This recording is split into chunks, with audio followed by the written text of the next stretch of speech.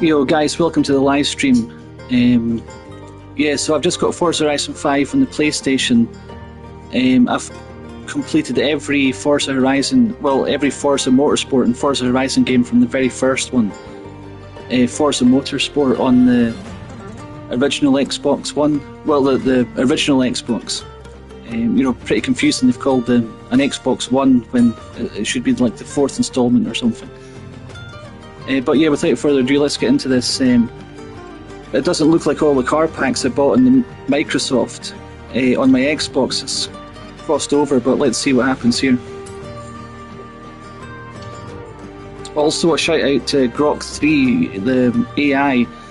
I couldn't get my account linked, so he actually helped us do it. You know, the Microsoft support team couldn't get it to work. So basically what it is the Xbox, the browser on there, the link was failing because obviously the Xbox is a games console. So what Grok did was it provided the link from its system, and I got the crossover box from there.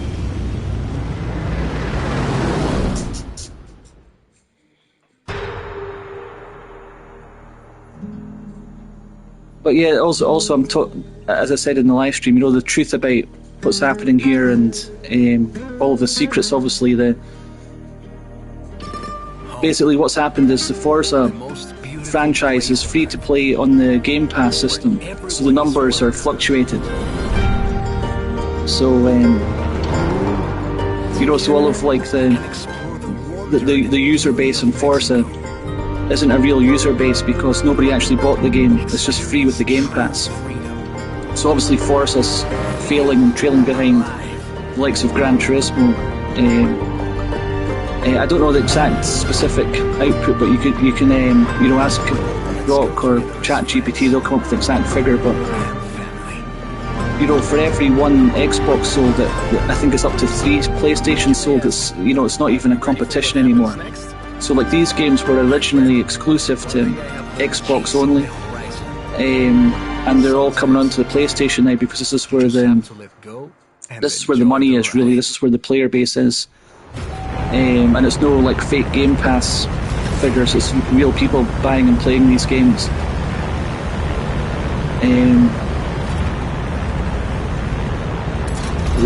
So basically, that's the truth why Forza's come to PlayStation. It's because they're not making the money. So the game developers are now going to get, like real money, not like Game Pass,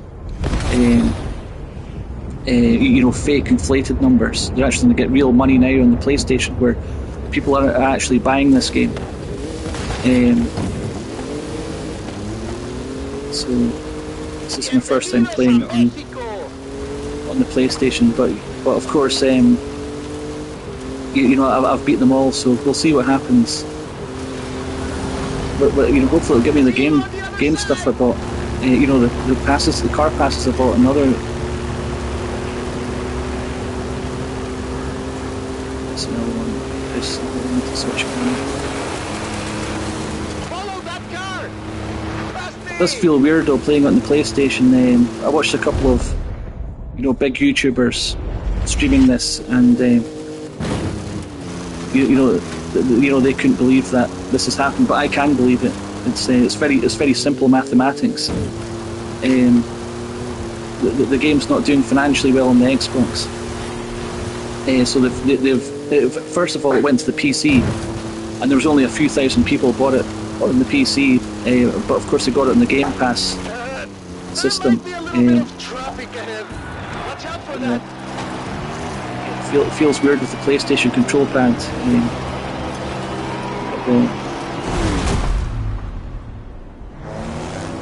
Yes, it's a very simple calculation. Like they're going to get paid for the game now. So initially it went to PC, that failed. Only a few thousand people actually bought the game with real money away from the Game Pass. Now it's on the PlayStation. You're going to see millions of people buying this game.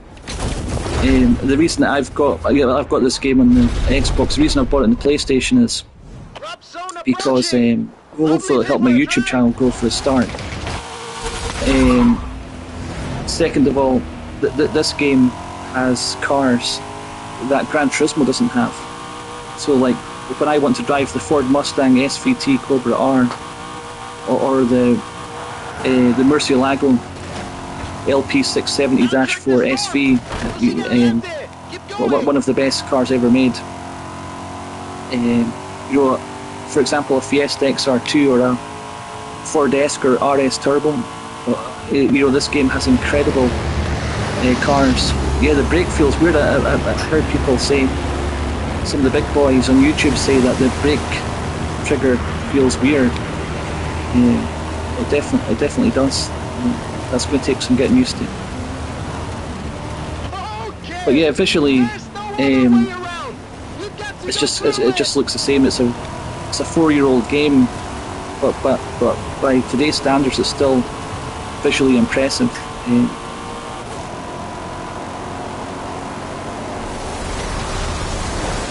But the reason I'm buying the game, I've bought the game, is because I don't have access to a lot of the cars on Gran Turismo, for example, and other games on. So basically, when you're a big, that's me. What this week barely eating? Got a bone there. She's eating a bone, I think.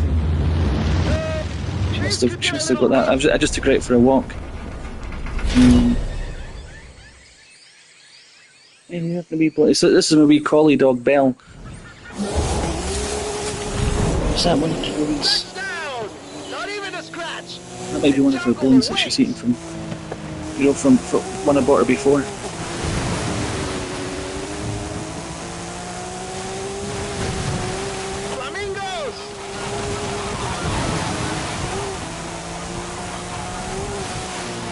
Yeah, so as I was saying before I got interrupted, you know, Belle was munching a bone in the background. You know, rather than me turning on the Xbox and you know, driving cars that I love on the Xbox, you know, I can just do it all from the PlayStation now. You know, so it's practical. I can't live stream it on the Xbox as well, but on the PlayStation I can just hit the share button, and as you can see I can just broadcast it live, so I can share the progression you know, via the live stream. But it does feel really strange playing this with the PlayStation control pad. You know, I thought the big boys on YouTube might just been hyping that, but it really does feel strange playing a Forza game on the PlayStation. But as I said, you know, it's practical. It's just easier for me to, rather than switching consoles, just to play it all in one place. So hopefully Forza Motorsport will come over, and Forza Motorsport 6, and hopefully they'll all get released on the PlayStation as well. Obviously it's all about money, you know, follow the yellow brick road from the Wizard of Oz. It's all about the money at the end of the day. If you follow the money, you'll get all of the answers. This game's here because they're wanting money. You know, so it makes sense that Forza Motorsport should come over as well, and Forza Horizon 6, and, you know, Forza Motorsport, the next installment of Forza Motorsport as well. That would be Forza Motorsport 9. Yeah, so just like the likes of these cars here, the Koenigsegg Jesko, that white one, this Mercedes AMG 1, first road car that has a Formula 1 engine. It's got a real Formula 1 engine in it, this car.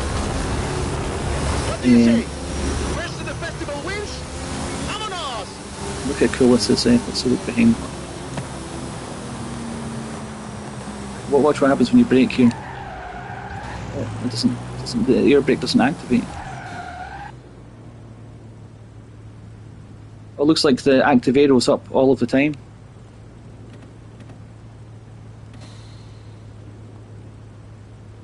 So there should be an air brake that popped up there, and you can see like the louvers above the wheels there. So visually the game's stunning, as you can see. But obviously you're not getting to see what I see, because I'm not like partnered on YouTube. you need 1,000 subscribers and over 5,000 hours watched. I'm not even close to that. I've got 457 subscribers. And as I said before, hopefully this game, live streaming this game will get me some, get me to 1,000 at least. But when you're not partnered with YouTube, you get something called an AVC codec. So like it gets rendered down. But when you become partnered with YouTube and start getting paid for content, they give you something called a VP9 codec. And that codec is significantly greater. So like what you're seeing now is a rendered down AVC codec. And the faster the gameplay, the lower the quality. Whereas in the VP9, it's close to the actual output of the game. So it doesn't appear that the active arrow works. It's just up all the time, it looks like. Unless that changes once we actually get into the game. This is just the prelude to the game. Before we actually get control and do what we want to do in the game. But it does appear the air brakes didn't come up there.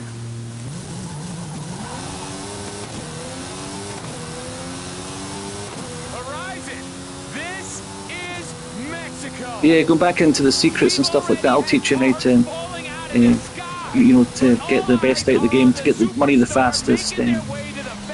If I can actually show you now. Oh no, we're still locked out of everything. Everything's greyed out. Oh wait, settings are there.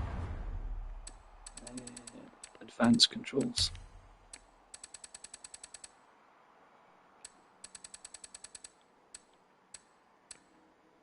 Yeah, so basically, I'll give you a little tip here as well. Steering linearity. So the dead zone, you want that like as big a scale as possible. So basically you have it at 0, so you've got more finesse, more control over the car. But it'll respawn faster, but you've got... so for example, the opposite would be like this. Basically the car's basically steering all the time, you've got no control over it. But depending on your playstyle, but you're faster like this, having it at 0, and 100 on the exit, the dead zone. This gives you more room to play with, so you've got more precision. Hold on, cancel.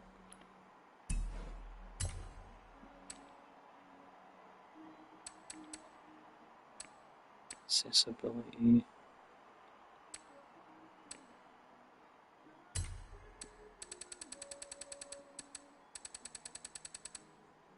Oh yeah, so here is this it here?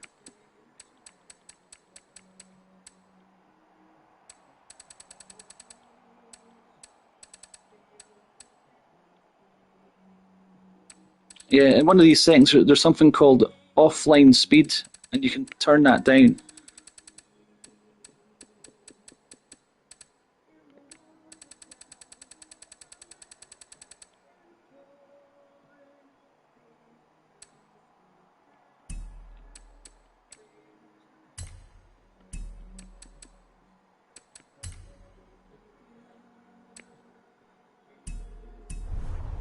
We'll figure that out later. But yeah, you can slow the actual gameplay speed down, to learn the mechanics and physics better when you're hot lapping.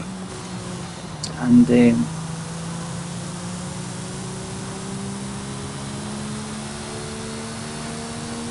yeah, so I haven't learned how to drive fast and talk at the same time. It's not easy. Just give me a second here. 190. Yeah, this brake feeling is really weird.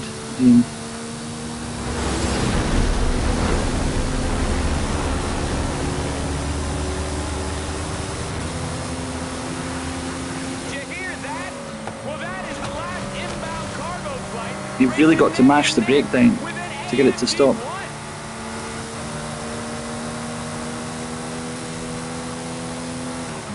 And of course I've got ABS brakes off because you're faster without ABS on as well. I've got all the driving aids on. But yeah, I'll show you that little trick once we get into the game. I've seen this driver before, and trust me, they know how to make an entrance. Yeah, also when you're jumping, there's lots of jumps in this game, so when you're jumping you change gear while you're in the air, and that'll save some times in the shifting process as well. Oh yeah, well that was day one of our Mexican Fiesta party, people, and we are just getting started. Please welcome our #1 superstar to Horizon, Mexico.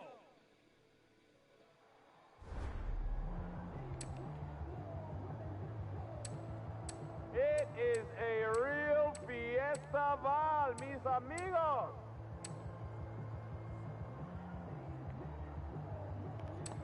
Got one of the best in the history of the festival. You just wait and see.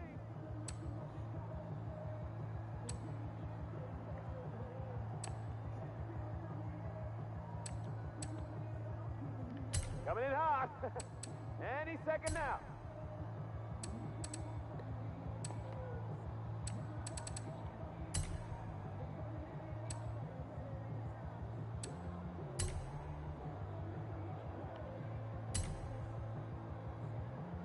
I don't really know what else to say here, but this is how my voice sounds.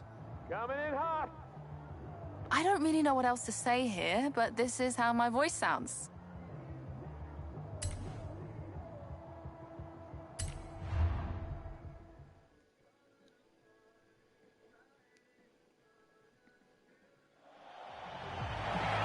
Yeah, so that's that. You know, as I said, you know, from the title and earlier, you know, that's the truth why Forza's come to PlayStation. It's to do with the money. You know, they're just got a cash cow. It doesn't. It looks like I'm gonna have to buy all of the car packs again myself. You know, so I mean, hopefully there's some glitch going on here or some bug where it's not giving me the access to the cars. Because like before I loaded the game up, this is my first time playing it on the PlayStation. But there's a Jesco there. You don't get these cars in Gran Turismo. You know, so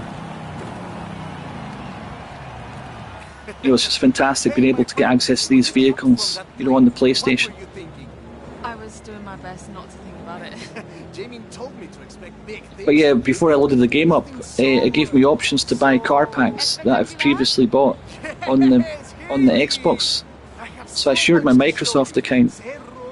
You know, and I've played every game from the original one, from the Forza Motorsport original game, but I don't think it recognises that here.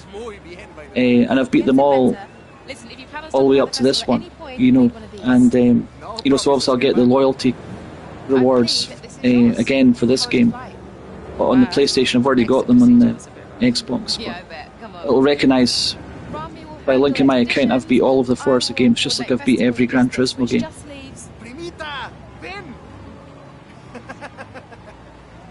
What do you call primita, primito? I saw what you did in the UK. Vamos a hacer de banda. Alejandro, right? If the rumours about what you can do with an engine are true, I'm sure we will. Oh, speaking of, did we get that delivery? Arrived this morning. Yes. So it just looks like you get the This is quite a collection. you know the standard car passes I'll with get them over to the garage. the premium edition, But which one are you taking out first? but it doesn't recognise that you've already bought the exclusive car packs already on the Microsoft. I don't know if somebody can put in the comments section if there's a way to do it. I'll have to ask that Grok, the artificial intelligence, later how to or contact Microsoft, figure out why it hasn't been crossed over. So you've got the Supra, you've got the Ford Bronco, and you've got the Corvette C8 Stingray. It's got to be the Corvette. Can't go wrong with a Corvette. You know, this was the original plan, you know, for the original Corvette way back in the 50s. I can't remember the guy's name now. Is it Zorro or something like that? His original intention for this car was a mid-engined, rotary-powered Corvette. And you know, there still isn't a rotary engine in the Corvette, but that was the original prototype, was a mid-engined, rotary-powered car. And It's got to be the Corvette. but now this one, now they do have the engine in the middle where you have that perfect 50-50 How about weight a balance. personalized number plate?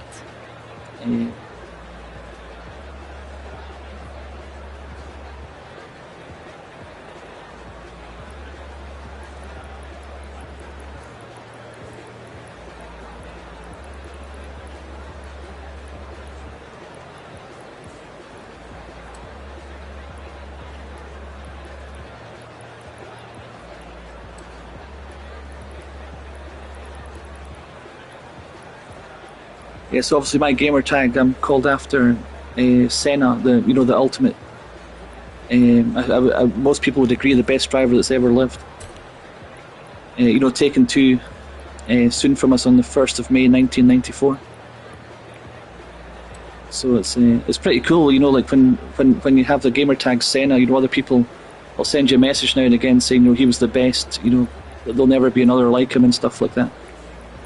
So this name holds a lot of weight, It also makes me drive a little bit better online as well, to try to live up to, his number one status.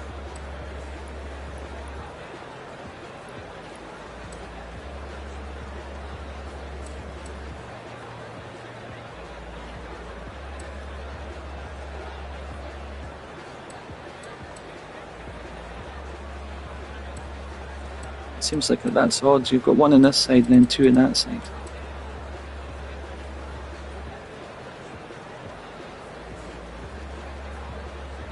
I know how to fix this. To make it equal.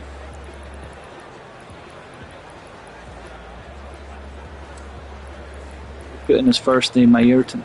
I mean, people call him Ayrton, but it's actually in Portuguese Brazilian. It's pronounced Ayrton, so it's Ayrton Senna.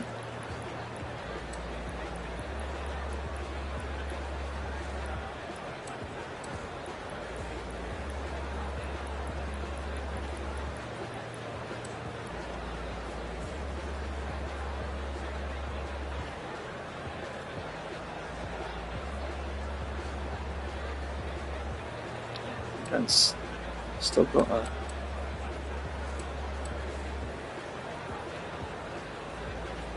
Yeah, that's more equal. It's more in line.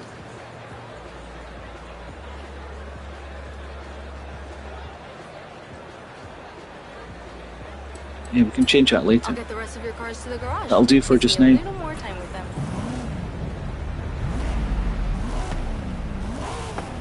And it's actually funny, the original creator of the Corvette, the guy at the top of the motorsport division back in the 50s, his name was Zorro, and I believe there's a tribute car coming out for him. Corvette's releasing a special Zorro edition.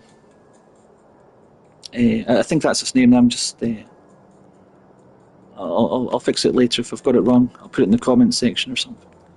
Yeah, so this is the Mexico map.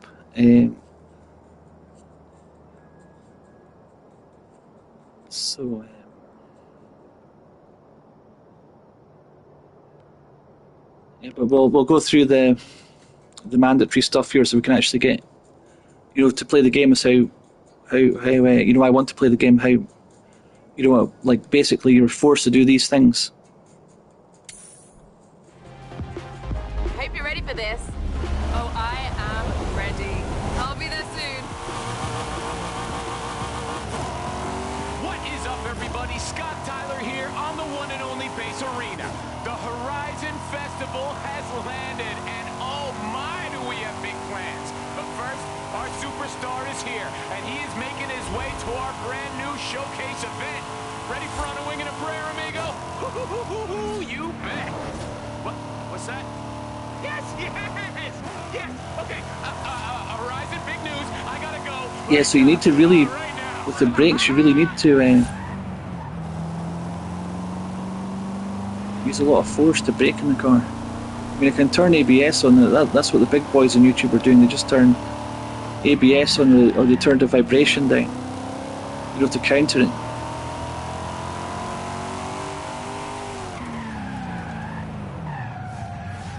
Walks up really fast. Yeah, we'll deal with that later as well. Hold on, I'm just going to do a sound test. Sometimes the sound doesn't work. But when I watch the live stream back, I'm just going to do a sound test, guys. I'll be back.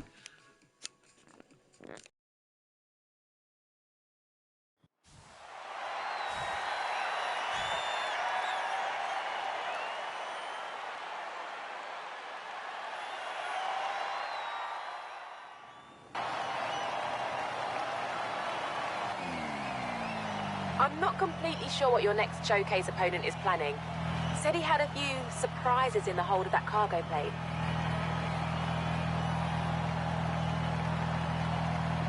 Yeah, look at that beautiful Escort Cosworth as well. You know, until recently, Gran Turismo added this Escort Cosworth. I'd like to think that I had a hand in that, because I was always complaining about how one of the most iconic cars out of the United Kingdom should be in Gran Turismo. And, you know, just highlighted here, you know, Ken Block, I believe he bought 5 or 6 of them. He smashed a couple of them while he was rallying them. And he made this special one, basically an Escort Cosworth on steroids. And but until recently, this car wasn't in the Gran Turismo franchise with that huge big wheel tail, that big spoiler that comes out of the roof there. There was a low wing version in the old Gran Turismos, but it never returned. So basically, before Gran Turismo added this Escort Cosworth to you know, its installment, I was always on the Xbox driving it, you know, because obviously this is one of my favourite cars, and this car is a pure icon out of the United Kingdom. I believe it was only sold in the United Kingdom. Maybe there were some sold in Europe, but it was built in Germany, and it's a UK car. But you know, Gran Turismo has it's an American car. This car was never sold in America, but Ken Block imported, I believe, you know, up to 6 of them, and he made this special one where he put those big flared arches on. He basically made it into a modern rally car, because, you know, like everyone that knows and loves this car, that massive whale tail and the original design of this car should remain untouched. It's a pure icon of design. So what he did was he just complemented the original design, you know, so he just made everything, you know, it's a stock Escort Cosworth underneath, but he just basically widened everything and made everything slightly bigger for more control and a slightly more aggressive look. And but yeah, so like now I can just play this. I can drive this car on the PlayStation. Unfortunately, this Escort Cosworth, the Ken Block special design that he made here, unfortunately can't play this version of the car in Gran Turismo 7. But at least we've got like a stock one that we can drive on there. But yeah, so this is a great thing for me. I don't even know if you can hear me. I'm going to have to do a mic test. But, this is a great thing for me, because once we actually get into the game and we can unlock everything, like you can't even tune the car just now. Like wait till you see the roster, the list of the cars this game has, and ironically, a lot of the cars in this game used to be in Gran Turismo and not in Forza. Now the tables have turned, so like we're seeing a real paradox here, you know, where Forza is now in Gran Turismo to get money, and Forza has the cars that Gran Turismo used to have. So like everything's you know, everything's going crazy. You know, it looks like here. But when you dive into it, you can figure out why you know these things are happening. It's you know, with car licenses and, you know, Forza making money off of the PlayStation players now. You know, it's, but at the end of the day, you know,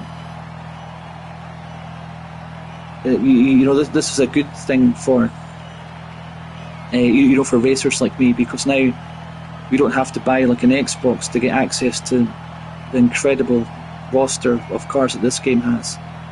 You know, we'll you know, in the future, hopefully, we can just buy like PlayStation, because obviously PlayStation has defeated Sony. Sony PlayStation has defeated Xbox. You know, where this is their baby. You know, this is their exclusive only game, and they've had to bend the knee to Sony and say, look, we need money.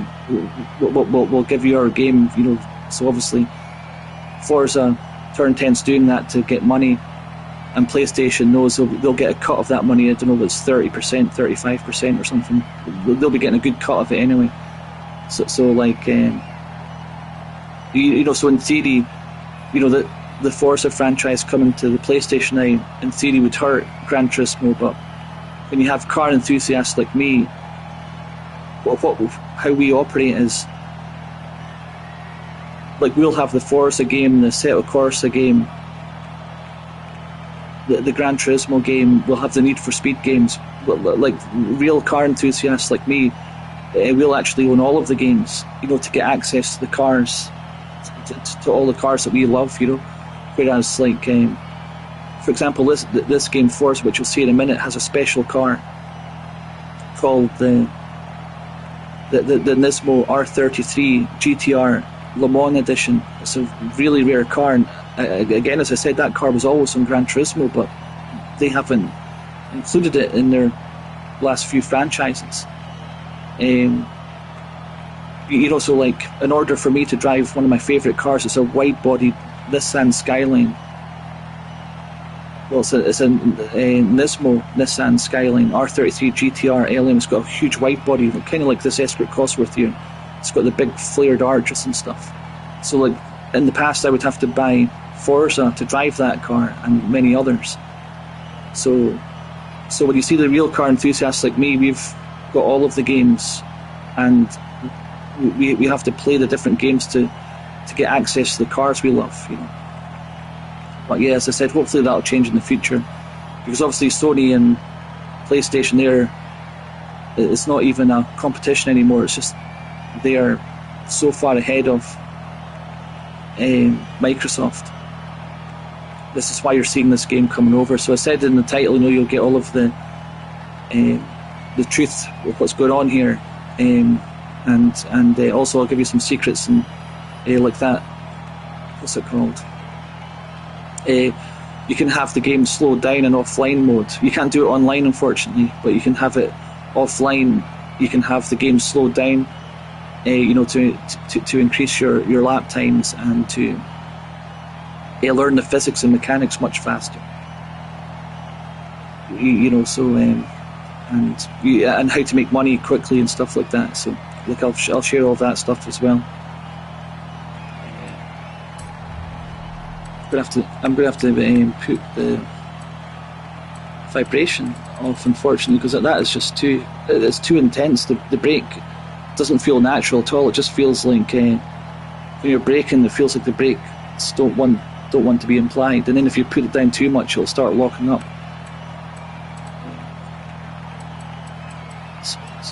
Advanced controls.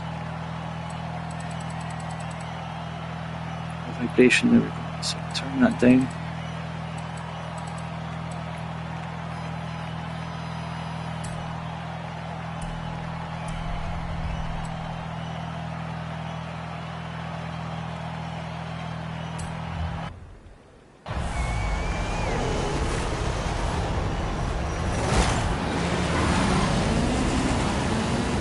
This is Scotty Tyler broadcasting to you live from a plane.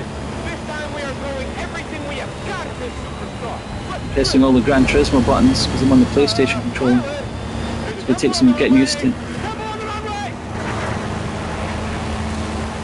Yeah, but what I was going to say is, look how beautiful this Escort Cosworth is.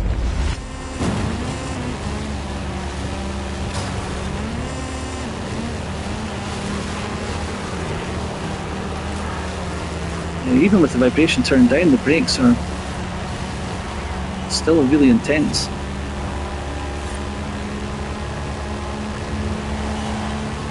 Yeah, it seems everybody's complaining about it, so hopefully they'll fix that in the future.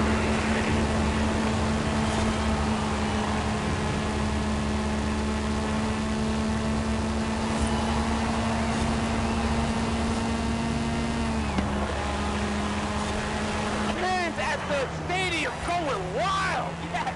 What's it gonna take to beat this superstar? Let's see. What else you got?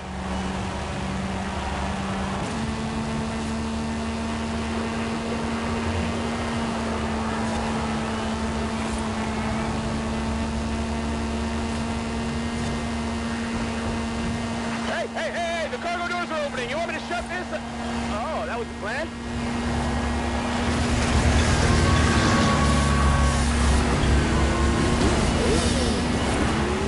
Touchdown! Go Team Motorcycle! Now it's a race Horizon. Superstar driver versus Daredevil bikers. Who you got? Yeah, even on 1 with the vibration turned down to 1, it's still really fighting me, the brake. looks like you're going to have to turn it off to get like a more natural feel. You know, the vibration completely off.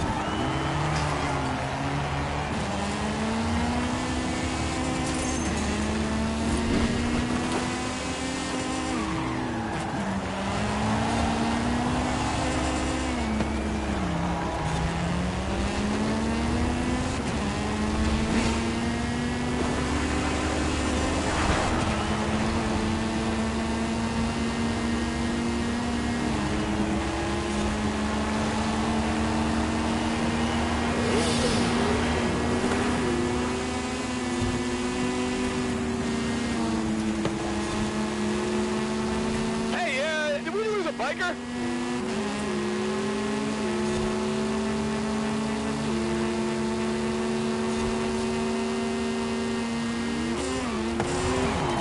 Yeah, well, brakes are really weird. Yeah, I've got to say, the big boys, I mean, I thought that was just exaggeration.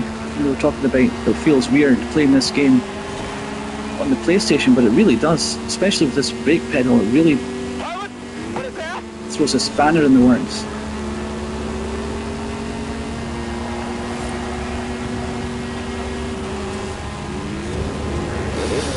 Wait, is that a wingsuit?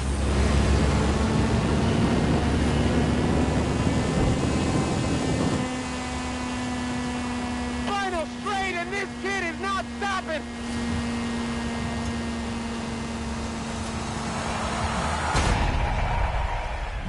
Yeah, so the real reason I've bought this game is to obviously to try to now I can live stream it on the PlayStation, so hopefully I can boost my YouTube channel by streaming this game, giving pointers and stuff.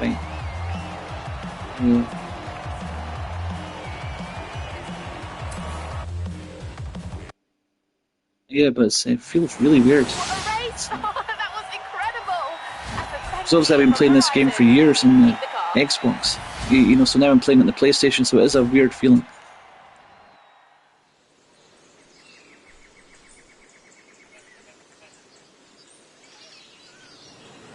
I need to do the sound test as well. Hold on, I'll be back, guys. I'm hoping to have to, I'm forced driving here. The whole festival is talking about you.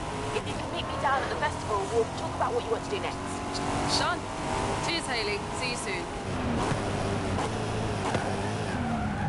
Okay, so it was a person in a wingsuit on a motorcycle inside of a cargo plane, right, Horizon? Just making sure I got it right. I'm just going to do a sound test. Sending to some friends back home. And send. Now, how about some Foo Fighters?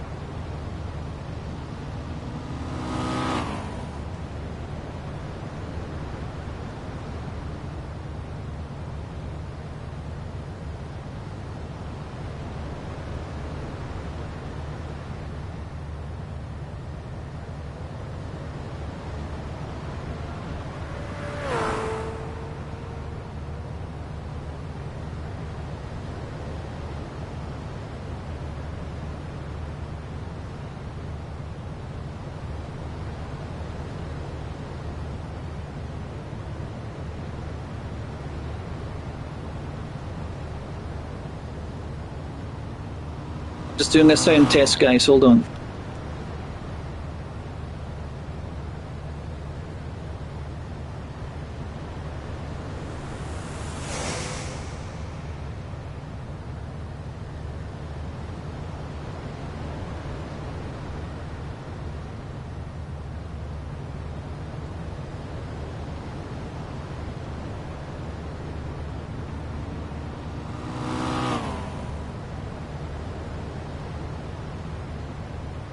Right, okay, guys. Yeah, the sound's working. Oh yeah, this has got a cool feature as well. So if you hold the handbrake on and accelerate, you see that LC pop up in the rev counter there. That's launch control. So you can do really good launches.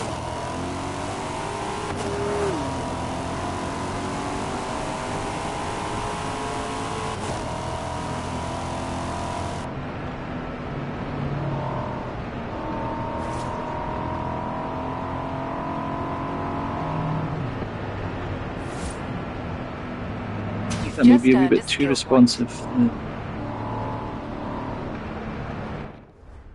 You can use your skill point here to unlock perks. Every car has its own set, offering unique bonuses. Skill points can be spent on any car you own.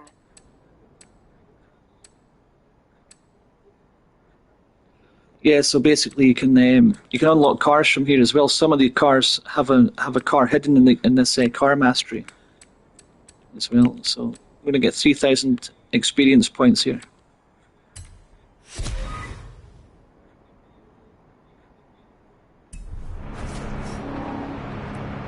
I think that's a little bit too responsive. Alright, so we've got the Causey version 2. Yeah, I think Ken Block had it. He had 5 of them at least. But I think he had 6.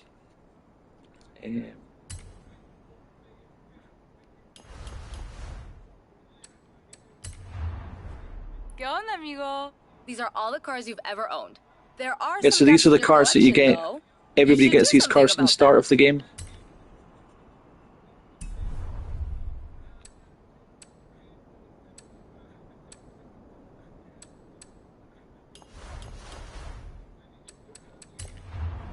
Yeah, so I think I'm going to put it back up to 5 because it's a little bit too responsive. Advanced controls.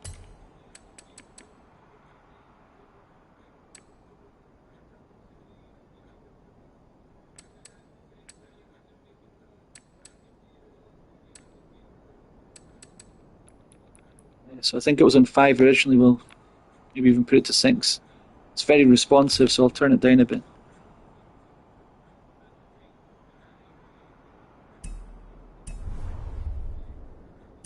You know, the steering was too instant.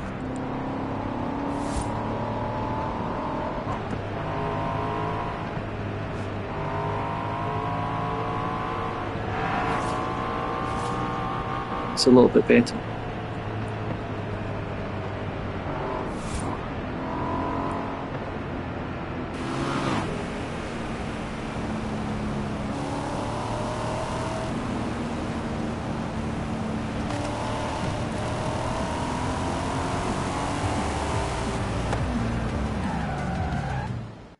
Requests come in, both in need of a talented driver. Care to take a look?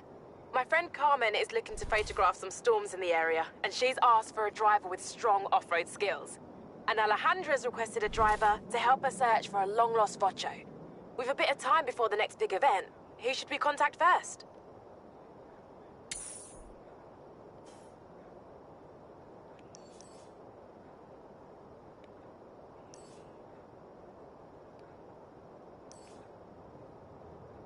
I'll help Carmen. Roger that. I'll let Alejandra know you can help her later. Yeah, I'm going to have to turn the vibration function off.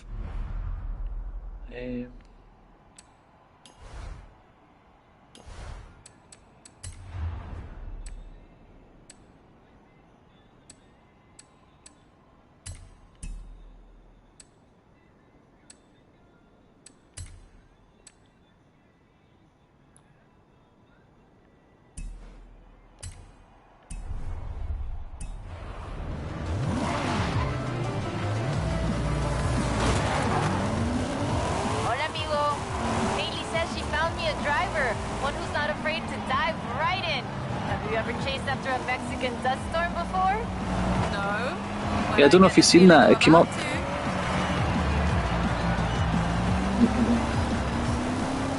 Yeah, you see it says Road Discovery 578. So it's already got, because obviously I've linked my Forza account, you can see Road Discovery GTR Senna. You see it'll pop up in that little box here. It says 5. I've already discovered all the roads, it appears. Yeah, I think I remember doing that. And same. So the game's recognising that I've already discovered all the roads, but I'm not getting the perks from it.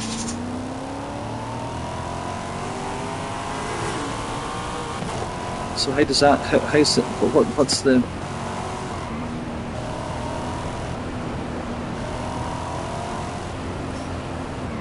See, there it is again. Look, roads driven. See, it says 578.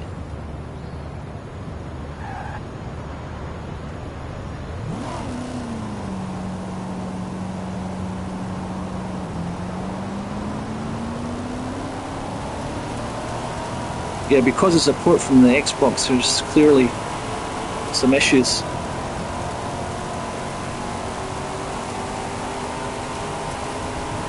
So what do we have to take a photo in the storm? Was it?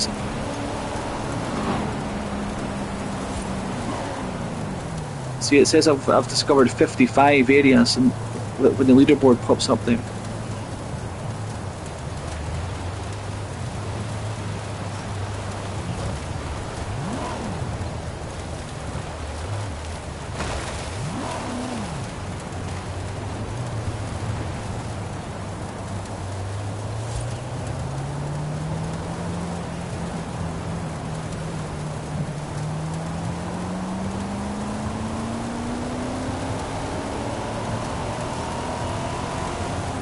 Yeah, so it says, look, it says there Road Discovery 39, but then when the leaderboard pops up, it says I'm top of the friends list with 578, and then the second best to us.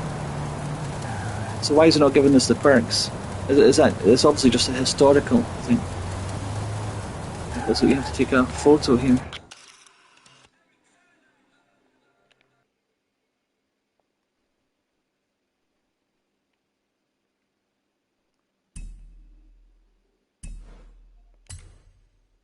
Didn't I say stay on the road and floor it? I'm pretty sure I did. What a cheeky individual he was, being sarcastic.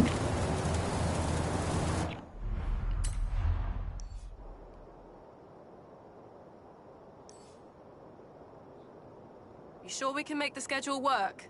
I can come back for the other one later.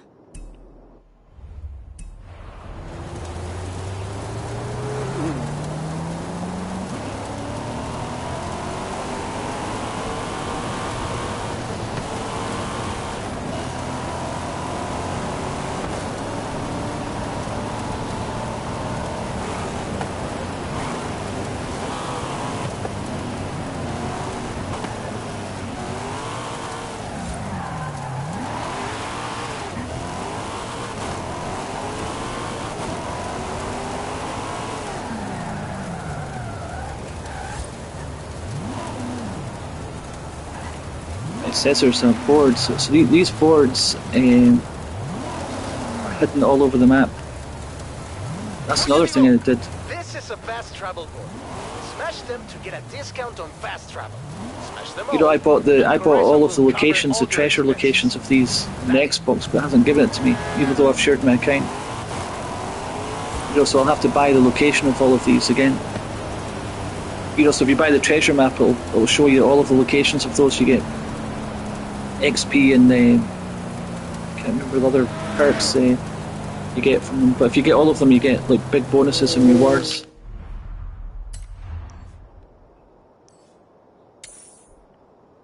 The only thing better than a photo is a photo you take at 100 miles an hour in the middle of a sandstorm. Right, do I need to be doing 100? And then take the photo.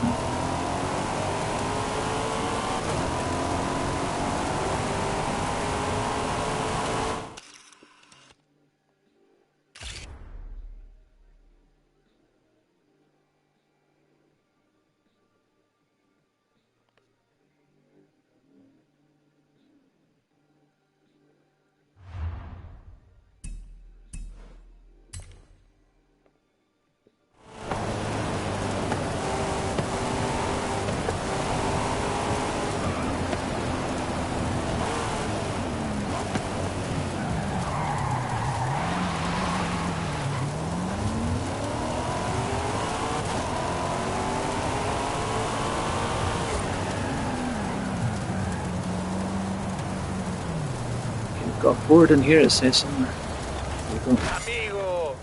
Discovering already, are you? That was an XP board. The Horizon team have hidden them all over Mexico. There's plenty more to be discovered if you're feeling adventurous.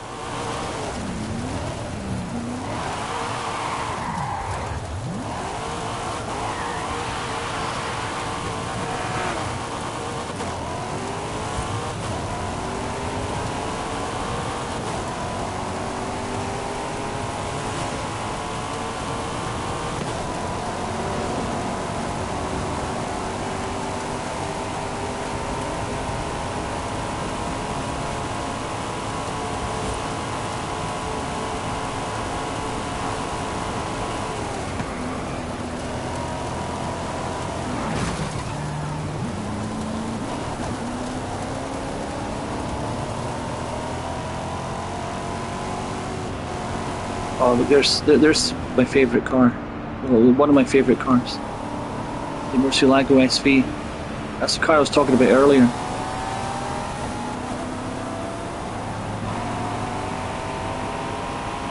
Yeah, this Corvette can't even keep up with it, it's so fast.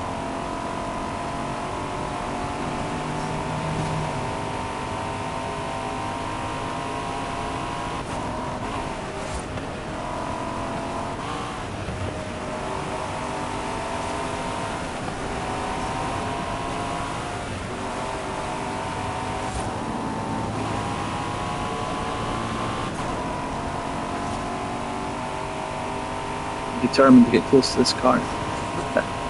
Yeah, so you can see why that's one of my favourite cars. Look how quick it is.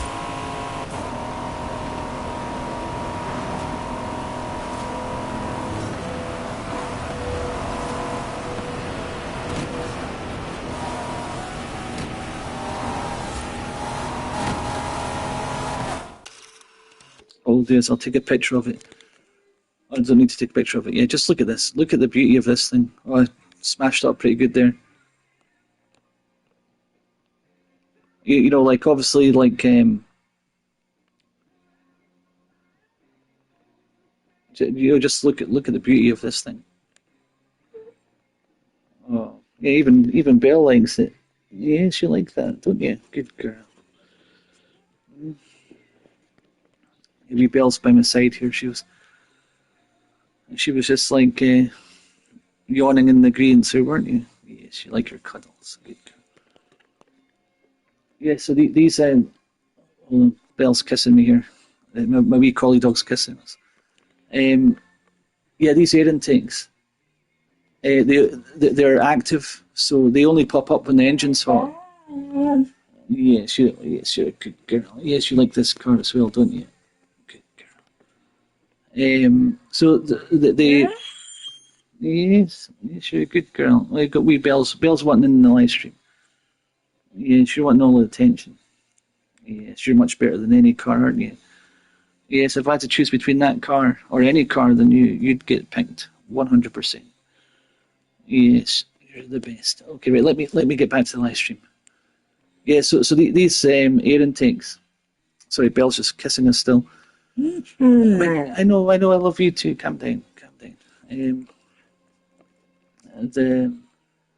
Yes, these are active, so they open and close depending on the temperature of the engine. So when the engine gets too hot, these will pop up and cool the engine down. But you can also open them manually as well. They're also called the bat wings. They're not actually fully open just now on this car. But you know, from behind it looks like they're wings, like the car's flying. And Murcielago in Italian, no, in Spanish means the bat. That's why they used this car in the Batman movie, because Murcielago means the bat, or bat. And so that's why they call these bat wings, because the car literally means bat. It was featured in the movie Batman. Yes, that's why they're called bat wings. But yeah, we're going to be buying this car real fast once we go through all of this mandatory nonsense. Yes, you're a good girl. Come on, we were just out for a walk. I took you out for a walk before the live stream, so you wouldn't act up. But you're still wanting attention. Right, come on. Come on, Ten, good girl. Come on, Ten, good girl. Good girl. Yes. You're such a good girl. Yes, we're going to buy that Lamborghini Murcielago, aren't we? Yes. We'll get away. This is still a nice car, though, but it's junk. This car is absolute junk compared to that monster. I mean, look at the difference. This is an old 2013 car, and yours is a 2020 something car. And this one's highly modified. This has got like a big wide body kit in it. That's highly modified. This one, and this one's just bone stock. And look at the difference.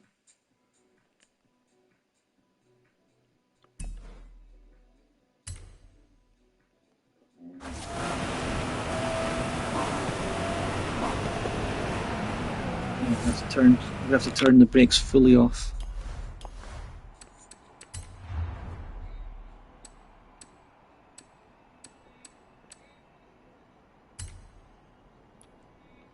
Because of vibration, it's just even when I've got it off down there for vibration scale, it's still too much. I'm gonna have to turn it off completely. So I don't know what they're playing at with that brake pedal. I mean, that's just not realistic at all. It's just gonna give me the car packs.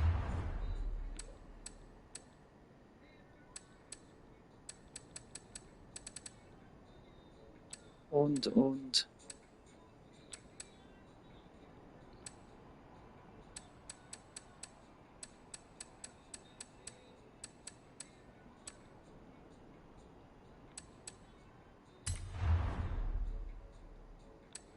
So purchased. New.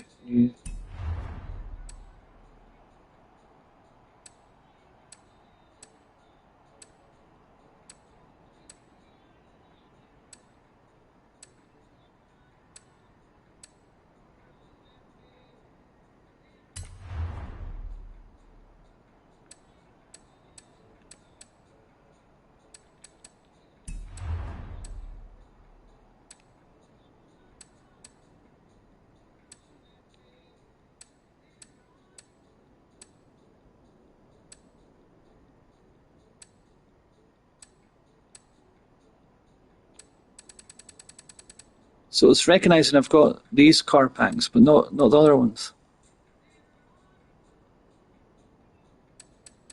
We have to figure that out.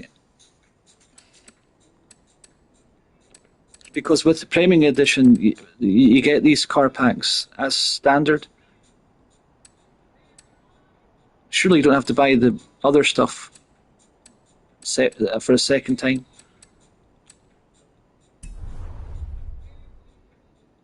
There's that treasure map. I've bought that as well on my.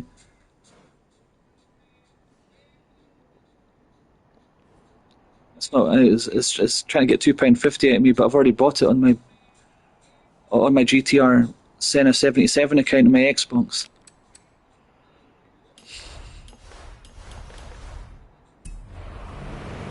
Money grabbing. Again, follow the money. How do we progress out of this mandatory stuff?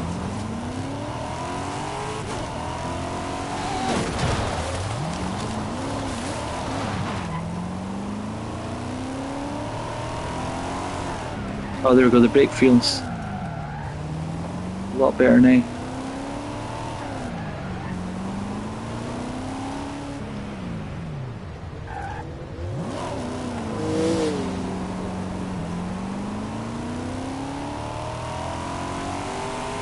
She's such a good girl.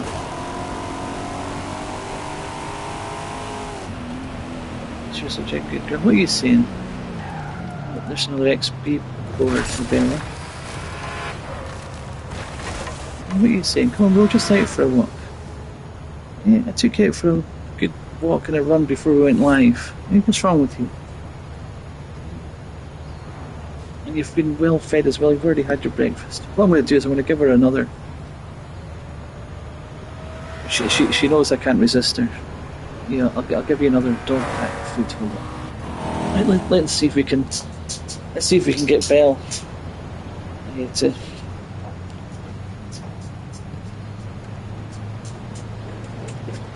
to stop interrupting the live stream. What will we give her? We've got some win-a-lot, meaty chunks, chicken with peas, beef with carrots, lamb with green beans. What was it I gave her this one? Chicken. Okay, so I tried to give it to her in, you know, like the chicken, then the beef, then the lamb, rather than give her the same one twice. So that would be the beef with carrots. Hold on. We'll look after me, Bella here. Let's see if this will get her to calm down. Right, you're going to get a special treat. You're going to get more food than normal.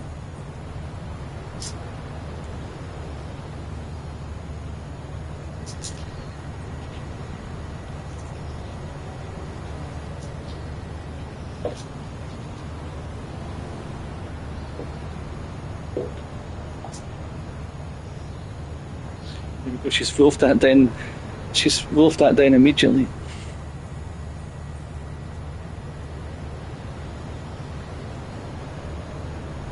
Yes, she enjoyed that.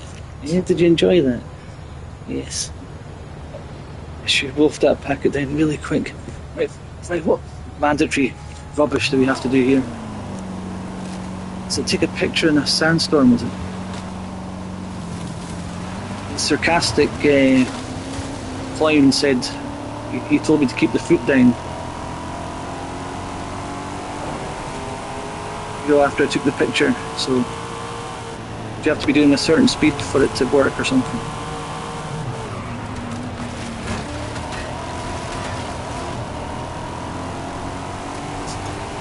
Yeah, as I've said multiple times now, you know, I thought those big boys on YouTube were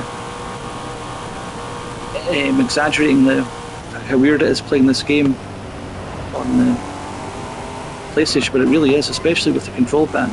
Obviously, like, I've got years of muscle memory with this game and the Xbox control pad, so to be playing it with the PlayStation control pad while live streaming and playing it on the PlayStation, it definitely is a weird experience. They weren't exaggerating.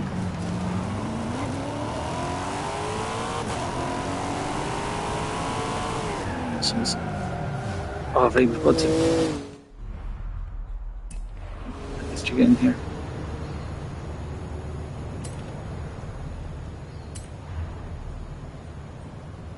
Alright, so you've got to, like, activate... You've got to activate the story or something, it looks like. Oh, you're the driver everyone talks about. Haley's asked for pictures of all the cars at the festival. It's called Horizon Promo, and obviously, we want action shots, fast ones. I can do fast. Let's go. Yeah, look, obviously the... You know, when you've got a pet dog, it's like they know that you can't resist, you know, when they give you the paw, or if they cuddle into you or something like that. You know, so they... you know, just like humans, they can manipulate and just cut across. Okay, there's the turn off. You know, they can get their way by hook or by crook. Some people believe mysterious things happen in storms like these. There's even a story of an explorer who got lost in a storm, only found her way out when she found a huge statue near the coast. It's just a legend, of course, but want to see if we can find it? I'll take any excuse to drive this car through the heart of the storm. Sassy girl. You're a good girl. Yes, I see, I'm trying to drive. Good girl. Made us crash, Bella. Yes, I see it. Yes, you enjoyed that, didn't you? That's a good girl.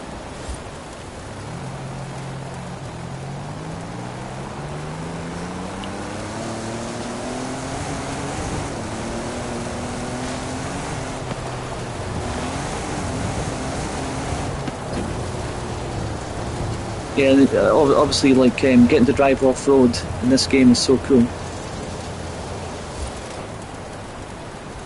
Obviously you can't do any of this in Gran Turismo. You would take a big monster Jeep like this and just go off-road with it. But you know, this game is obviously ultra-realistic where you can take a Lamborghini off-road, but I'll get to that in a minute, because this game has the Lamborghini Cerato in it, the off-road Lamborghini. It also has the Urus in it as well, the Lamborghini SUV, or the SS UV, the Super Sports utility vehicle.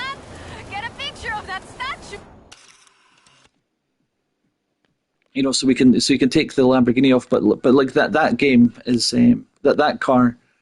So you need to take a picture of your car next to the statue.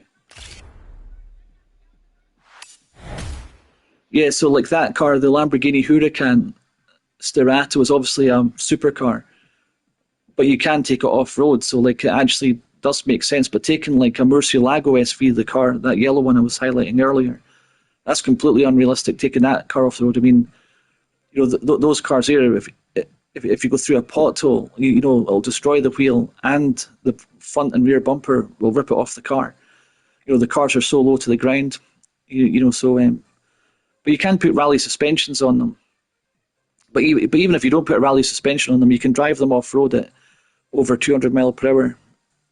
But the fact that they've just added this Lamborghini Cerato, the Lamborghini Huracan Cerato, into this game actually makes this much more realistic. You know, going from the tarmac, you know, from the asphalt into the off-road stuff, because that car was actually designed as a supercar.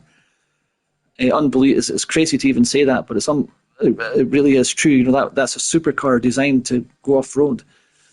You know, so I can't wait to unlock that car. You know, and actually, you know, use it for what it was designed to do. You know, both on road and off road. So it looks like we've got past this mandatory stuff here. Increíble. The photos look great, but there aren't supposed to be any statues like that near here. Maybe it was uncovered by the storm. Yeah, that must be it. Okay, I'll get these photos to Haley. We should go treasure hunting again soon, eh? I'll call you.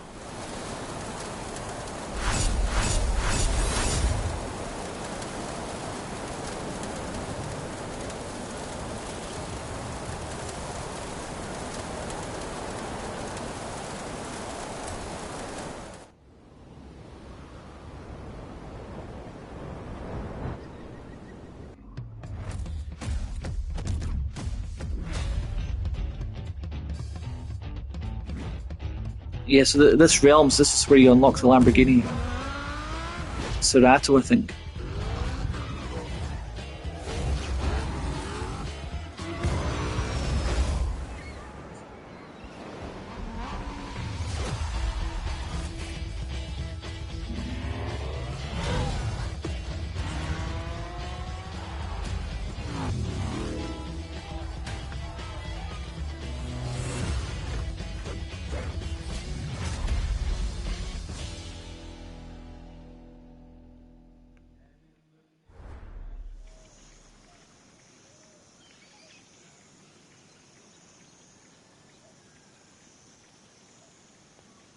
Okay, so skill mode, free mode. Oh, here we go. Coming with Horizon Realms are 4 new cars to unlock. Lamborghini Revuelto, Huracan Cerato. That's the one that's actually realistic to play a game like this. So can't wait to get that one. The Lotus Exige Cup 430 and the Hennessy Mammoth 6x6. That's a 6-wheeler and 6-wheel drive. You know, it's impressive having a 4-wheel drive car, let alone a 6-wheel drive car. Complete your car collection with a brand new car pack. Revisit Nissan's legacy. Nissan. So that's they're called Kai cars, just tiny wee cars, and Japanese cars. The car is available for purchase now, individually or as parts of Forza Horizon 5 Ultimate Car Pack collection. Yes, £40. Money grabbers. That's one good thing about Gran Turismo 7. It doesn't charge you for the cars. So every like couple of months you'll get like between 3 or 5 cars, but it doesn't charge you for them. Like that Ford Escort Cosworth I was telling you about. That car came for free in Gran Turismo 7. They just need the Nissan GTR, Nissan Skyline GTR, Nismo Le Mans Edition, and the Nissan R390 Le Mans car, the Ford Mustang SVT Cobra R, the old Ford XR2 and XR RS turbos and stuff. There's so many cars, so we'll get into them in a minute. The old Audi RS2s, the old Audi 80 Quattro, the old the old RS4s and stuff like that. You'll see all the cars I'm talking about in a minute. But yeah, it looks like we're going to have to buy all the packs boss. again. We've kicked off a whole bunch of new events, so it's time for you to get out there and show us what a superstar can do. Everything you do earns you accolades. Think of them as mini challenges that cover races, stunts, exploration, everything. If you earn enough accolades, we'll be able to expand and kick off the next chapter of the Horizon adventure. Or, if you're feeling slightly more impulsive, we could catch a slingshot straight to Hot Wheels Park. What'd you say? Or, if you're looking for something a bit more down to earth, something with grit, glory, and rally driving, then I have just what you want. So, what do you want to do first?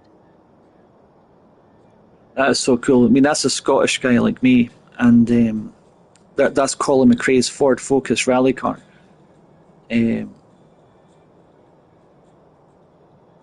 So we're going to have to do the rallying. So cool to hear a Scottish accent as well.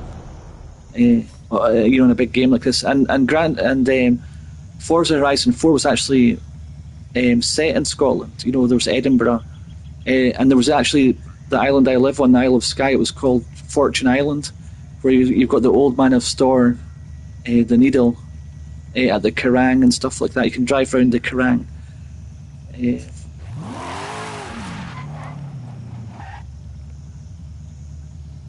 So it's obviously me being Scottish. This is so cool. We need to figure out how to get my cars. Right, so here we go. New content awarded. New content has been added to your profile. Silver space helmet, silver spacesuit, royal fanfare car horn, best mates emote, clothing voucher, car voucher. I think these are my loyalty rewards coming through. New cars to collect. Alright, here we go. Your Forza loyalty rewards. Forza Motorsport 2024 Chevrolet Corvette E-Ray. Forza Horizon 4 2018 McLaren Senna. Again, that car was built as a pure homage to Ayrton Senna, the Brazilian, the best driver ever to have lived. Forza Motorsport 7 2018 Porsche 911 GT2 RS. Forza Horizon 3 2016 Lamborghini Centenario LP770-4. Forza Motorsport 6 2017 Ford GT. Forza Horizon 2 2014 Lamborghini Huracan LP610-4.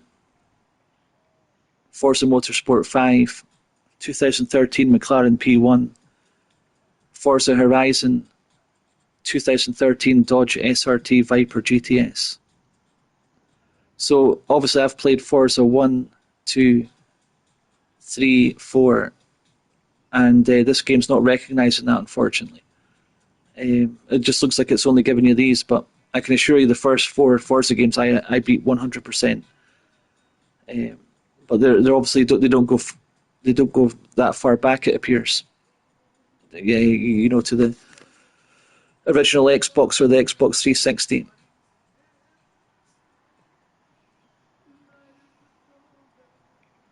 So that's 1, 2, 3, 4, 5, 6, 7, 8. So I've unlocked 8 cars from my loyalty rewards, but it should be much more than that. It should be 12. but they obviously don't recognise the first 4 Forza Motorsport games.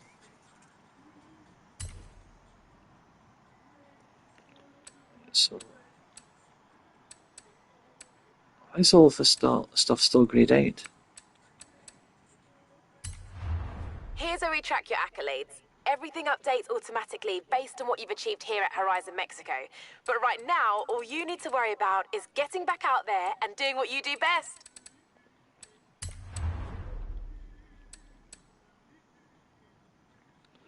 Okay, we've unlocked a Fair Lady Z Nissan.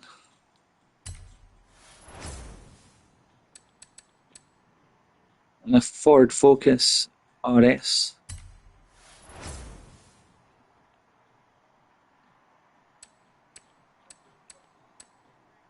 Toyota Celica GT4, what do I need to do for that? That's a nice car. Take part in a Horizon arcade event. And complete at least round 1.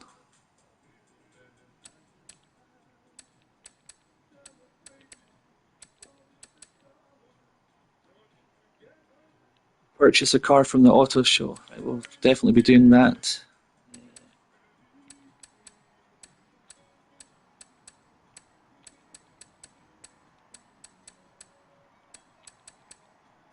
Okay, so no more.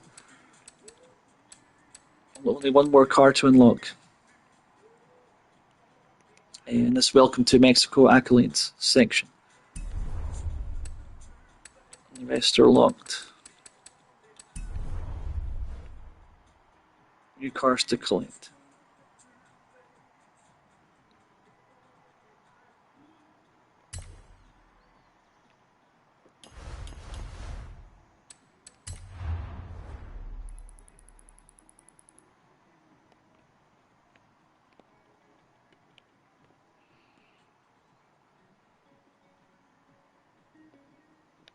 Okay, so that's the rewards I got for my loyalty rewards, and there's some welcome pack cars as well.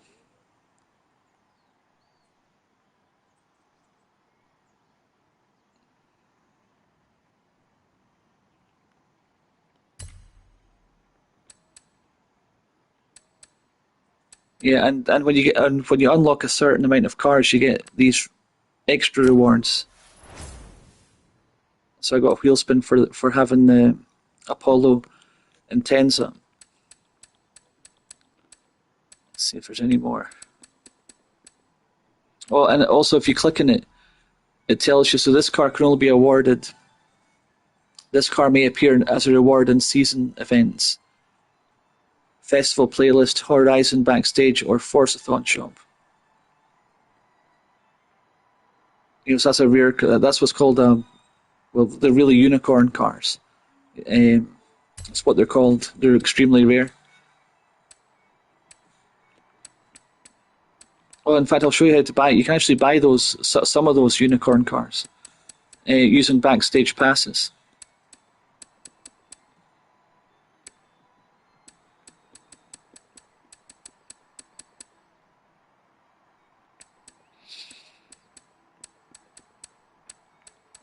Yeah, I think there's about 900 cars in this game. Like Gran Turismo 7 has only got like 500. And then there's like 11 Nissan GTRs in that, not including the Skylines, just the GTRs. So like you can say there's only like 350 cars minus the 11 versions of one car. Again, some trickery there when it comes to the car counts in Gran Turismo.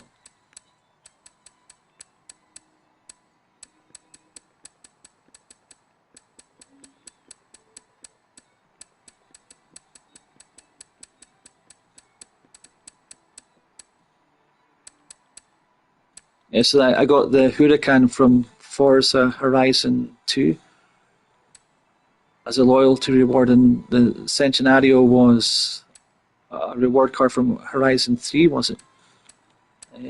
So that's them appearing in the overall car collection. Oh yeah, it says there, total 899 cars. So then in the bottom right hand corner, there's 899 cars. I knew it was around 900. So you think they would add one just to round it off to 900.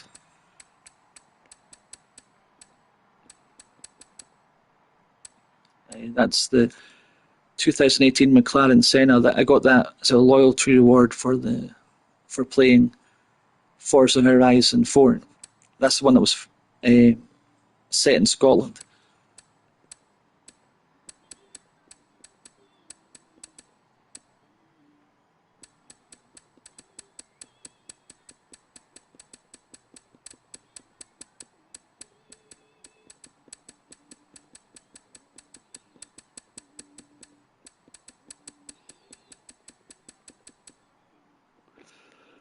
Okay, we only got one reward there, but that's still good.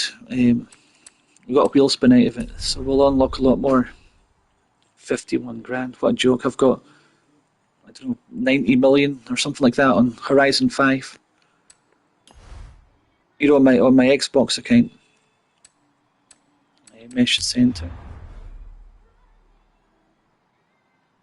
The message center is the way you keep up to date on the goings on in the world of Forza Horizon 5. Messages are divided into categories and subcategories to allow for quick access to messages that matter to you. Don't show this message again.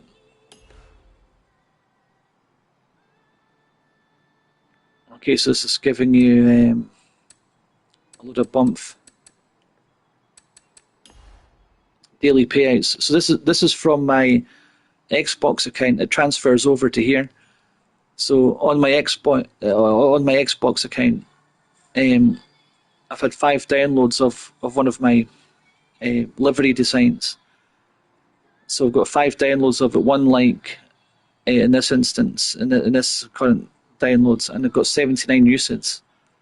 So a total of 16,800 credits for that.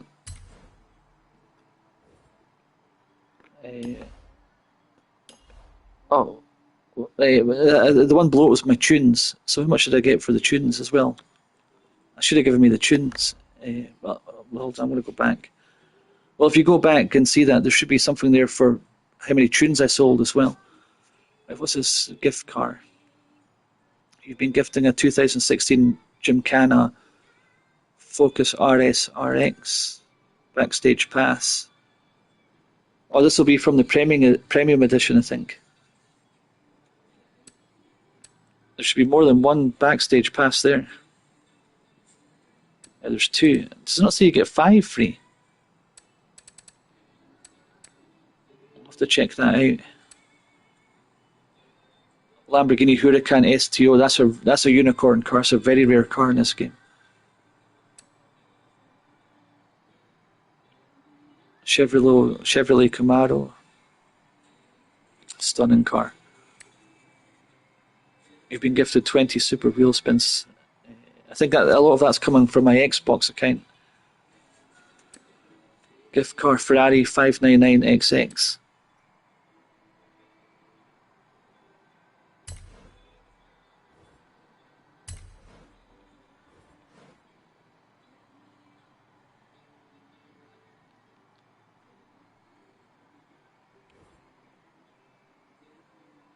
The other thing is as well, I hate all this pink stuff in the menus and in the actual tracks as well.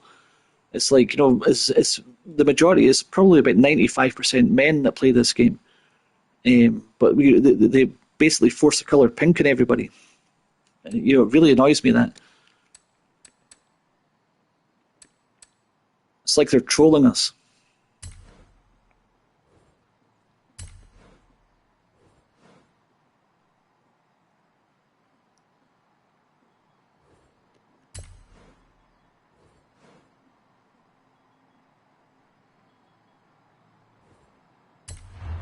Three big spins, 3 big prizes. This is a super wheel spin. Care to test it out?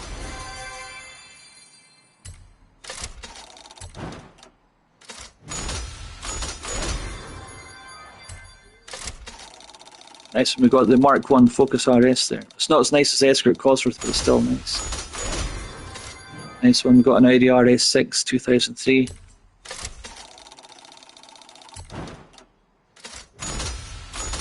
Oh, we just missed out on the Toyota MR2 1989. Love that car. Oh, we got a legend car, Ferrari F50. That's a really competitive car in this game in the online racing.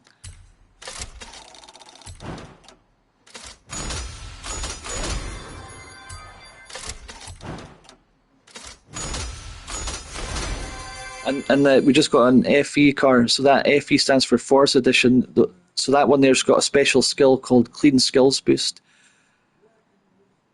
So like if you race really clean, you get like a massive XP boost for that.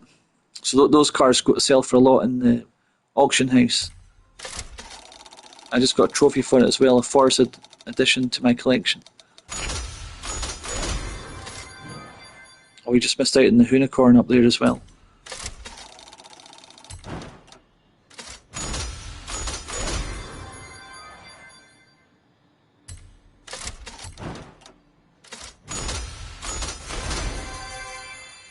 We got a silver chunky watch.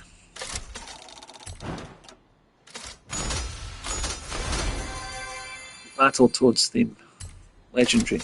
The bright yellow, the orange, that means it's a legendary thing. Mercedes-Benz Export.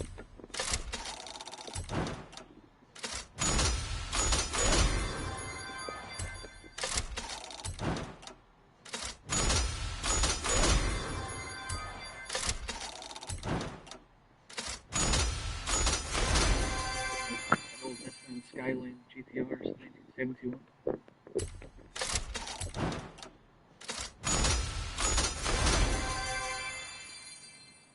We've got a Nissan Silvia, and we've got a Ford Fiesta rally car.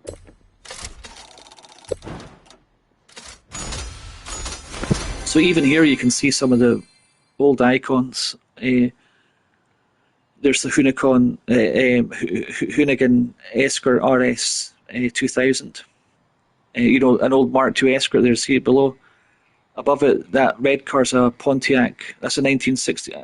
You can't see what it's called, but I know what it is. That's a 1965 Pontiac GTO. The one on the right up there, that's is that a aerial Nomad? That's an aerial Nomad. So like you're seeing the classic cars here that you don't get in Gran Turismo or in a lot of other games. That Mark II Escort, that Pontiac GTO up there, and that Nomad, aerial Nomad. I think that's what that thing is. We'll find out in a minute though. But, and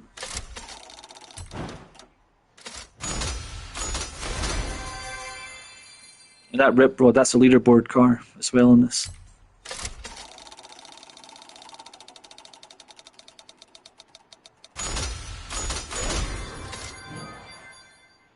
Nice one, Cadillac CTSV. Look at that Pontiac, the old Smokey and the Bandit car down there, the Pontiac Trans Am Firebird. 1977 Myers Manx Forza Edition. Oh, we're not unlocking those. We only unlocked the Caddy here, but you can see the other cars there.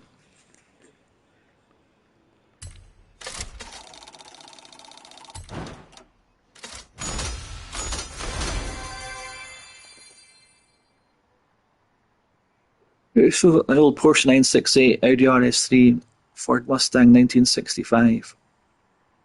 That's a Bentley Antega, is it up there? Obviously I prefer the older cars, but the Big prizes on offer every time. Have a wheel spin. But I do appreciate some of the new stuff like that. That BMW M5 2012 up there, but it's garbage compared to the original one. The older cars are way better for multiple reasons. They're lighter, they're better looking. They're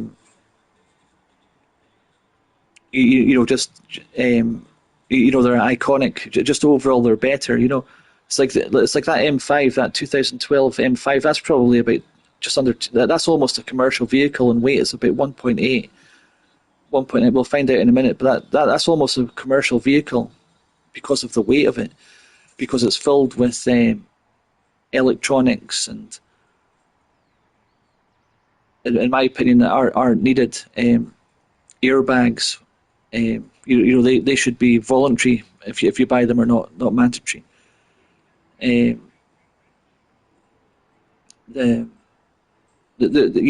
just so heavy. The side impact protection. Like the amount of safety features in these cars now just make them tanks effectively, which is the exact opposite of what you want for driver immersion. You want a very lightweight car.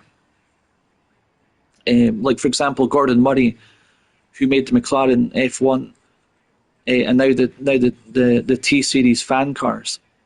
His favourite car is an old Lotus Elan, which weighs the same as a woman's handbag, and again, Lotus's creator, Colin Chapman? He said, by adding horsepower to your car makes it faster, but taking weight out of your car makes it faster everywhere. So like, just by adding horsepower to your car will only help it in a straight line, but it won't help it corner or brake or help your tire wear over an intense on a racetrack. So lightweight amplifies the car 100-fold. So like this is what the younger generations don't understand. They think, oh, everything's new and it's better. It's not. Everything's new, but it's worse, a lot worse. If you want to have a car, that M5, have almost a 2-ton tank, those features should be optional. Like for example, in Italy they don't wear seatbelts because they're superstitious. It's like, well, if I put my seatbelt on, it means I'm going to be in an accident. So like Italian, like you can Google this. It's no joke. Italians, a lot of them don't wear seatbelts because they're superstitious. That is a sign they're going to be involved in a car crash, so they'll not wear one and drive safer. As a result, like they're very cautious because they don't have the belt on, but I'm not saying people wearing a seatbelt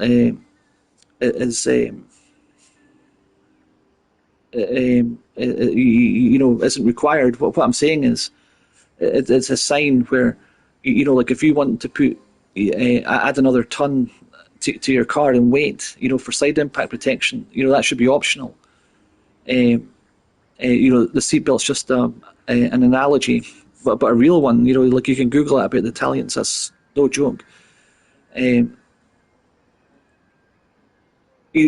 keep the what's it called? The immersion of having a lightweight car without all of that garbage added onto it. And I mean, like the list is just endless, and even the engines get strangled with the catalytic converters, and then there's the diesel particulated filters, and then you've got to put this AdBlue stuff in to make there's just so much garbage now added that cars are literally strangled, beyond belief. And that's why you'll see an old Ford Sierra Cosworth selling for £500,000 at an auction, then £96,000 on top of that for the auction fee and the auction charges. All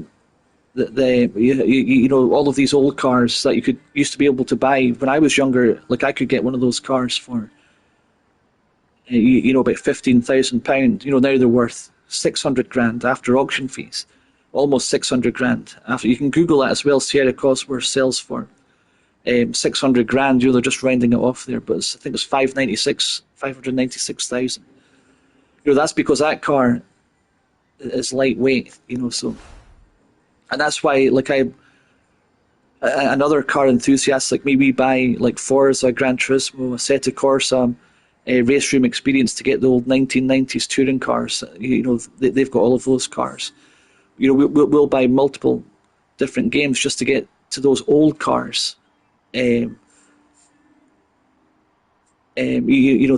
relive our upbringing, and it's not just nostalgia. It's because they truly are a lot better than the modern junk that are filled with airbags and electronics and driving aids and side impact protection that resembles a tank or some big large truck, which dampens the driving experience, makes the car slower overall, doesn't handle as good. The power steering, you can't feel the connection from the vehicle to the road.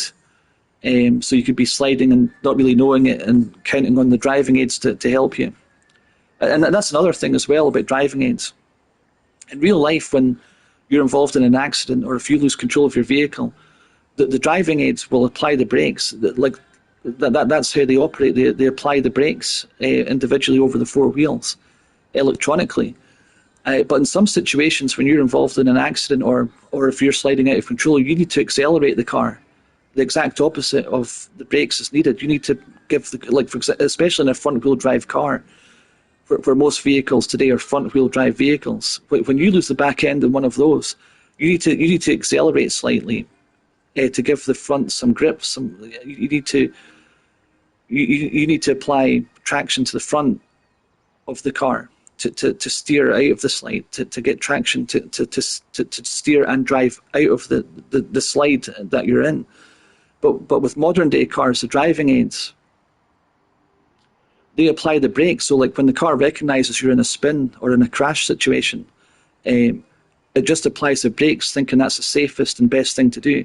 It's kind of like when you're talking to AI, and it's like it gives you like an automated general response, and then you have to like educate. It's like, no, you're wrong here. You're giving the wrong response, and then you get it to realize its mistake, and then it's like, oh, I didn't see it that way before because I'm automated to give this response. It's the same with those driving aids. The computer, the ECU in the car thinks it's doing the right thing by applying the brakes and trying to stabilize the car, but it's actually doing the opposite effect. It's especially when you're already sliding, the car's already yawed out of control. The weight transfer is already cocked over to one side, and by hitting the brakes will amplify that and cause it to spin even more. And then the computer applies the brakes even harder then. But in reality, in the old cars my generation and the older generations were brought up in, when you lost the car, you had full control over the car to bring the car out of a slide or a crash situation. Especially in a front-wheel drive car, as I said, that's the most important one, where you have to accelerate the car to bring it out of the slide. Regain traction at the front and drive and steer out of the slide. But in modern days, that's all gone now. Those driving aids kick in and it applies the brakes, and you're out of control even faster. That actually happened to my dad driving back from Inverness at one point in the snow. My dad taught me all of these advanced driving techniques, and his brother was a police sergeant in Glasgow. He was a police sergeant down there, so he had advanced driving training from the police as well. And my dad passed on that to his children. But basically, he came back from Inverness in a Vauxhall Zafira touring SUV, and the roads were iced. Black ice was on the roads, and the car slid out of control. And he opposite locked it, accelerated, but the car didn't accelerate. The car didn't respond to his input because the traction control had kicked in, and the brakes had kicked in. The stability and management control driving aid systems had kicked in, and when I was talking to my dad about it, who passed a couple of years ago, I explained to him. I said, what happened scientifically, why the computers did that, and because my dad was like, it was the back end kicked out. It should have been an easy counter steer and drive out of the slide, a front wheel drive vehicle situation. And he goes, but I had no control over the car, and the car seemed to be aggravating the slide. So he did a few 360s, and thankfully didn't go off the road or into the ditch. He just kind of spun out, and my dad was like, he goes, so I told him, I says, you need to turn all of that traction control systems off. You've got to hold it down for 10 seconds and all of that. And but by doing that, you're invalidating your insurance. So like if you do that and you're involved in an accident, your insurance doesn't pay. It's like, well, you turned off the driving aids thinking that has that you made a mistake by turning off the driving aids. Where if you're a skilled driver, you're much more advanced than these driving aids are. And so I was like, yeah, the next time you're driving in snow or ice, just turn all of that stuff off. And but again, you're invalidating your the insurance won't pay out if you don't have that stuff on. But yeah, a quick side note. But basically, these are empirical facts. This is pure science. Why the old cars are far superior to the new cars. They're lighter. Overall, they're faster. They're more immersive. You get more feeling out of them. You know, like for example, power steering. You can't really feel what the tires are doing to the road because it's electronic. You know, the old cars didn't have power steering. They didn't have ABS brakes. And even ABS brakes in the ice, if you put the brakes on in the ice, you've got no brakes at all because it's just constantly switched off because it's recognising sliding. So in an ice situation, you're actually better braking. You're better with having no ABS on at all because you can modulate the brakes. You can just put it down very slightly. But if you try doing that with an ABS car, even though you're just feathering the brakes, the ABS will still trigger and you'll get that vibration, you know, where it's activating thousands of times a second. But when it's doing that, you're not braking at all. Whereas in the ice, you need some sort of braking, and then you can lift off and you can pump the throttle. You can pump the brakes yourself as well. And you know, so like all of these things appear in paper as advancements and enhancements to the car, but they're not. They make the car heavier, and to skilled drivers, you've got less control, not more control. But you know, not everybody has advanced driving techniques under their belt. But you know, you could train that into them in the driving test or something.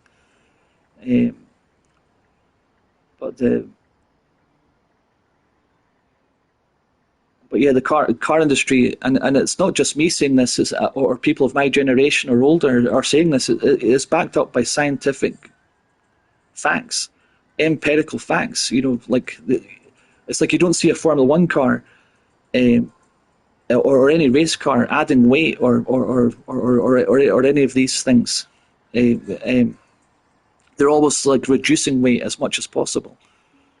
But anyway, that's my little rant over about the new modern junk versus old stuff. It looks like we've got more cars here. Amigo. Nice collection. Some of the cars you don't have can be purchased from the auto show directly from here. Oh yeah, this is from our wheel spins. So what was the cars we're going to check out there? We're off in tangents here.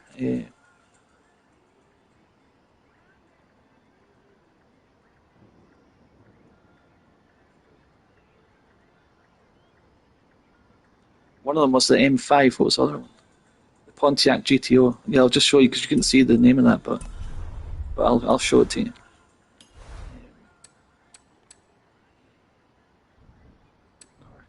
Oh, here we go. Bye. Do you want to travel? Well, before we travel, we'll figure out what's trying to get us to do. Manufacturer bonus. What's happening here? Oh, I think I might get another reward here with the new cars. So basically, you check for this little present symbol here, and you'll get reward if you've got one. So in order to get that, you have to get all of the cars or most of them or something.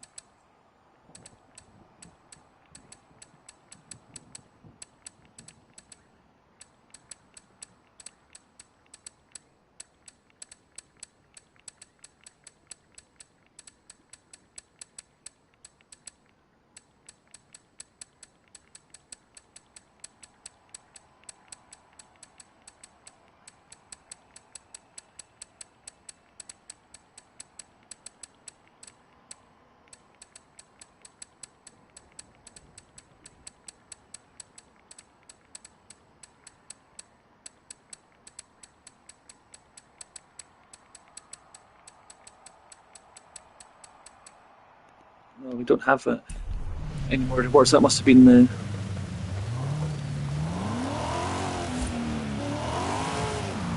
That must have been the first one we got. Yeah, and plus you can't do any donuts with traction control off or driving aids. You have a lot more fun in the car.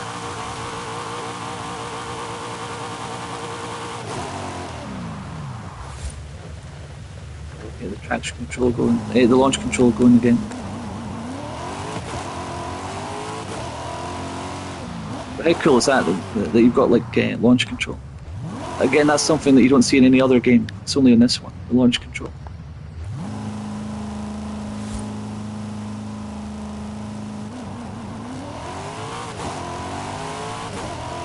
Yeah, so you get the catapult launches with that.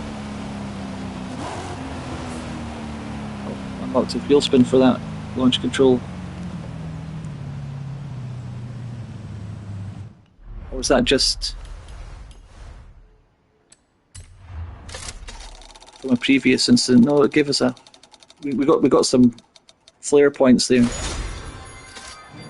Yeah, so there's a perfect example. We're going to go back into the car show. But that 2018 Ford Mustang, compared to the original one, is absolute junk. That thing there is so heavy. We'll find out the weight of it in a minute. But that compared to that 65 Mustang we seen earlier in the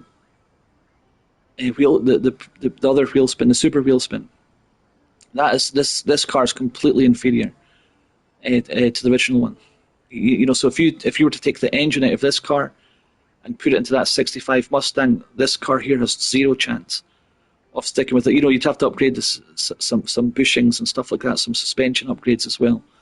But you know, the fact that the 65 one is lighter, and it looks so much cooler, the 65 one as well. But yeah, every time I see these models, that's 2018, for 5, 6, 7. That's 7 years old, that car, but the 2025 Mustang's junk too. It's for the same reasons, too heavy, filled with tank-like structuring, side impact protection, you know, all of this protective stuff in there. You know, I'm not going to go over it again. I've documented it well, but but one thing about the new Ford Mustang is that there's a GTD version, which is basically the GT3, the race car variant, and it's got like one of the coolest rear spoilers on it. It's got a double ducktail, big wing in the back, and I think it's active as well. I think it's an active air brake as well, I think, on it. But regardless, that one looks incredible, even though it's a heavy piece of junk compared to the old ones. That rear spoiler alone, just the double ducktailed, that's advanced aerodynamic tech that's on the back of that thing.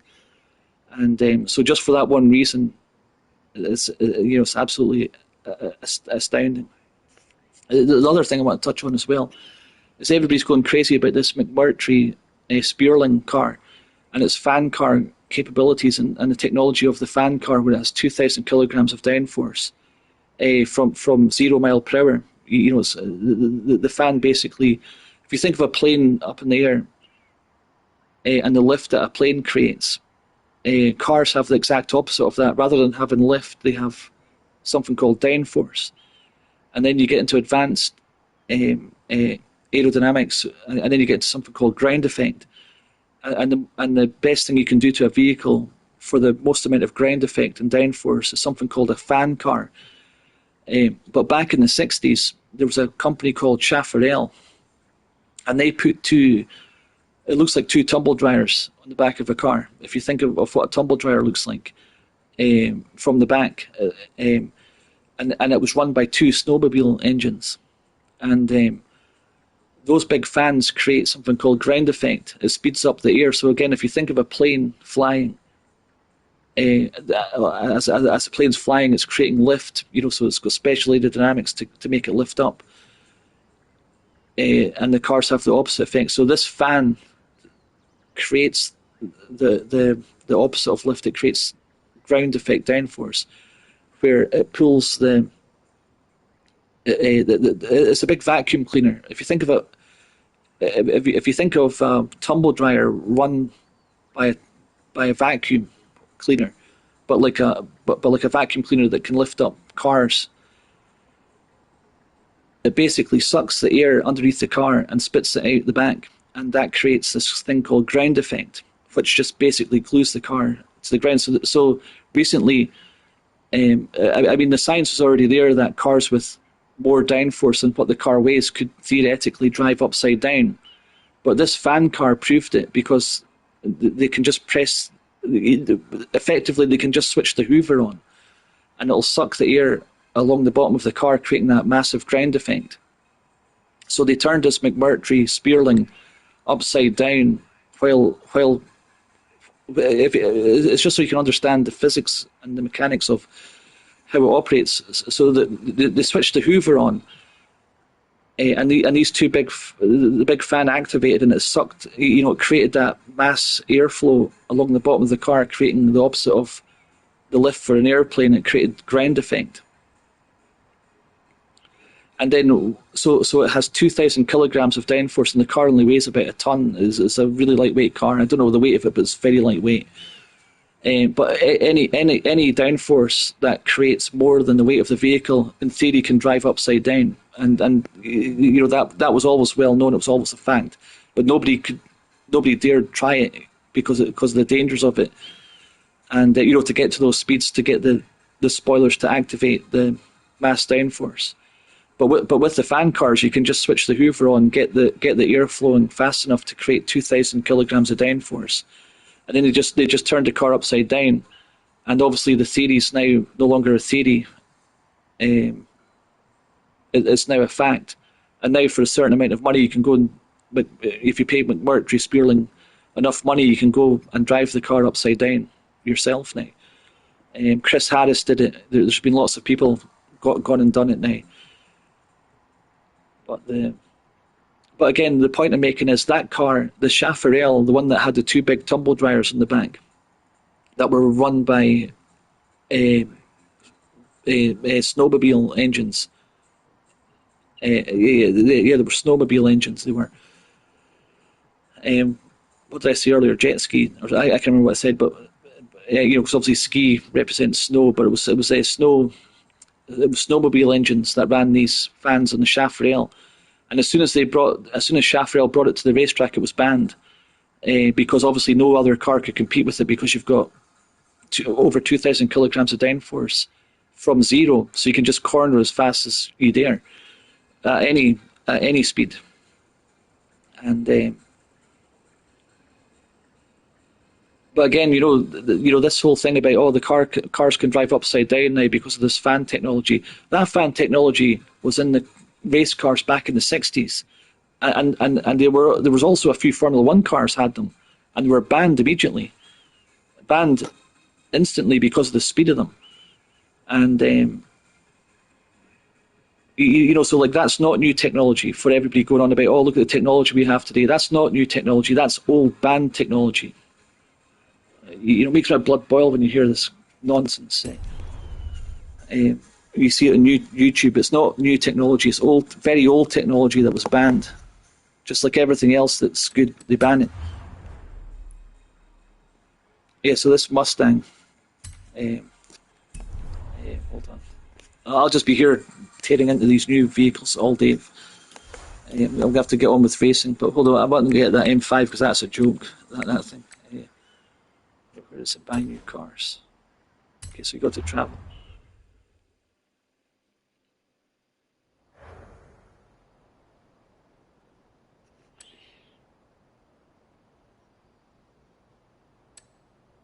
Oh yeah, and this is another thing that you can buy. Why is the Forzathon shop not available? And this is where you buy. Oh, you got to keep playing to unlock it. Oh, we're gonna have to go and do all the mandatory stuff. That's where you buy the unicorn cars in there. And the auction house. Thank you house. for buying and selling cars at the festival. If you go down there, invite me, okay? I love this stuff. So we'll pull up some Revuelto. I wonder if there's any for sale. Yeah, so you can see there's no Revueltos for sale. So that's a rare car. But I think we can unlock that. What about this? Oh, and this is the best car in the game. This Lamborghini Sesto Elemento Forza Edition. Alright, there's nothing in there either. Oh no, there are. Just took a while to load up. This is the fastest car in the game by far. So if you want to just dominate every race, just buy this thing.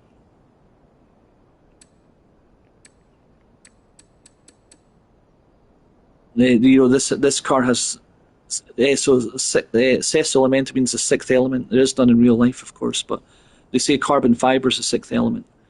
But it's a man-made metal / fabric. Carbon fiber, Kevlar, carbon fiber. But anyway, that's what it means, sixth element. But yeah, let's see. So sometimes you can be lucky. Sometimes people can put them in not knowing what they can sell for. So we put one in for 7 million. No, I mean obviously you're gonna have to spend a lot of money to get that car, but that thing will just blitz through the game because it's got no competition.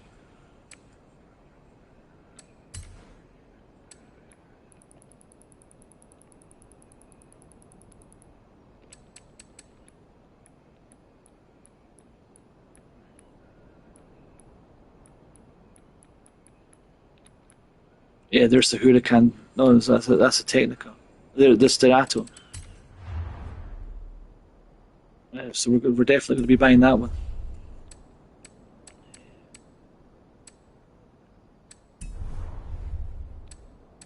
But yeah, to buy the normal stuff.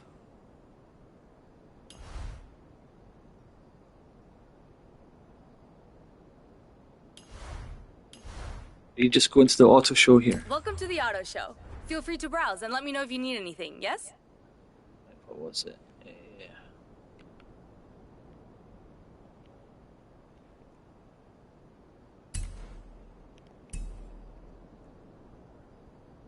Yeah, I've got all of the Forza controls in my head. How'd you get to... Oh, they jumped to manufacturer. So was it the Pontiac, wasn't it?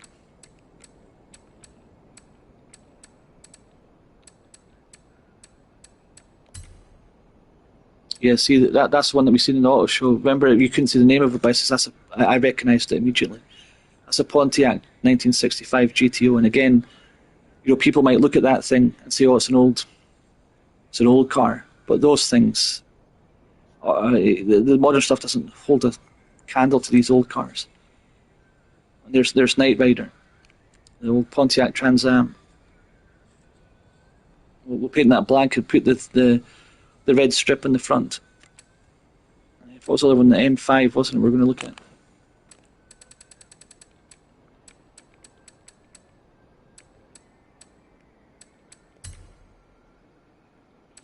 Yeah, so let's find out the weight of this. How'd you do it? Toggle stats. Yeah, look at that. 1982, right? Kilograms. That is effectively bordering on a commercial. I think anything over 2 tons is regarded, or is it 2.2 tons? It's been a long time since I was in the car industry, but that's close to being regarded as a commercial vehicle, right? And has it got the original M5 here? I think it does have. This is a great thing about. I was going to say Gran Turismo because I'm on the PlayStation. See, when you hear people say it's weird playing this game on the PlayStation, it truly is. That's not exaggerated. I mean, I even said I'm on the Xbox here. It really is a brain twister. What's going on here, especially for someone who's been playing the game for years. But yeah, there's the original one. Look at that, 1,700 kilograms, and 1,700 kilograms. So what's that one? We'll do the math. 1711. That's 272 kilograms heavier. Think about 272 kilograms. That's a lot of weight added to that new one. So again, Gordon Murray, his favourite car is a Lotus Elan. In fact, we'll go to that just to show you. Because I believe this car's got that. Well, that might be a unicorn car though. Oh no, it's there. So one of the richest guys in the world, and arguably the best Formula One engineer. Again, he's a Scotsman as well, Gordon Murray. The guy who created the McLaren F1. This is his favourite car of all time because it only weighs 744 kilograms, and it's got 126 horsepower. So when you do the power to weight ratio on that, it's probably about I don't know the maths, but you could say it's 200 horsepower at least when you do the power to weight conversion, because it's so lightweight. It's 200 horsepower per ton or something like that. You'd have to do the math, but it's significantly more. So that 126 horsepower, say in this thing here, again, look at this modern junk. It weighs 1.8 tons. You've only got, you're not going to go anywhere. It's so slow. But this one, 126 horsepower and 744 kilograms, and the immersion. So think to yourself, one of the richest guys in the world. He's got one of the best car collections in the world. He created the McLaren F1 and the T Series fan cars that we have today. We'll show you some of them as well. Why is this his favourite car? Because this car's lightweight. It's got a healthy amount of horsepower, especially when you do the power to weight per ton ratio. And Lotus is, and he became one of the best engineers, automotive motorsport engineers in the world because of this car. And Lotus's vision of lightweight improves everything. As Colin Chapman says, adding horsepower makes you go fast in a straight line. But I'll add to that, not if it's a big heavy piece of junk like this thing. This 1.8 ton car, it'll still feel slow. But Colin Chapman, the creator of Lotus, said when you take weight out of the car, you go faster everywhere. Cornering, braking, just everything is improved. Tire wear, brake wear, corner speed, acceleration. So by taking weight out of the car, you significantly go off the charts everywhere. So the key is always to take weight out, not to add horsepower. And that's why the modern cars are junk, like all of these things. The 2.1 tons, that has to be a commercial. That's probably classed as a commercial vehicle. That Maserati. What's this one? 1.8 tons. That's meant to be a supercar, Gran Turismo Maserati. Again, junk. And then you get into all of these old, incredible machines. So again, that's not nostalgia or the older generations talking rubbish. That is, everything's backed up by empirical, factual science and reasoning. What was the other car we're going to check out? Oh yeah, we're going to check out Gordon Murray's, his actual company. And again, these cars are worth millions. What was it? Is it Gordon Murray?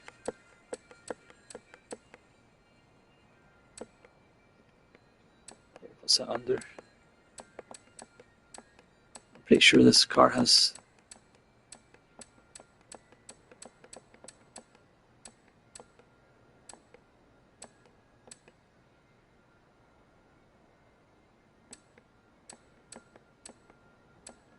Pretty sure this car has Gordon Murray's car company in here.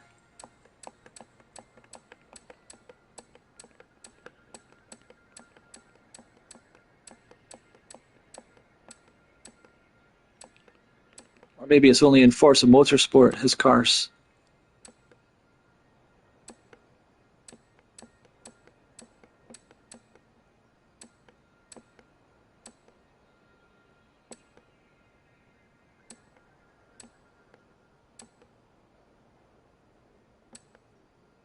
Look at these old. Look at that Mercury Cyclone spoiler.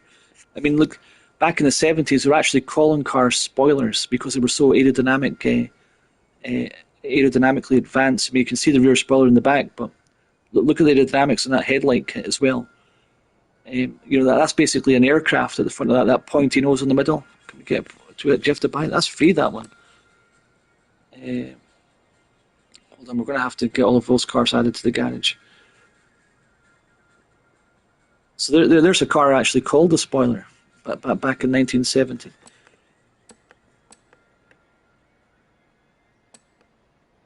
So what actually happened was in the automotive, in the aeronautic industry, a lot of these aerospace engineers were made redundant because of a massive job cut due to aircraft sales plummeting, and basically empires taking over, like Boeing and Lockheed and stuff like that.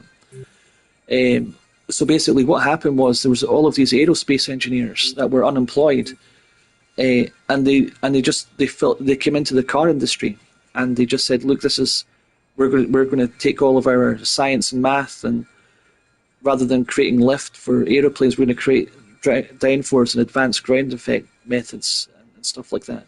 So that's why you see that Mercury there.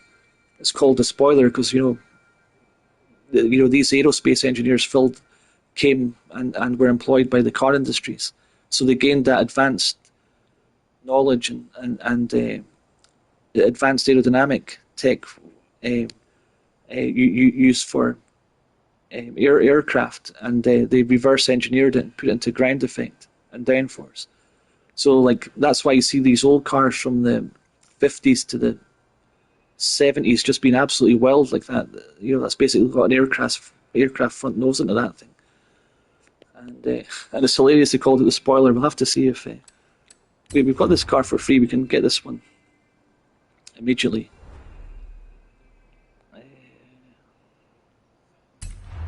See if there's a. So look, you see what I'm talking about there. That's all of these aerospace engineers came into the car industry and created these crazy designs. So that's something you would see in an aircraft. And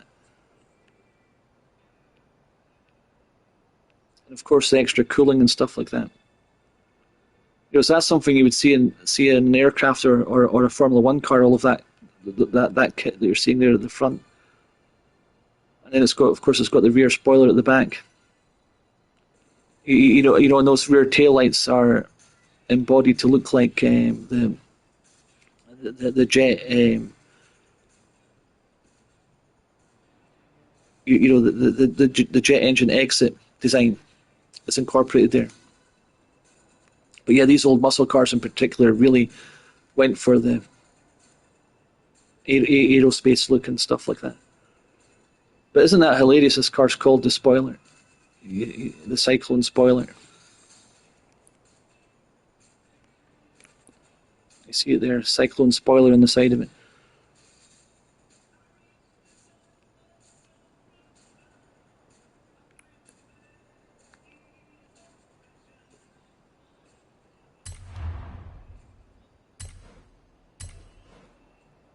So why is it giving us some of the car packs, but not all the ones I bought? Well, we're going to have to figure that out later.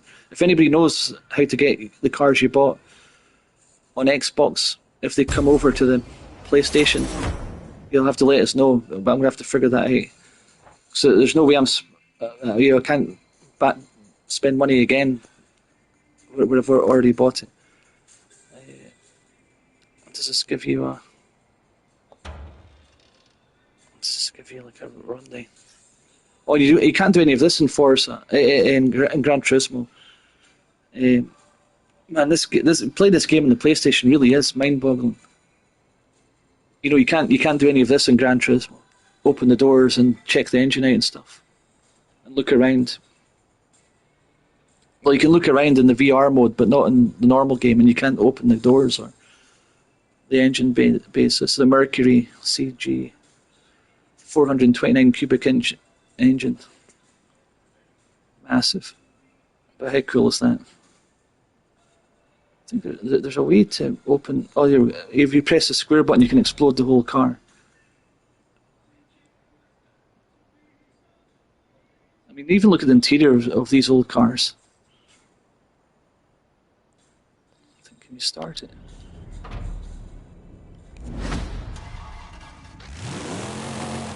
Yeah, listen to that big block.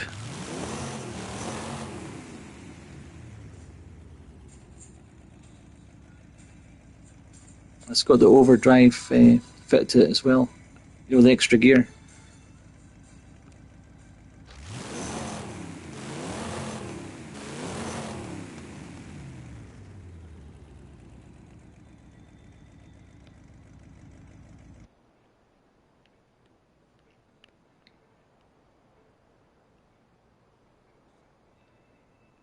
Look at that, you can...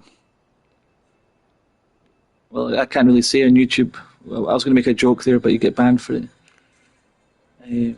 But yeah, loads of room in the back.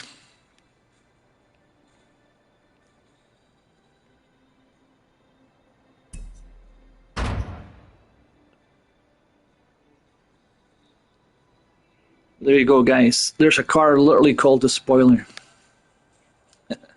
Hilarious. We can start modifying it as well. Oh, the other good thing about this is as well, when you're modifying the car, you can actually, when you put an exhaust on the car, you can actually hear the difference in it, and with it, you can test the sound of the car before you upgrade it.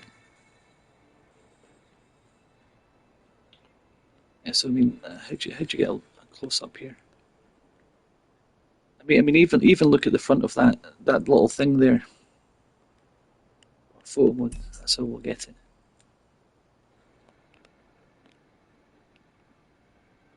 I mean, you can see the aerospace engineering and the aerospace engineering here. I mean, that literally looks like a propeller or something in the front of that. And again, that's funneling. That's direct. Just like in an aircraft, that hole there funnels it straight into the radiator. It looks like. And a lot of these cars, you can press a button in them and they'll retract. Because, back in the day, the unrest in America, the car manufacturers were covering the car lights with big metal plates to stop people from smashing the lights. So I don't know if this car the spoiler was one of them. But yeah, I'll do a review on this car because these old icons of things can't go left unrecognised. Again, this is 55 years old. This car. Could you imagine something coming out that looks like this today?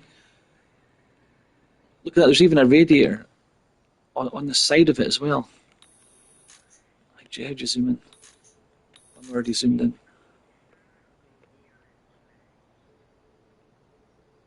Look at that, there's even a radiator here on the side of it.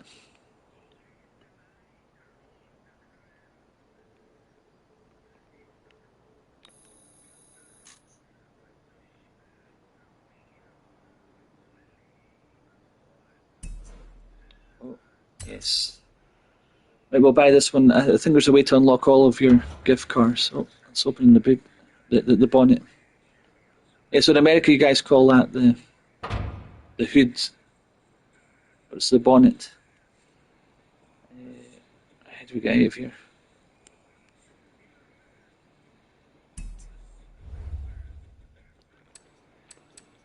Right, car pass.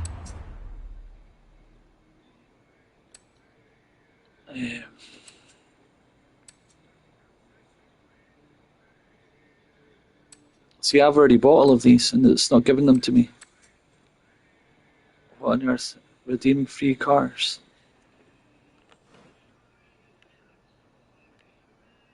Alright, so it's giving them to us now.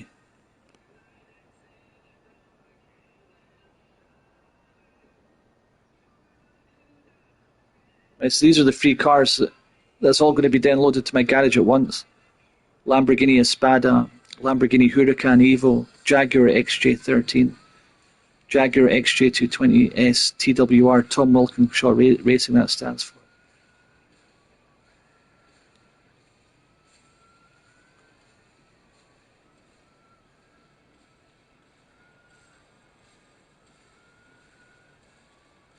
Oldsmobile Tornado, what machine? The 1966. Again, that car was heavily influenced by the aerospace engineers that were all made redundant and came into the car industry.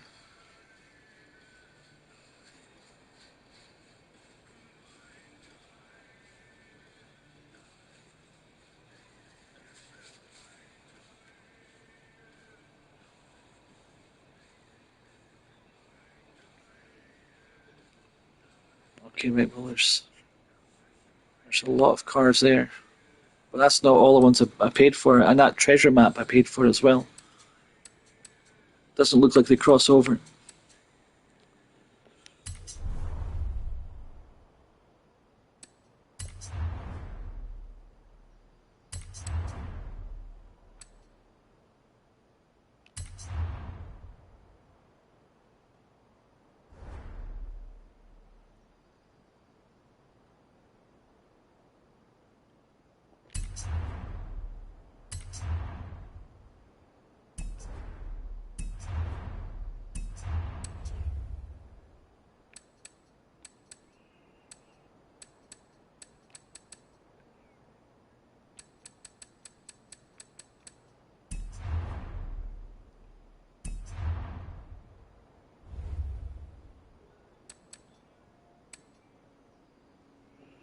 Yeah, so this Forzathon shop, you can buy unicorn cars in there.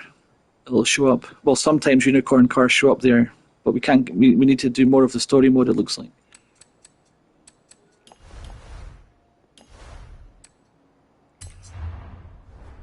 Okay, so there's the car collection. We'll see if we get any more presents for this.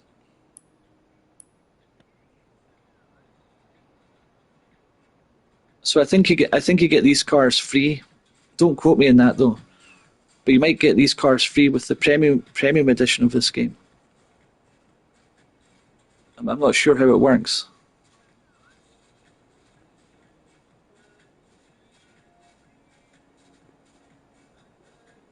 Yeah, look at that tornado there. That white '66 tornado. Look at the aerospace influence that's on that car.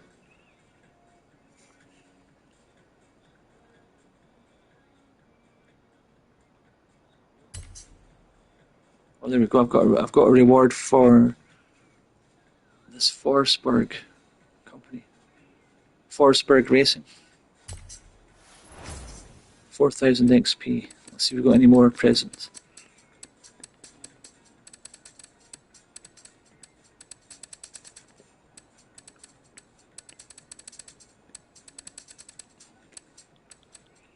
Yep, we got.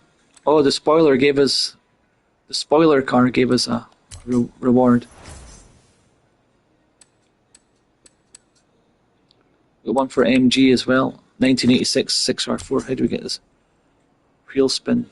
Rudo's accolade. Right, so we might be lucky and get one of those from the wheel spin.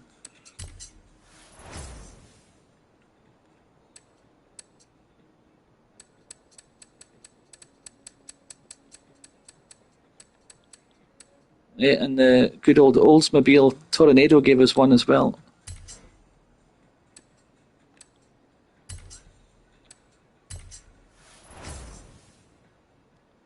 Yeah, that always bothers me, like the heavy influence from the aerospace engineers that came to the car industry in, in the early 19th century. And why we don't see these crazy wing cars today. Like we don't see any heavy aerospace designs like we used to see back in those days.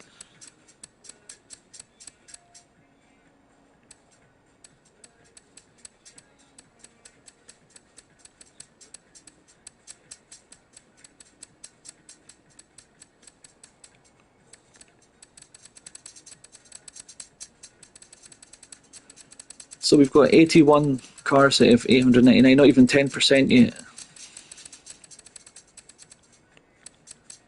Well, you know, we've just started the game. I'm pretty sure I've got close to all of these on my Xbox account, but it's not obviously not transferred over. Look at that car as well, the XG220S. You know, I could talk about hours for cars. I already have, in fact, you know, in this live stream. But I'm going to go in and I'm going to talk about these old. It's funny that says gold there. That old Datsun 280Z. You know, these old golden cars. These old cars that are worth more than worth their weight in gold because of their epic designs.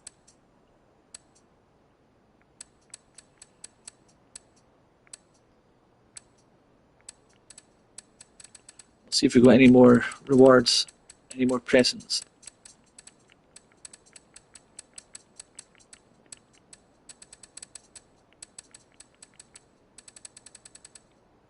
Nope. Forza Vista. What is that again? Oh yeah, that's where you can inspect a car. What a masterpiece.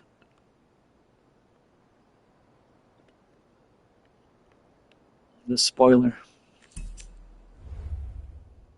Yeah, so the reason that they're called spoilers, these big aerodynamic packaging, these big aerodynamic features you see in cars, is because they spoil the air. You know, so like when the air hits the car, these special spoilers grab the air and then spoil the flow of it to create downforce, to create ground effect. So like that wing you're seeing in the back there, the air hits that and then pushes the car back, literally glues the car to the road. And same with the front there, the sharp angles at the side help it with straight line stability. And also improves air. It speeds up the air going over the body, which creates downforce at the top, but also below the car as well. So, like what you're seeing there is, look at that big black. That's called a splitter. That black thing at the front of the car. Well, I'll show you. That black thing you can see at the front of the car, that splits the air to create ground effect at the front.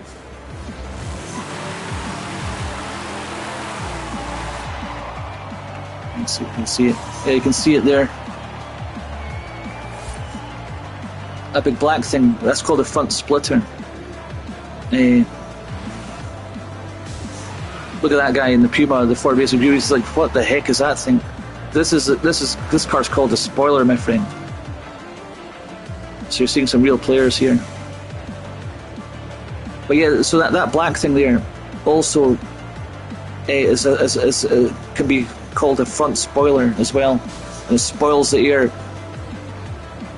increasing a downforce by pushing the front of the car to the ground, and also speeding up the airflow into the cooling. You can see it's slightly angled, so it's pushing the air up into the cooling as well, into those big radiators at the front to cool that monster 429 cubic inch engine down. And it also increases the airflow that goes under the car. The faster that the air flows underneath the car, creates that ground effect that the big vacuum cleaners and tumble dryer looking things, the fan cars, bring to the table. So that's why you'll see these special cars with the big aerospace engineering in them. Everything's designed to increase the flow, the speed of the air underneath the vehicle, which creates the opposite of lift, and it creates ground effect, mass downforce. So everything you're seeing there is actually multifaceted. It's actually creating cooling, but also creating mass ground effect as well, and downforce, physical downforce as well as ground effect downforce. So that's why you see these crazy designs from this kind of time period. It's because aerospace engineers were designing the cars. They're basically planes on the ground, but they have the opposite effect of lift. It's crazy.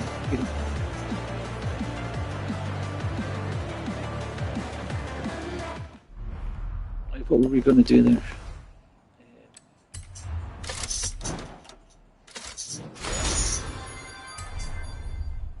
Again, when I see these new cars, they're just junk compared to what they should be.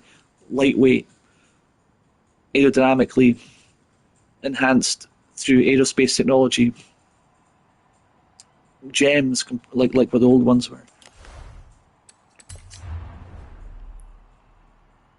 This that 1M, which is by modern day standards, an incredible vehicle. But when you compare it to what it should be, again going back in time and bringing the old tech back, it's garbage. What you need to do with that car is strip all of the garbage out of it. Take the tank like side impact protection and all of the enhanced protection that's around that car that basically makes it really heavy and into some sort of a tank. That needs to all be drilled out, like holes drilled in it, to reduce the weight of the vehicle. All of the electronics and airbags and driving aids and all the really bad filters that are on that car, just throw them in the bin. You'll reduce the car by probably a ton in weight, and then you've got an absolute rocket on your hands, a lightweight rocket which increases everything: speed, acceleration, cornering, braking, and tyre wear. So like every time I see these modern pieces of garbage, you now understand the reasoning behind it. What they could be compared to what they are.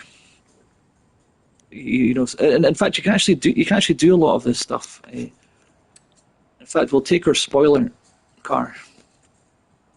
I'll just show you how you can actually do some of the stuff I actually just mentioned there. How do you do this again? I've got to apologise for carrying on saying this, but this really does feel weird playing this game on the PlayStation. It really is a mind-boggler.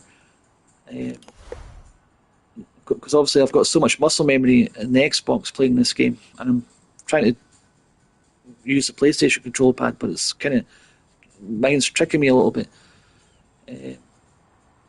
So how do you do this as a tuned car?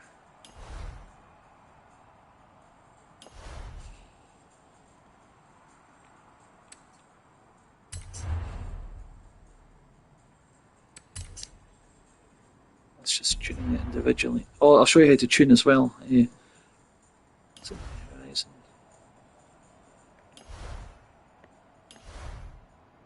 Oh yeah, this is a nice feature as well. This gift drop, you can, like if you don't want a car, you can just gift it to some random guy. But unfortunately, you can't gift cars to your friends. But you can give them to a random person. I've just had an idea. You've got your own collection of rare cars, and we've got an empty barn here. What do you say we pay it forward? Right then, which will it be?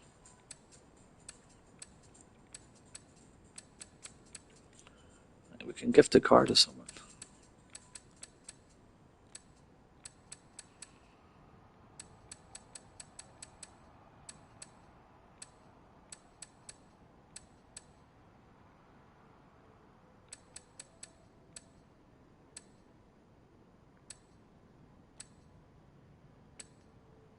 Right, this is a perfect example of a modern piece of junk.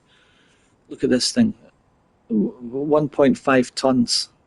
This thing is. That car should be under a ton when you compare it to its predecessors. The Datsun. Do I have a Datsun? I think I've got one of those.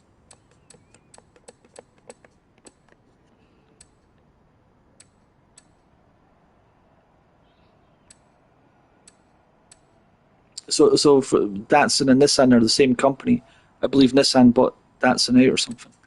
But you don't see Datsuns anymore. It's just unfortunately they bought the company and destroyed them.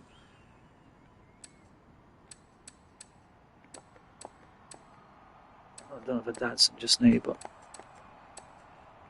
we'll gift this piece of garbage to someone. So you look at there's a Nismo version, which is meant to be a lightweight version. So you can see, even with all the carbon fiber lightweight stuff that car has, the 2019 version, you can still see it's 36 kilograms heavier than this old piece of garbage from 2003. So you can see, even with all of the advanced lightweight technology that Nismo version has, it's still 36 kilograms heavier than its predecessor. It's an example of how cars are getting heavier and heavier every year, and again, that car's fitted with lightweight carbon fiber everywhere pretty much on that vehicle, and it's still heavier than this heavy piece of crap. But anyway, we're going to gift this to someone. Now it's a question of who you want to find this. You pick the sort of drivers you want, and I'll get to it. We'll give it to new players because they're going to benefit the most. Might be nice. Nobody ever leaves us a note. Welcome to Horizon. Hope you'll enjoy the game as much as I do. A car to give you an amazing start. Welcome. Here's a little something to help you in your Horizon journey. I wish you could actually send messages to these people you're gifting the cars to. I'd say take this modern day, even though what is it? Say 17. It's 25 years old. It's my math gets. It's so funny. Like when I do math in the game on the live streams, people are like, "Oh, you got your math wrong." They make a big deal about it. Well, it's hard to communicate and think what you can, think what you're going to say, and think what you can't say in case you get censored or banned or shadow banned or whatever. And then you're trying to do math at the same time. So it's like, so like when it appears, it's like, oh, guy can't do math. It's there's much more other things going on as well. But what I'd like to say is take this this heavy piece of crap and do something with it. It's but anyway, we'll you could put like a weight reduction on it to make it lighter. But all those things should be from the factory. You shouldn't have to go in and reverse engineer the cars to make gut the cars to make them better. But we'll see. We'll just say, well. Here's a tricky one. Do you want to put your name on this or leave it anonymous?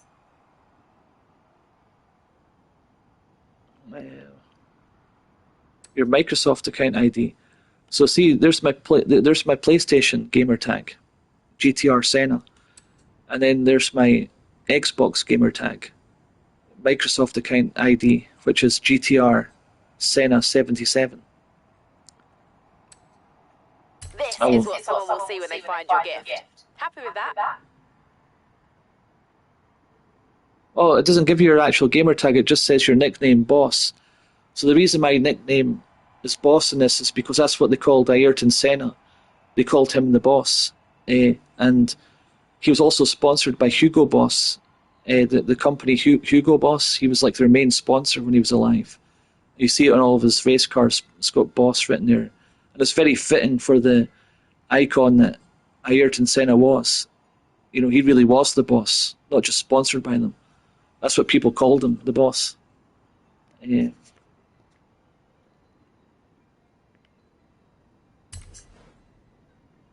This car will be removed from your garage. Are you sure you wish to continue? Yes.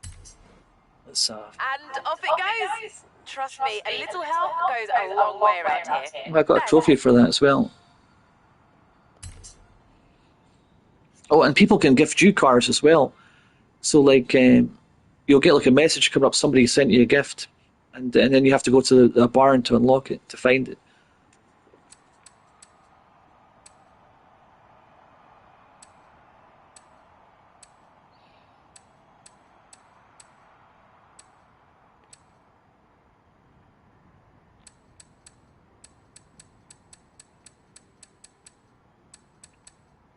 Oh, there's a Datsun, right? So look at that, right? That thing's a Datsun 280Z. So that piece of crap that we just gifted somebody, I mean, they can sell the car or put it up in auction to get some money for it or whatever, or they can put a lightweight kit in it and make the car better. They can do whatever they want with it. We've gifted it to them. But this is its predecessor, this Nissan, this Datsun 280. So the Nissan 280 was that car's predecessor. That's why it's called the 300 or something like that. Whatever the name of it is, 370 or something. But this car is what that piece of crap that we just gifted to somebody. Look at the weight of this thing, 1.1 tons, and I think that's actually heavier than the original one. So again, in 1975, that car's predecessor what was better than that thing. Yeah, in real life, those cars were under a ton. I mean, that's got a 2.5 engine added to it with 424 horsepower. So this is a mod. In fact, we can actually just find out. There's probably an original Datsun in here somewhere. But there's another example of how the old one is far superior to the new one.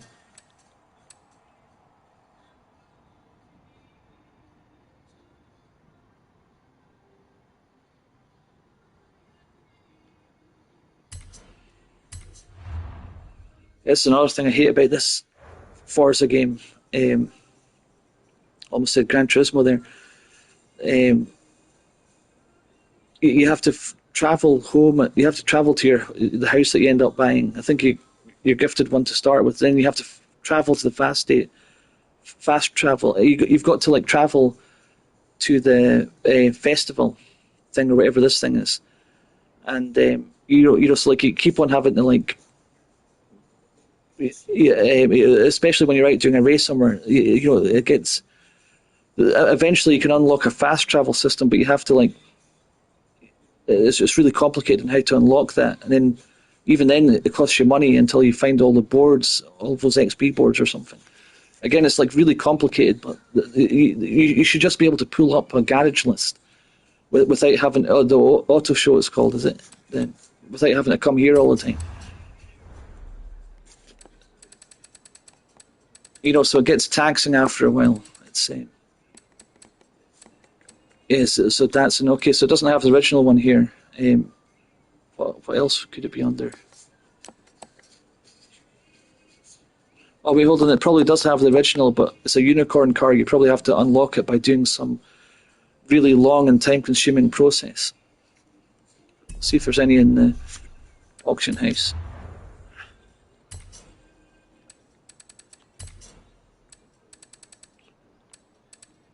So you can find unicorn cars in here as well, but they're super rare. All right, so there isn't actually a unicorn Datsun in here. They've only got the 5. Oh, and that 510's a leaderboard car. In fact, we'll buy one of those. This is one of the main leaderboard cars in the lower classes. It's hilarious, but this thing will eat anything in the lower, pretty much anything in the lower classes.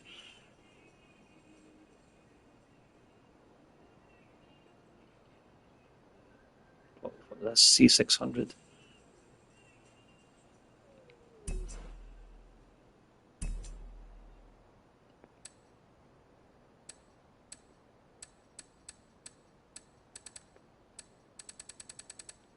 $20 million. Oh, this guy's won $20 million for the buyout. See, in my Xbox account, I could buy that for $20 million just to give him a credit boost. I wonder if I can actually do that. In fact, I wonder if I put a car up in auction on my PlayStation account for $20 million and just buy it out. In fact, I can try that right now. I know I won't be able to do it in the live stream. So I'm going to have to put the Xbox on. I'm going to try that out after this live stream finishes. And then the next live stream I do, so in theory, I can put a car up for 20 million credits in this game, in my PlayStation account, and on my Xbox account where I've got like 90 million or credits or whatever it is, I could just buy it out for 20 mil easily. Yeah, I think I just found a little. So there you go. There's a new secret that I didn't even think about. You're going to get all the tuning secrets and stuff like that. And here's another secret as well. This Datsun 510 is a leaderboard car. This is a must-have if you're going to go out online racing and doing time attacks. Like, because you can take like a really really fast car, and it's not going to stand a chance against this thing.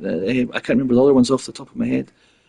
In the lower classes, there's that Lotus Elan is another one actually.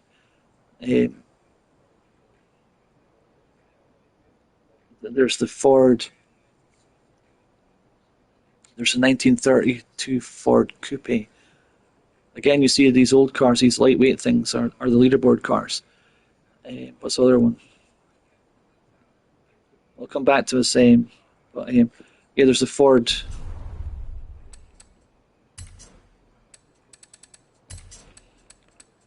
Yeah, I think I just found a method there, or maybe it'll recognise that that's my linked account, and it won't let me buy it unless it puts a stop to it. I think I might find a way to, if you've got like a good Microsoft account on the Xbox, I think I just find a way to make money real fast on your new account.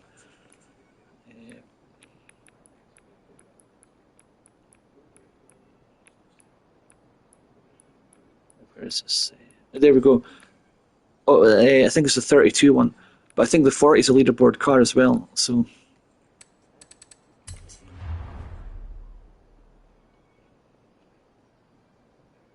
£4,000.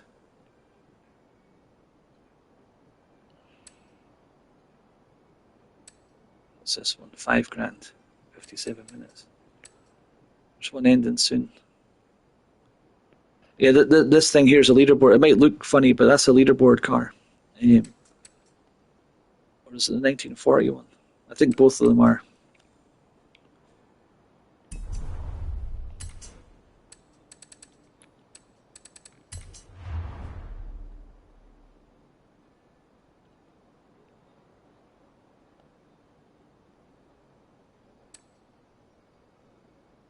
It might be that one actually.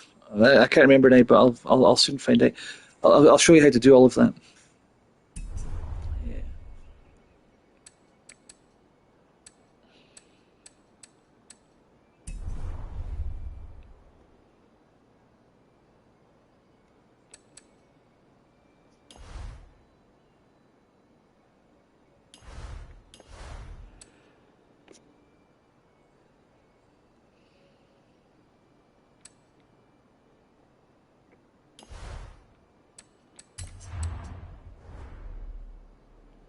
Right, what's the first car I'm going to buy?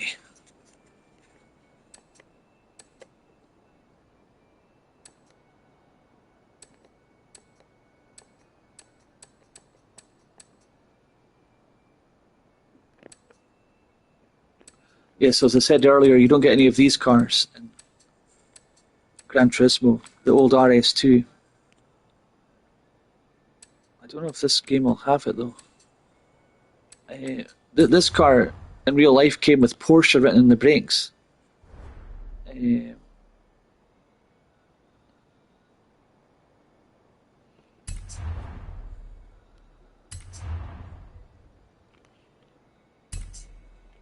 Let's see if it's got it.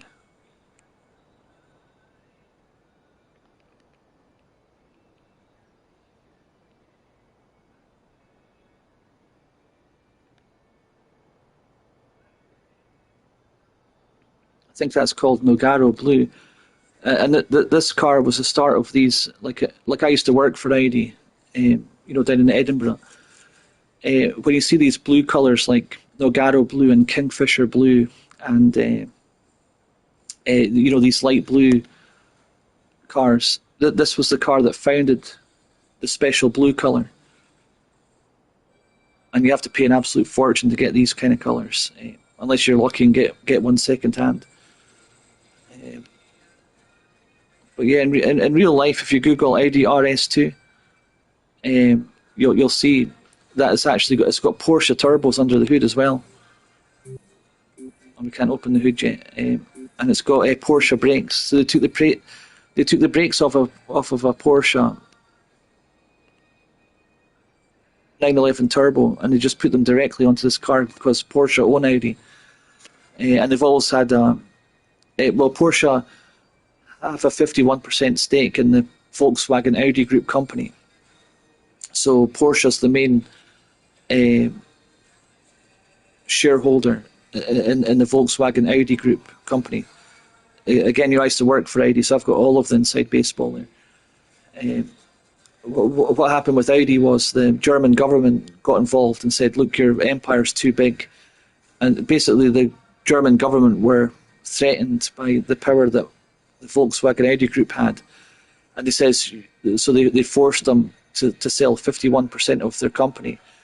So Porsche, who's a cousin of Volkswagen, they're all related, these people at the top. Another interesting fact here, every American president is related as well, including Obama and Trump. Trump's mother, Obama's mother is white, and his father was black. So Obama's white mother is related to Trump's family, I think on the father's side. So so you can Google that, every single president is related, including Obama, the first black president, because his mother was white. And she was ex-CIA as well. She was you can Google her history. She was confirmed CIA. But anyway, she's related to Trump's family on Trump's father's side, I think. And but there's an interesting fact for you. But it's the same with Volkswagen and Audi and Porsche. They're all the same family. These powerful families, their lineages. They protect their lineage like it's like their life depends on it. So anyway, what happened was Porsche came in. So that's the cousin of Ferdinand Piech, and what happened again? Yeah, so basically they kept the Volkswagen Audi group in the family through a cousin. So again, they're all related. So the German government really achieved nothing. If they wanted to separate and break up the empire, the Volkswagen Audi Group empire, they should have said you have to sell it outside of Germany. But then they would have found another related cousin somewhere else, just like the way Trump's family and Obama's family are related as well. They would have found a way to keep it in the family somehow. But yeah, so that's why this car has Porsche brakes and it has Porsche turbos, and it's straight from the 911 Turbo. But in real life, you could read Porsche in the brakes, even though it's got an Audi badge. The Porsche calipers read the Audi caliper. The calipers read Porsche on them, and that's straight from the factory. Same with the turbos; it's got Porsche written in the turbos as well. In fact, we'll just buy this car to get a better look at it.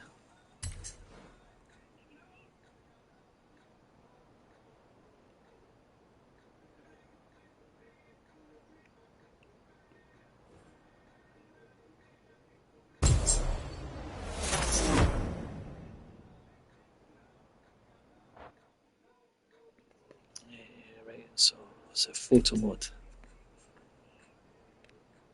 Right, let's get a good look at these brakes. Yeah, it was the same in the old Forza games. They don't have Porsche written on them. But in real life, the brakes have Porsche written on them. There's probably some sort of copyright or something like that. That Xbox don't have Porsche written on the brakes there. Oh, well, this is a PlayStation now, but if Xbox made the game. You see how confusing this is? Are you sure you want to exit photo mode?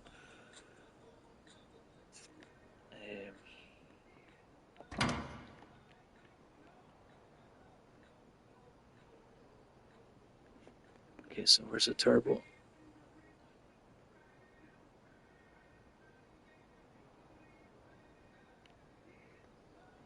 Yeah, well, the turbo also reads Porsche on it. Yeah, you can't see it's hidden.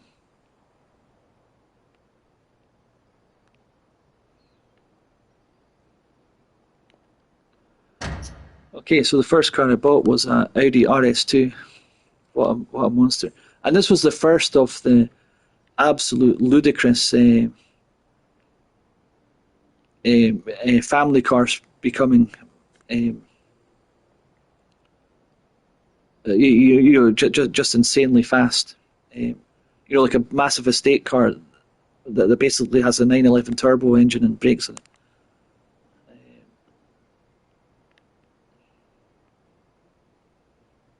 Well, not a 911 turbo engine, but the turbo's off of a 911. I better get my facts right in case somebody complains.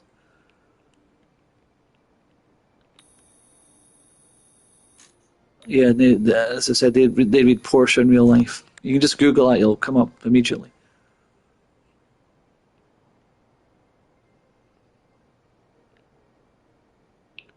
But yeah, it's unfortunate it doesn't have the Porsche written on there.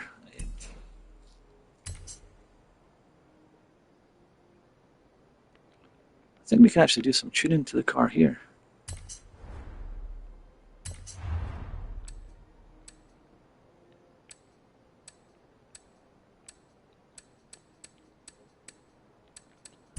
Yeah, we'll do that later because we're going to need our money for the racing to tune specific cars.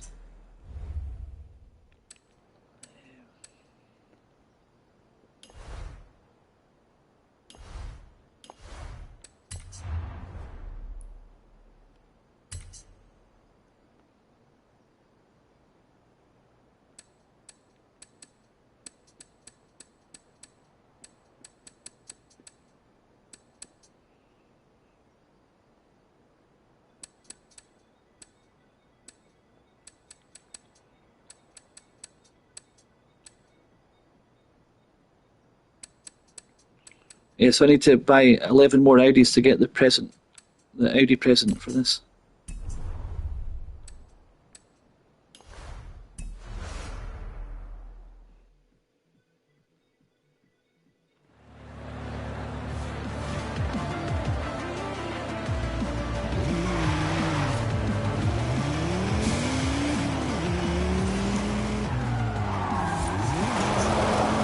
Imagine that, this thing.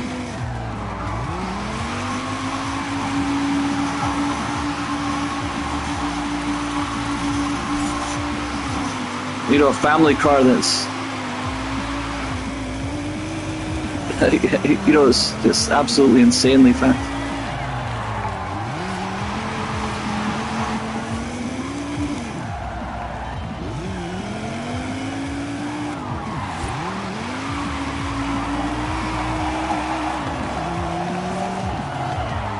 Yes, this is the daddy of all of the crazy family cars that are just warp speeds.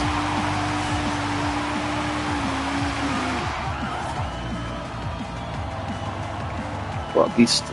So we need to get on to story mode. Rubbish. What's this done here? I must have pressed the wrong button. It's put me back into that. Is that called the auto show, is it? The festival outpost.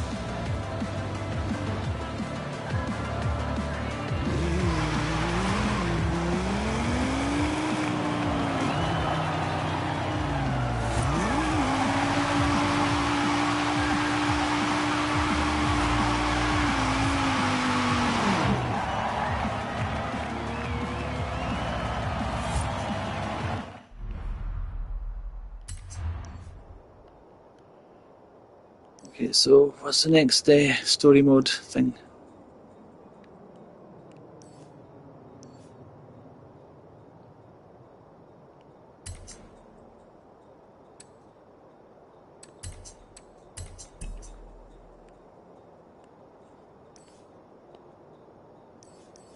Yeah, I can't stand these things. Earn 4,000 more accolade points to unlock the next Horizon chapter. I thought there was something. It gave us two options. before.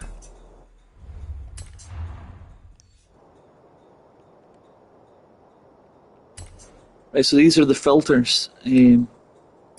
Accolades available. Okay, right, let's figure this out.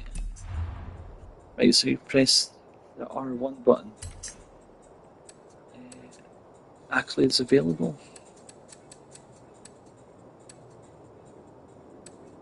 So where's the story mode stuff? There we go, stories. Right, because we need to unlock those unicorn cars, the backstage passes.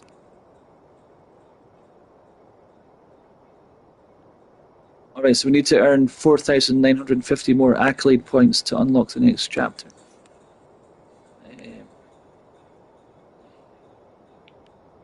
Okay, where's the airstrip?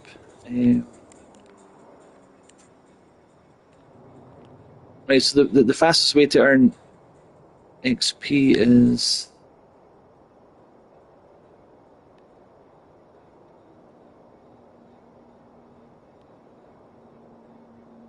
I think it's down here at the airstrip. Figure it out. Oh, you can't fast travel.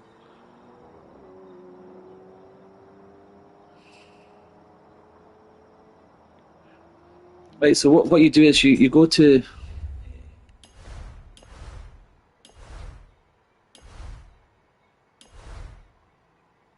You go to this creative hub. And the event lab, but you can't unlock that yet. And in that event lab, it'll take you to like a race you do in that airstrip, and it takes like it doesn't take long to complete. It's like really easy, and you get like mass amount of points for it, and money as a result. Alternatively, we can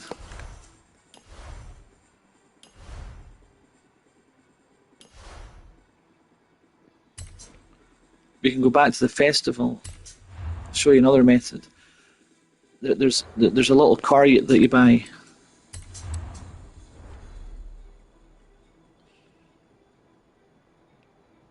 What's it called? The Peel. It's called the Peel. I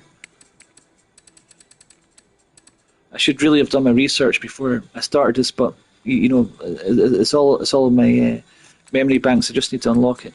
There's a car called the Peel that gives you XP as well. What the heck is it? Their Peel. Yeah, you want to talk about lightweight? Look at that thing, 160 kilograms.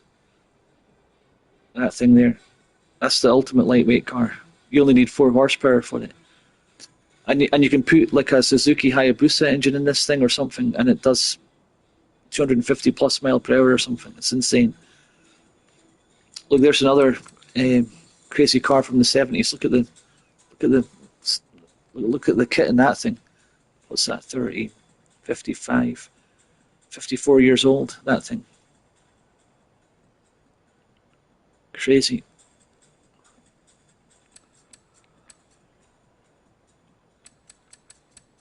And the Pontiac GTO 65. That's what.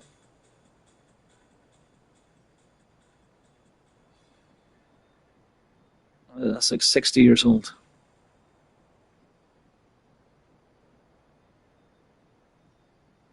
Oh, 35, 50.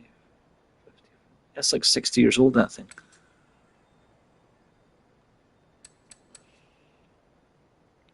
Oh yeah, that's the other thing. What was it? The Ariel it was called. Or was it that was a Can-Am. Yeah, I made a mistake. That thing was a Can-Am, I think. From the wheel spin earlier.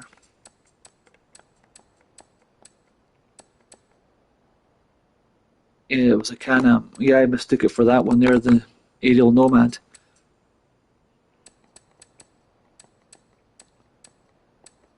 I'm not really into the off-road stuff anyway, but I was close. Right, so basically you buy this Peel thing.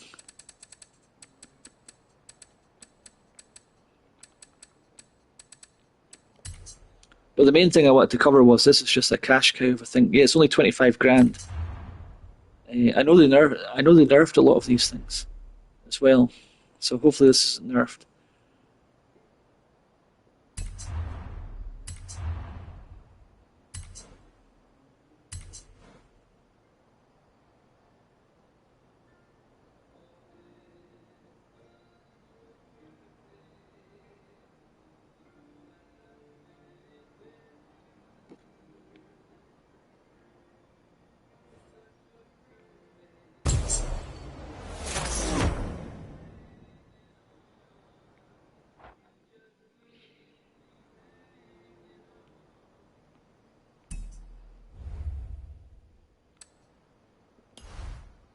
So let me upgrade. Is it upgrade? Looking to upgrade your ride?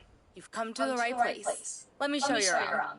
Oh yeah, anti-lag turbochargers can now be fitted to turbocharged vehicles. So what an anti-lag system does is a turbocharger works off of the exhaust out of the gases that well, it's pretty complicated to explain, but effectively, well, there's no real easy way to say it. Your engine creates a combustion, and the gases that exit that combustion go through your exhaust. So those gases normally just exit out the exhaust.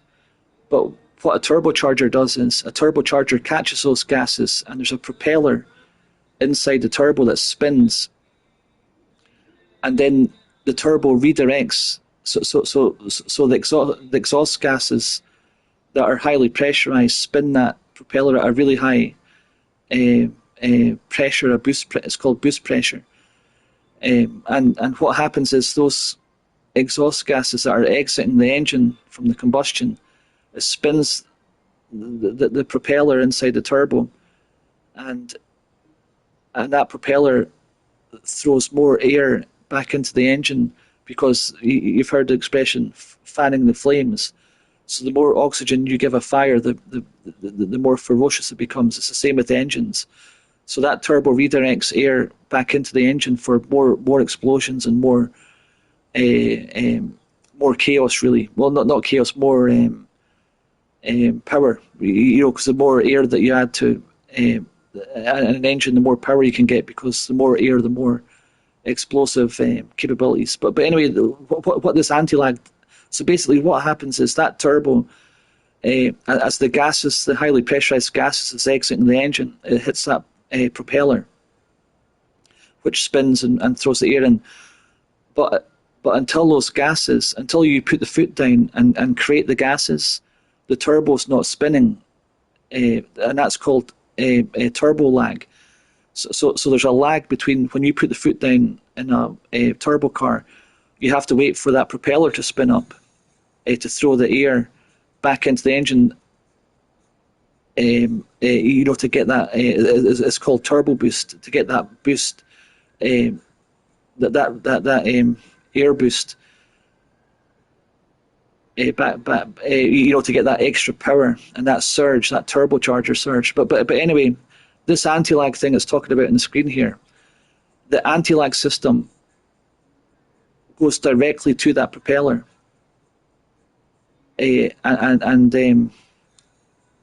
so basically what it does is you don't have to wait for the gases to come out of your engine.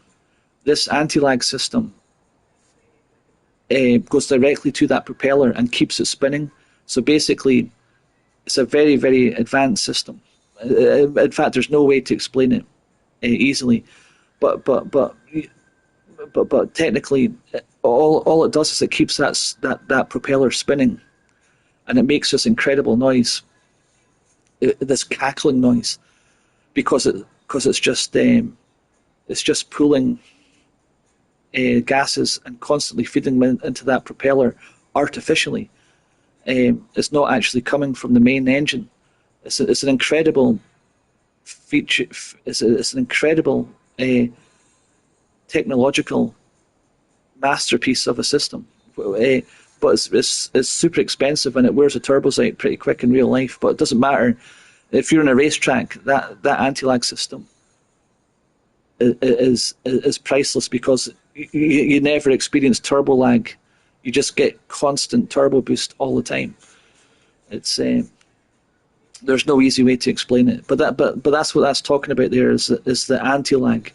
Like for example, if you're driving a non-turbo car, when you put the foot down, the reaction's imminent and instant. So you get whatever power your engine can produce, you get it instantly.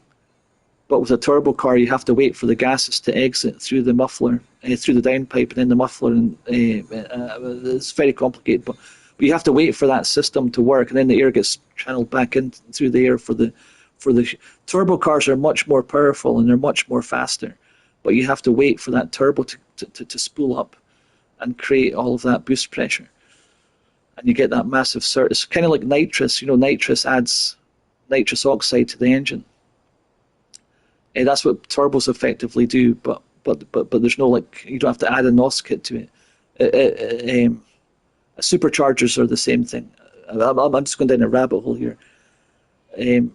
Car guys know exactly what I'm talking about, but to people that don't know how engines work, it can be very, very complicated. But basically, that anti-lag just keeps the turbo spinning, and there is no lag. But anyway, the sound's amazing. We'll fit one eventually. Hold on, you must be able to fit one to this car if that message came up, or maybe this is the first time in custom upgrade, probably. Custom upgrade. Custom upgrading lets you choose exactly how you want to modify your car. If you want to focus on grip, try new tires. If you want more power, why not fit a turbo? And the previous message was you can fit an anti-lag system to keep your turbo spinning on full boost pressure all the time.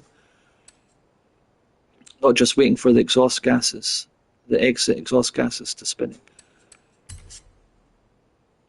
Right, so turbo would be here. If you want to change out your entire engine, we do that here. Yeah, there's the motorbike engine, the Hayabusa engine. That's crazy. I think you can turbocharge that.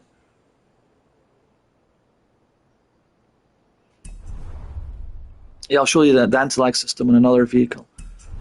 First, we need to unlock the XP custom. Oh, there we go. So it's car mastery. So let's see if this still works. Oh, it looks like they've nerfed it, have they? I've only got one. I don't have any points.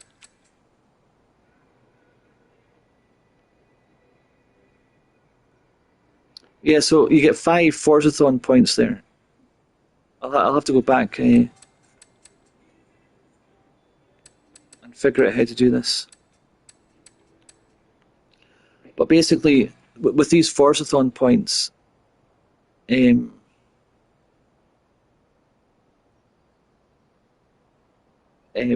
these Forzathon points are hard to come by. So you get 5 there. But it looks like they may have nerfed this. I'll have to do more research on it.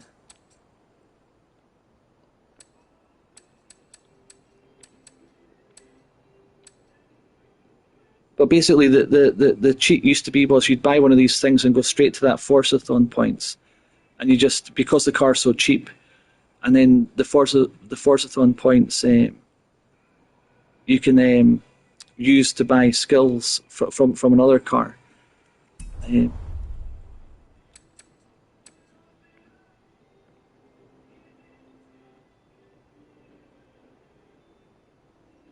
Hold on, I'll just actually pull up now.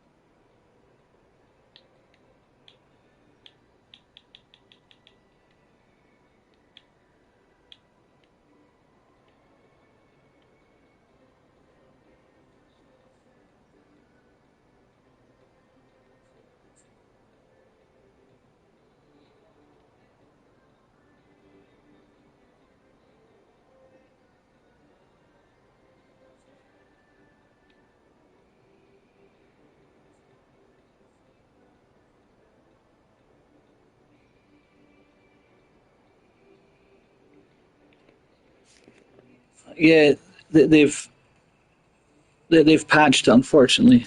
It used to read this. This used to be a super wheel spin here, but they've changed it to a extra 5 Forzathon points. They're still handy though, the 5 Forzathon points. But you used to be able to get a super wheel spin from this. Yes, that's been patched, unfortunately.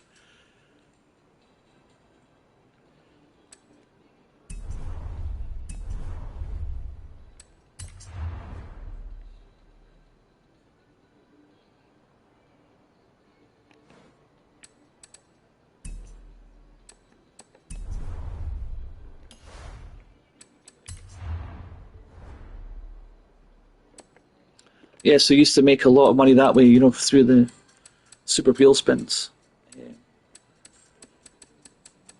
But they've patched that. I mean, these games are such a grind. It's like, when the community finds a way to do something that saves time, and they go and patch it, it's ridiculous. Yeah, so you can only buy the Trident. I think there's another one you can buy, but it's that one there. Ooh, excuse me.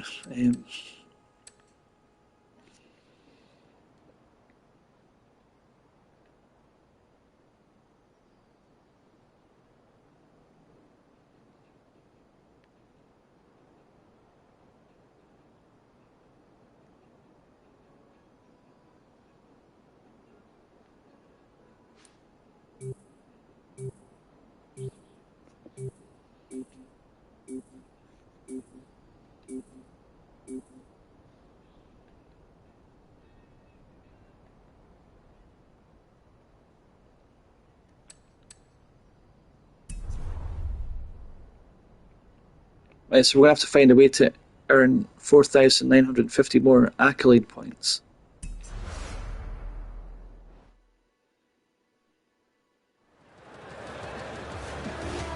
This thing.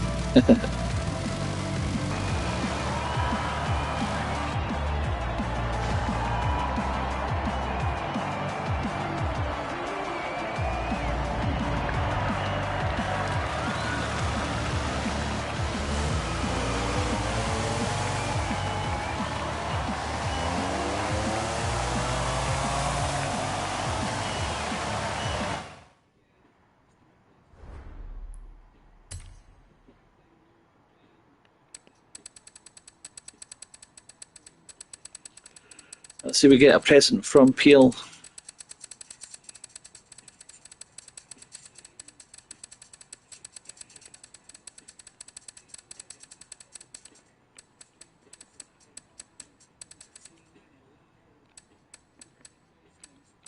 Now we need to collect the P50 as well.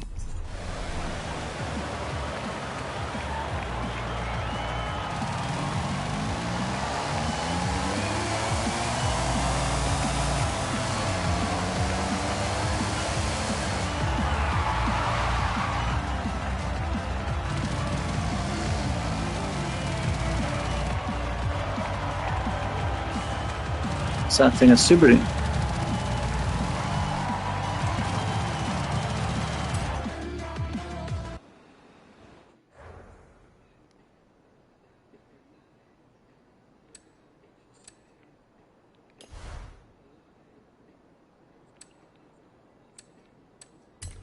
Yeah, we're going to see the auction house here and see if Gordon Murray's... It could be a unicorn car. Oh yeah, there we go. Gordon Murray Automotive. So it is in the game. It's just obviously a unicorn car. So this is the guy I was telling you about. This is the guy who created the McLaren F1, and obviously this is his company, and he's probably the best Formula One engineer that there's ever been, and in fact he actually put a fan car into a Formula One car and it got banned. Hence why his cars have got fans in them. Even the McLaren F1 had 2 tiny fans in the rear diffuser of the car.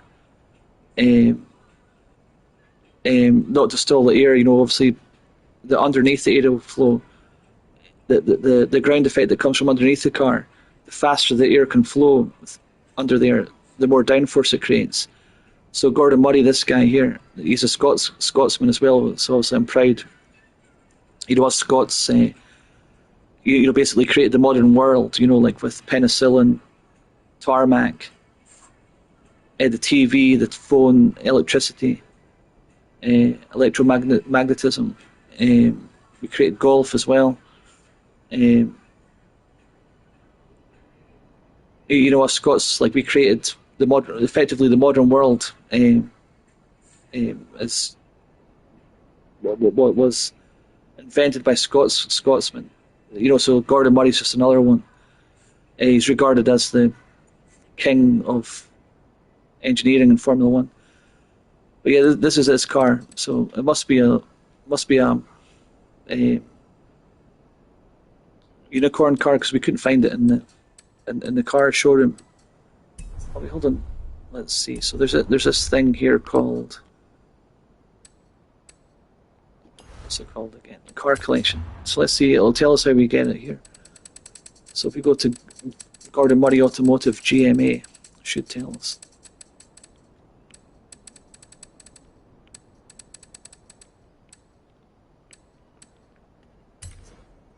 This car may appear as a reward in season events festival playlist. Horizon backstage or Forza shop. Yeah, so that's a unicorn car.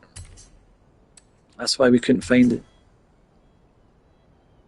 This is a barn find car. Yeah, we'll get some barn find cars. The GMC Jimmy.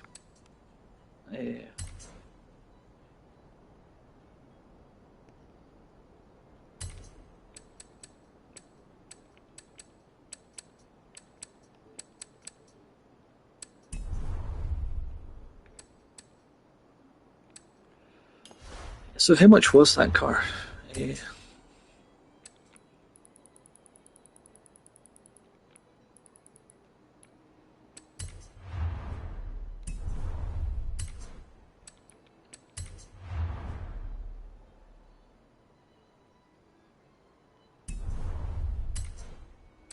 because I've got to have one of these fan cars in my collection.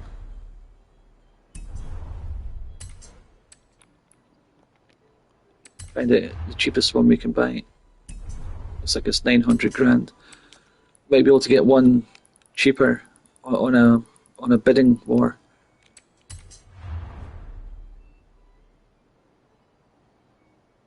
Yeah, 284 grand. So it looks like we could probably get one for about 284 grand.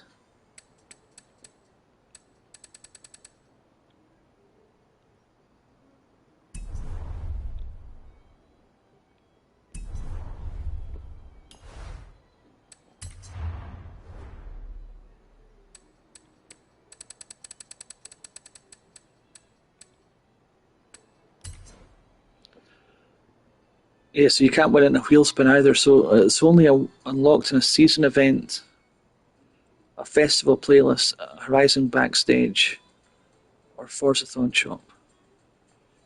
I'm surprised that car's in there. That's a unicorn car. But yeah, you can buy it pretty easily in auction house. Well, it looks like there's plenty of them. We'll buy one later, but that's a car that I'll definitely be live streaming in as well because that car is incredible. But, right, so I'm just going to have to Google this. Hold on. I'm going to have to figure out how to get these accolade points. They've obviously patched the repeal Trident car.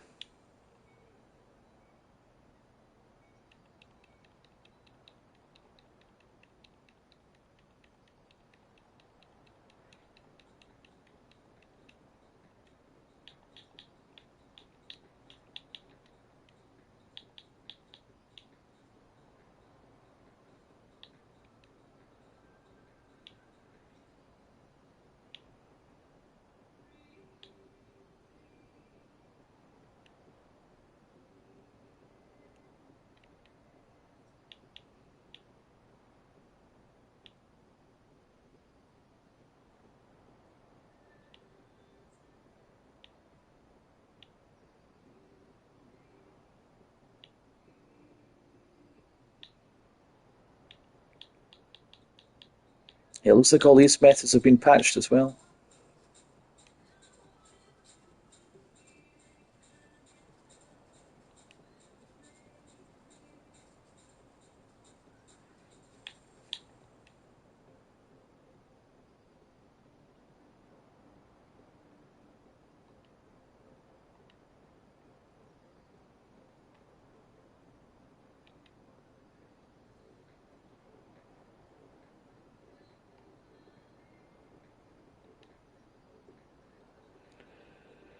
Yeah, so in order to get to the event lab, we've got to obviously unlock the story mode, but if you want to do it the old-fashioned way, you can just go and do all of the races and level up manually, but that'll take forever. You're better finding, you're better going into that event lab and obviously boosting the accolades, because it's a really big grind otherwise. And plus that, as this live stream suggests, I'm going to show you all of these wee secrets and get through the game faster. But yeah, it looks like we're locked out of the event lab just now, so we'll have to start doing races.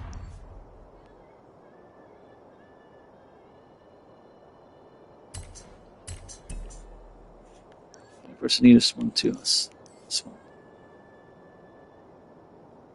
I could go for some racing.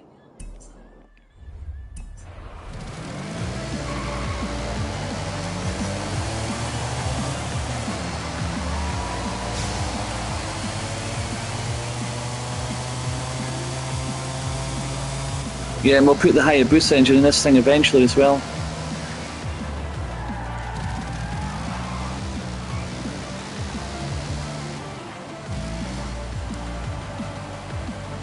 Yeah, anytime I see cones or something like that, you got to turn them into slalom. Oh no, I hit one.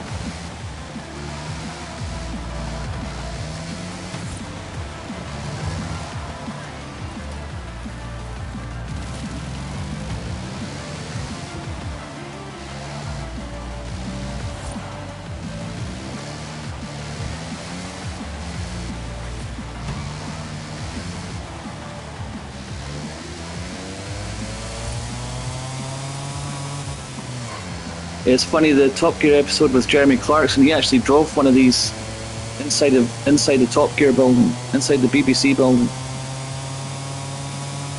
That's hilarious. That it says I've discovered 44 roads, and it comes up road discovery 578 in the leaderboards.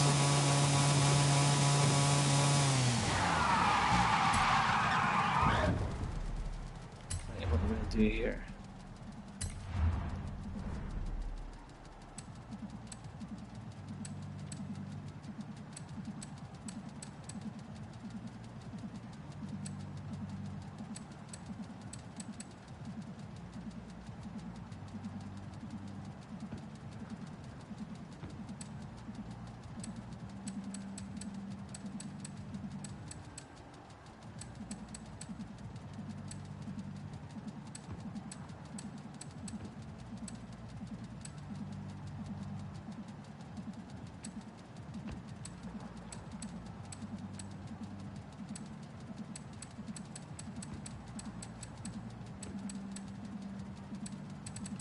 Well, since my gamer tag is Senna, I think we'll take the Senna out. I wonder if this car's got the Activero. I wonder if it works in this one.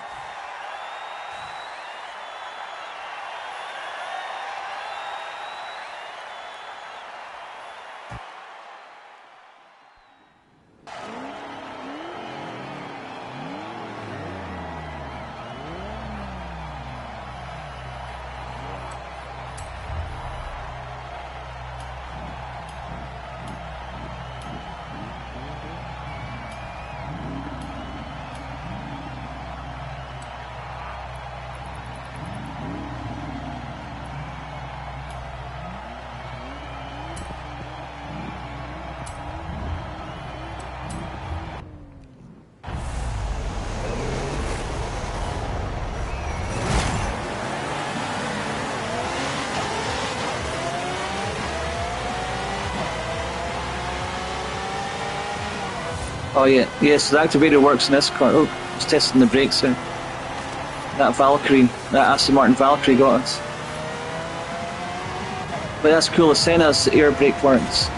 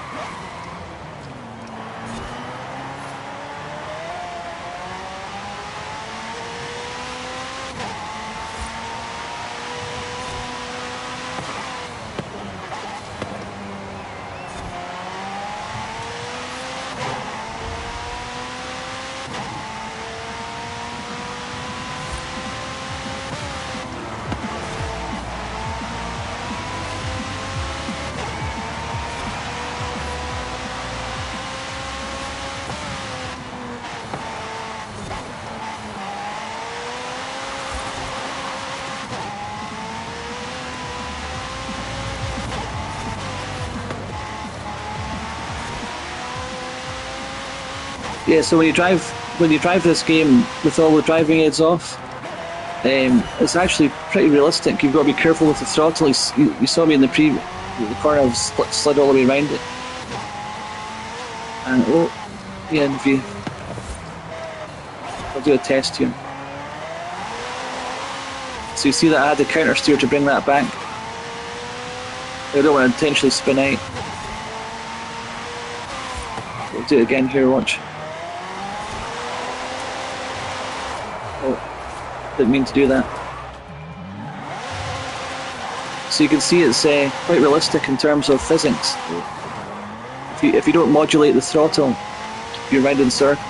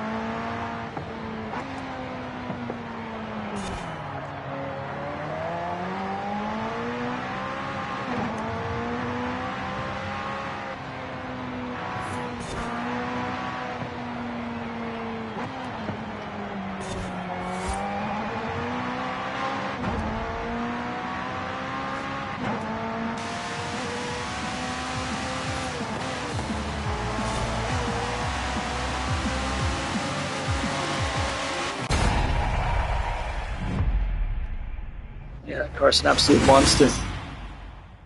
You know, again, that's a modern car, but it's way too heavy for what it should be. Again, there's all loads of crap added to that thing. I mean, that Activator is just a gimmick as well. Well, it's not a gimmick, it's effective,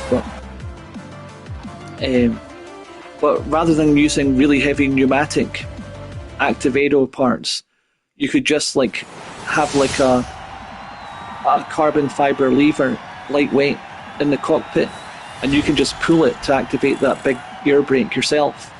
You know, so you could do it manually, or have a fourth pedal to activate the Activator.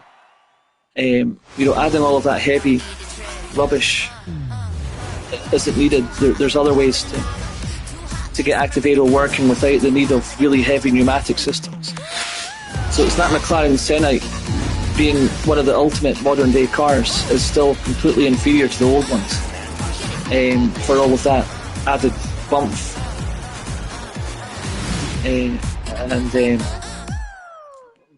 But unfortunately I can't get past the mandatory stuff. Get all the extra content. I've already paid for this, buddy. Get all the extra content included with the premium edition at one low price. Forza Horizon 5 Premium Add-ons bundle. Includes the Welcome Pack, Car Pass, VIP membership, and 2 game expansions. This add-on requires Forza Horizon 5 games sold separately. Upgrade your game to Premium today. So I've already got Premium.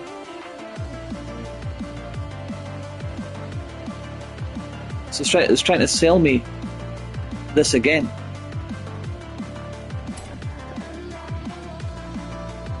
Apartments.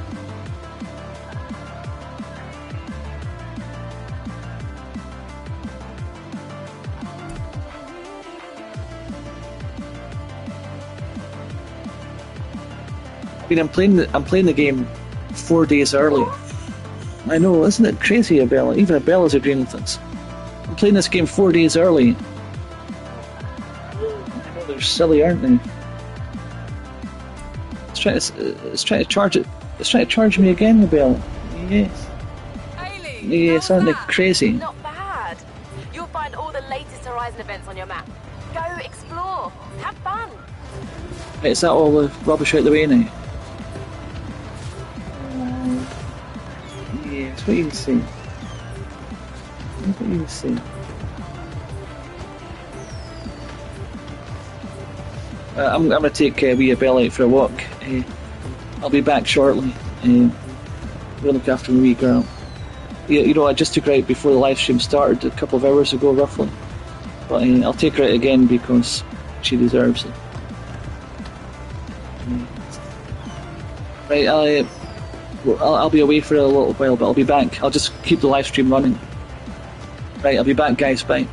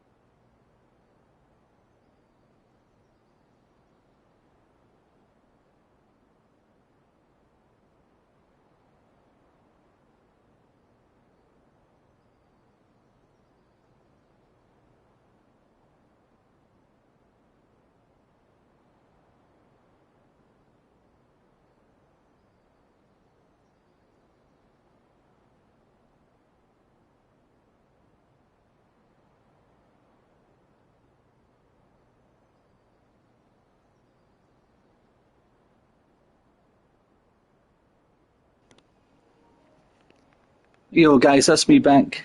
Taking the Bella for a good walk. Come here, girl. She's had double her food this morning, so let's hopefully she'll settle down now. Come on, good girl, settle down. And she's jumping up and cuddling, kissing us. Yes, I know I love you too. Right, come on. Right, let me get back to the live stream. Good girl. Yeah, she doesn't like it when I'm live streaming. I think she's wanting all of the attention.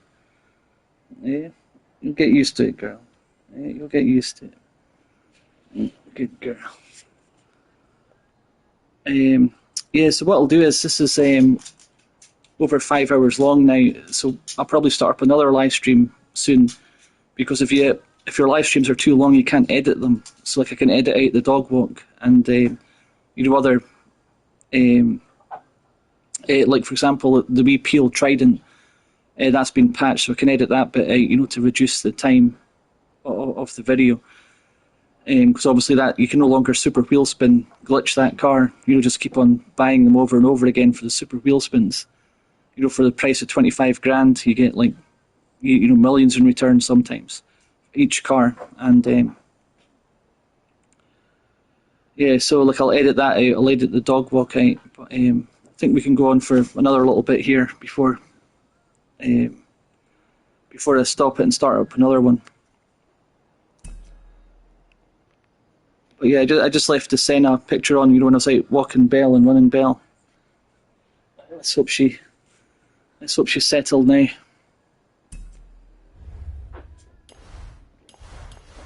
Right, so can we...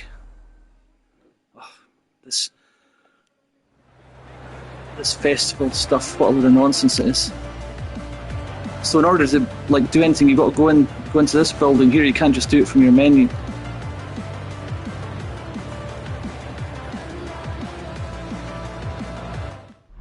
Try though.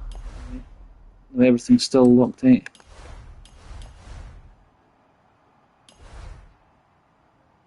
So we went into that Horizon backstage. That's where all the unicorn cars are.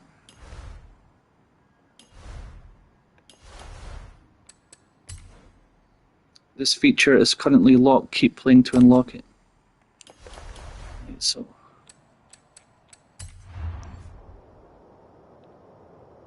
change filter. Right, stories. I earned 3,950 more accolade points. So it looks like you've just got to keep on playing the game to unlock those points.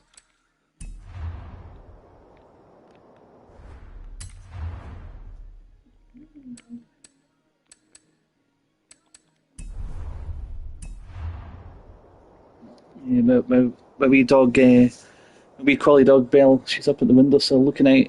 Yeah, she's seeing all the work. It's like we're getting a new roof in the house just now. So she's seeing the workers in the scaffolding, and we're like right up the penthouse. So obviously the view she gets. I mean, it's not really the penthouse. We're just right up at the very top of the flats, and so the view you get over the bay and the cooling mountains in the background. You can see it in my YouTube channel. The view from my window. It's like billionaires and millionaires don't even have the view that we've got here. I know, but anyway, wee Belle, she can see all of the dogs getting walked and all the people and stuff from the window. Right, come on over here. Come on over here, girl. Good girl. Right. I know, just calm down. Yes, you're seeing the world go by from the window. Yes, you're such a clever girl. You calm down. Come on, you're getting spoiled beyond belief. But that's the thing, especially the collie dogs. But all dogs are so intelligent. They know when they give you the paw, or if they're wanting attention, like they know that you can't resist them, so they'll get their way every time. Hey, come on, I've been really good to you. Come on, calm down. Good girl.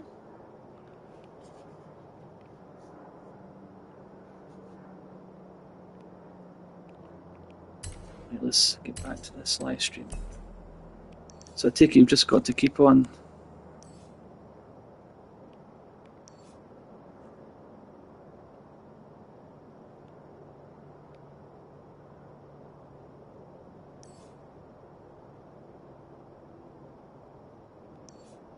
You've just obviously got to keep on doing these races, it looks like. And let's see if we can get into the event lab to hurry things along. No, you're locked out of there. Online hide and seek. The Eliminator.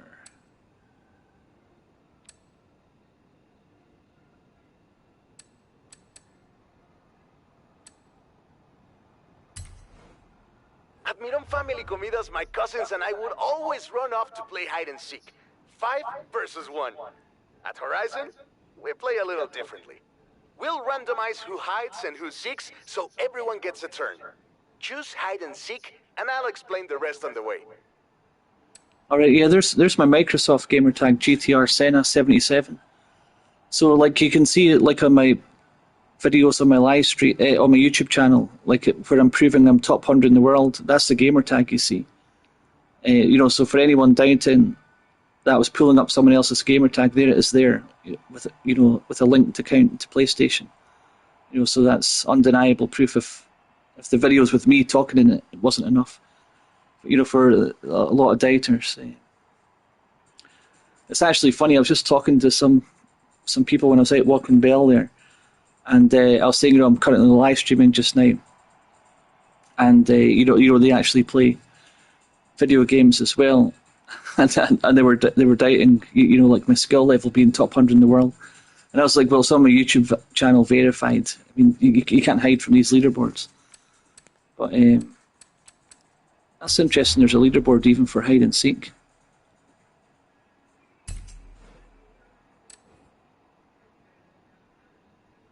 Yeah, so like I don't play this hide and seek thing. So I'm 173,000 in the world in that. I have almost 1.7 million players, but like I've only played it. I think you've got to do it 10 times to get an achievement or trophy or something. But, that's interesting. There's even a leaderboard for this this hide and seek thing. But we'll see if we can get some.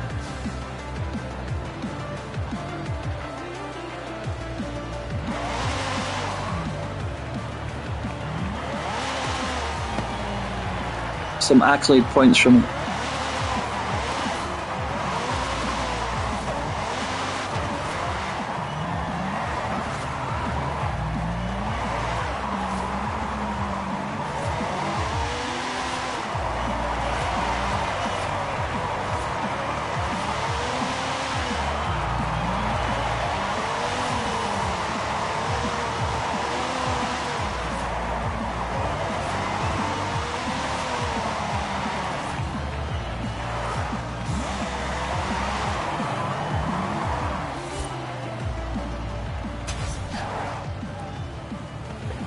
Oh look, well, we've got some people wanting to do a drag race, it looks like.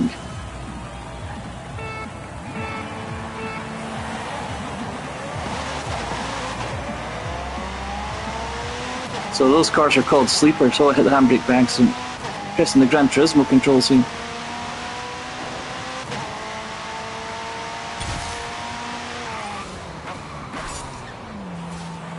Oh, there's a board. We'll get some. We're waiting for hide and seek match.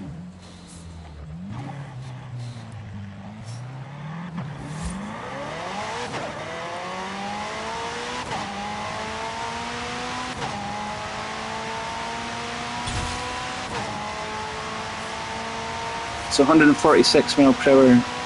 My best is a 254. That was a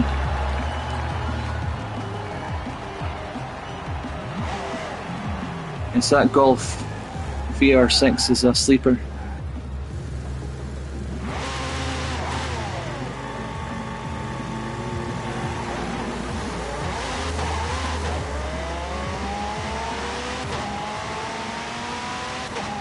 Yeah, so they've obviously got 4-wheel drive off the line.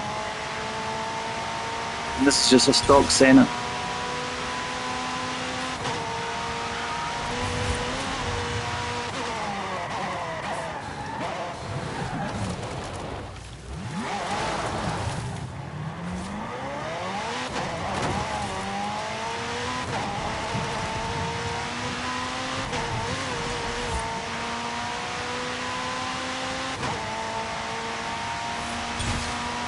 Yeah, so if you look at the leaderboards here, you'll see Thomas, the guy from my previous live streams there, Thomas M92.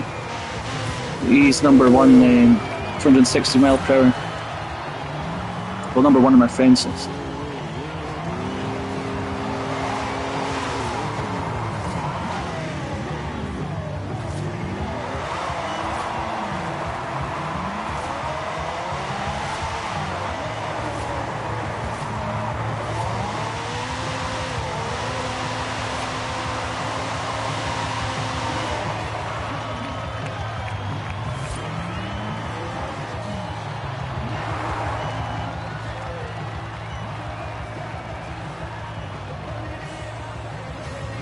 Yes, I don't know how it looks in the live stream, you know, having a rendered down codec, but I mean the game looks really good. I mean, I've only got a 1080 telly, you know, so that obviously hurts the, you know, what you guys are seeing as well. It's not as clear, but look, I have a 1080 telly, not a 4K one, but it looks really good in the 4K. It looks really good in the 1080. You can only live streaming on the PlayStation with 1080 anyway. But seemingly if you have a 4K telly, it does improve it, even though it's rendered down to 1080.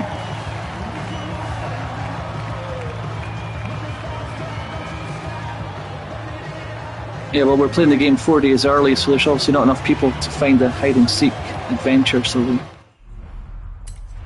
try something else. Horizon Arcade.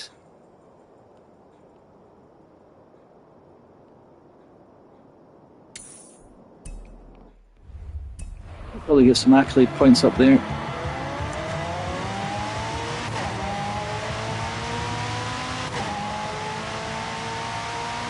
We'll get there in time though.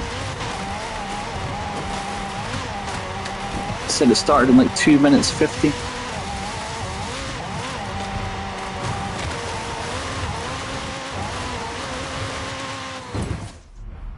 Said unable to join for support with this issue.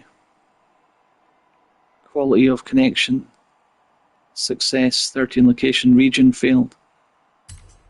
Failed because of region, whatever that means.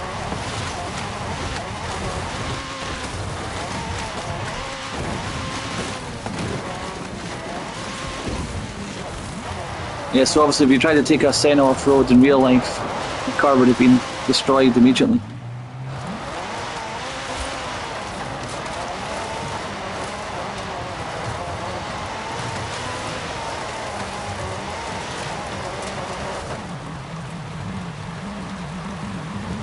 There's the locations up here somewhere.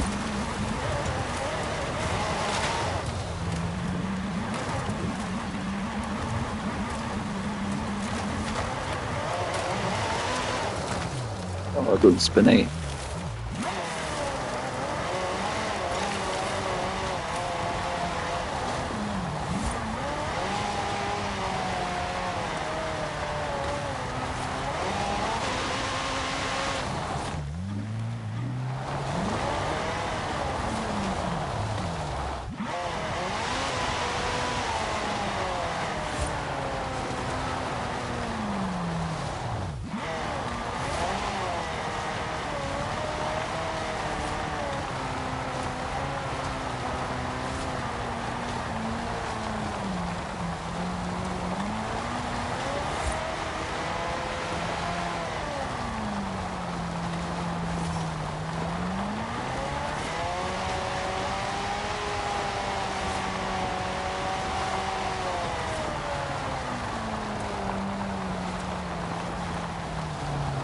I'm even going to get up to this live event.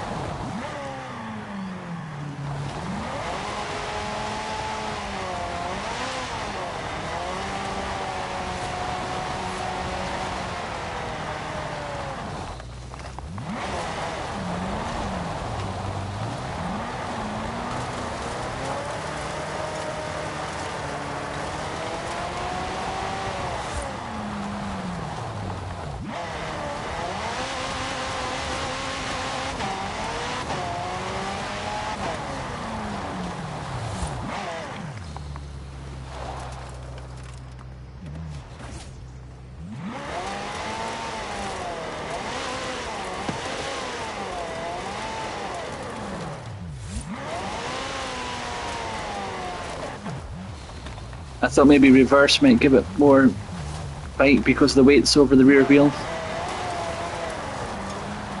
But no. There's no way we're going to make that night. So if I try to go right, it's even steeper.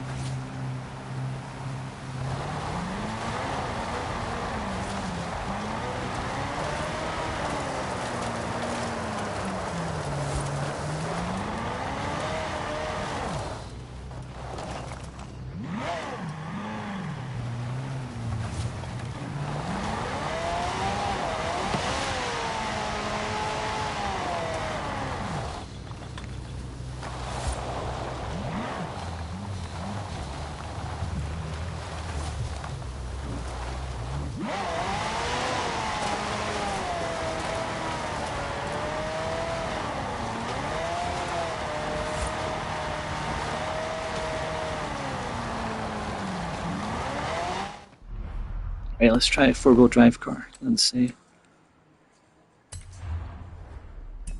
How'd you do this? Change car.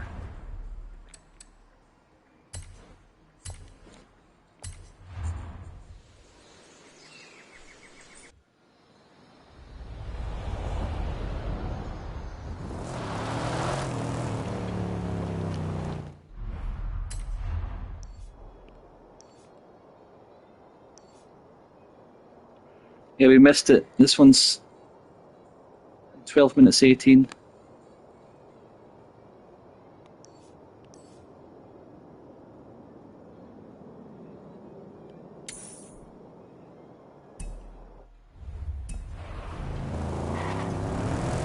So that was a waste of time.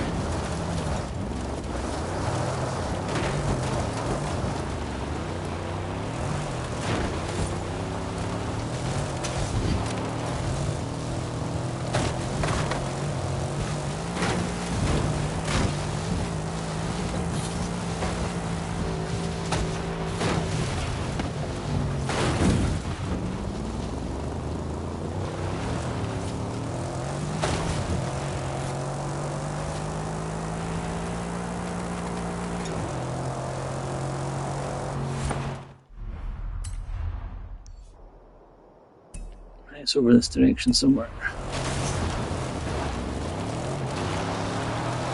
And you see here in the workers. Come down, girl.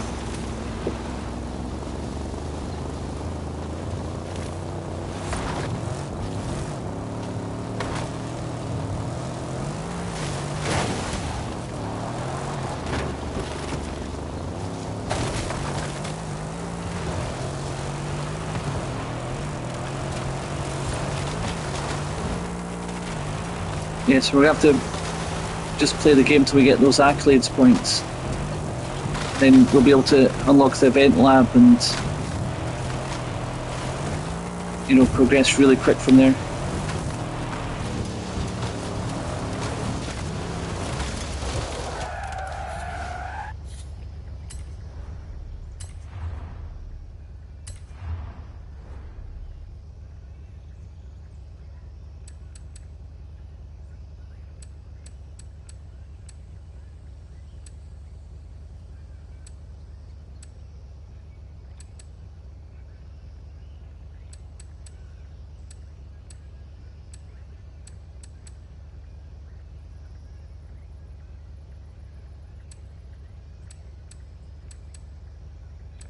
Oh, look at that other monster, the F-150 Lightning 2003. That's the car from the original Fast and Furious movie. Icon of a car.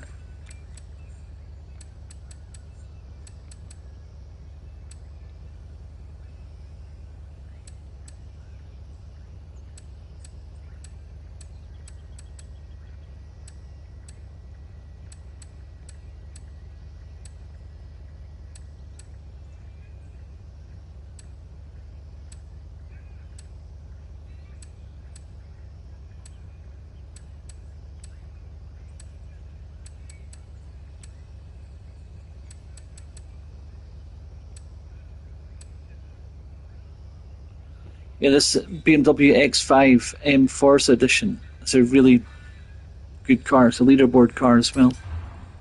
We'll take this one out.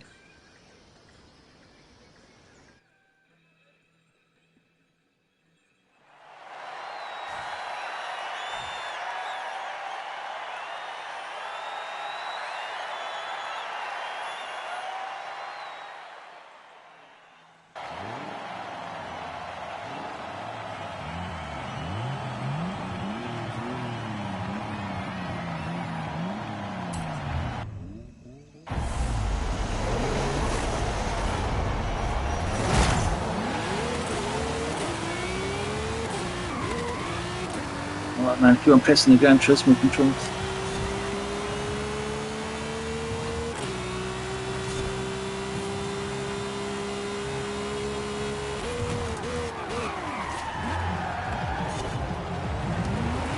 The brakes in this is nothing like the brakes on the Xbox controller.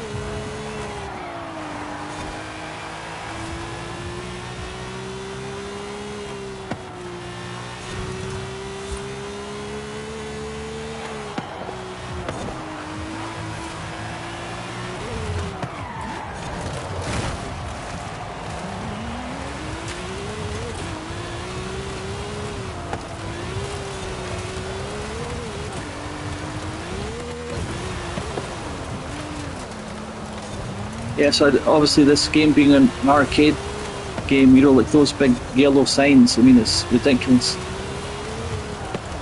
I mean, it's like you're skiing down a slope, you've got to hit the ski markers.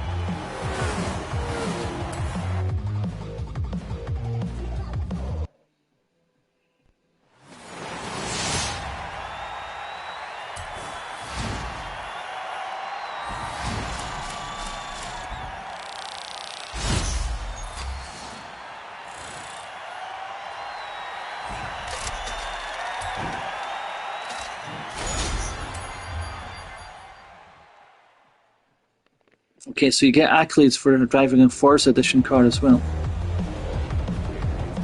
Hey, boss. We're tracking well towards our first adventure. Keep going. We're all cheering for you. Thanks, Haley.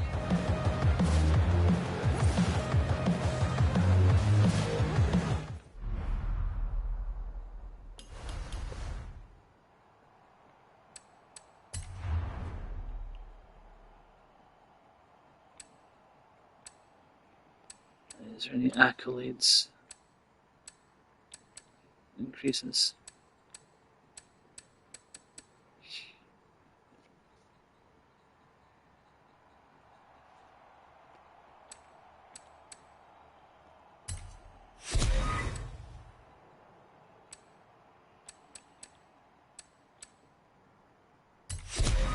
You have just unlocked a permanent perk. This applies a permanent bonus to this car.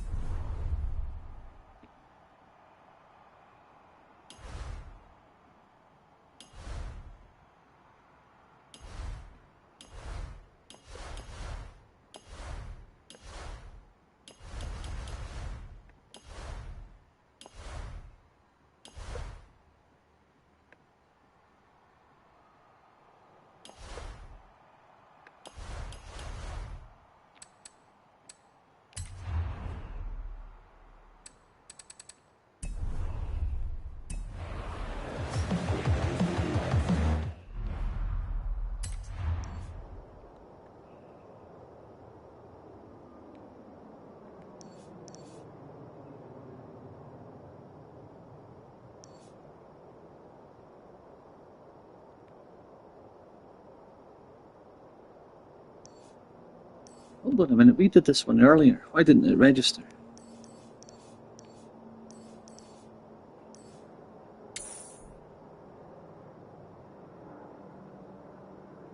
Oh no, it wasn't. It was this one we did.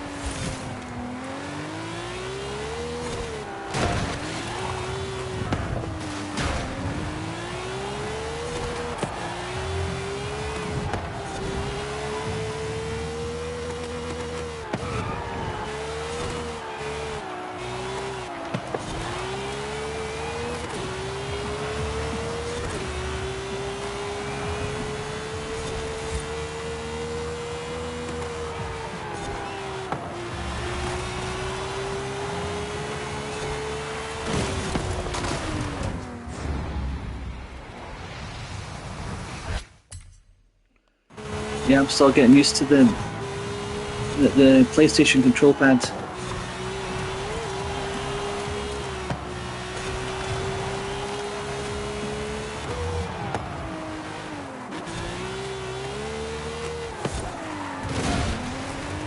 Yeah, the brakes is really weird.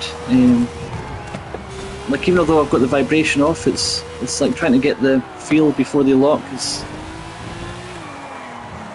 It's really difficult. I'm locking them up too quickly, and I'm only just touching the brake pedal. But you know, if you put ABS brakes on, you don't get as much money per race and stuff as well.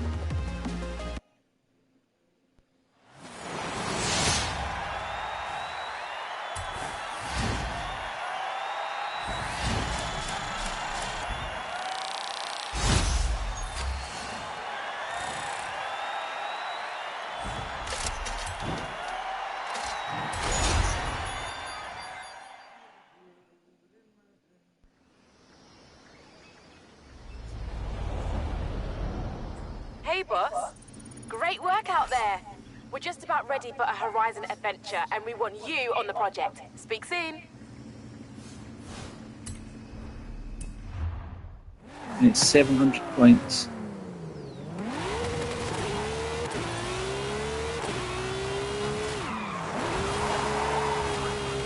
You know, maybe if we drive with some skill, it might give us some accolade points. We only need 700 now.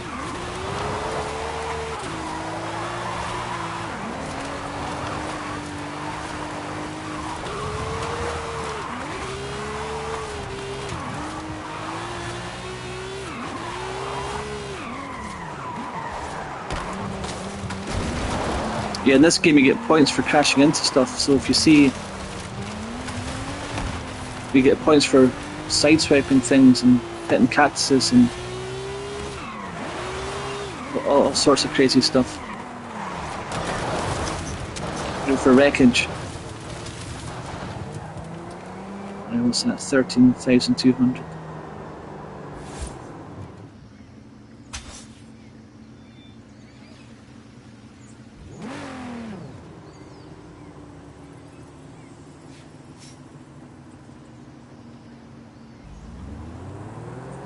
Okay, so no accolades for driving with skill points.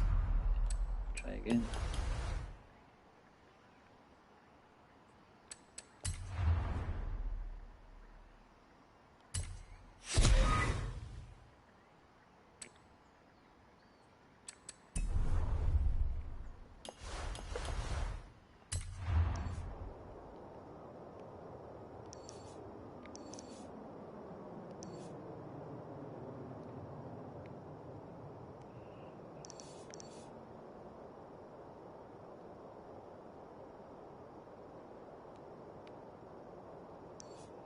Right, so we can fast travel back to the Horizon Festival for 9,600 credits.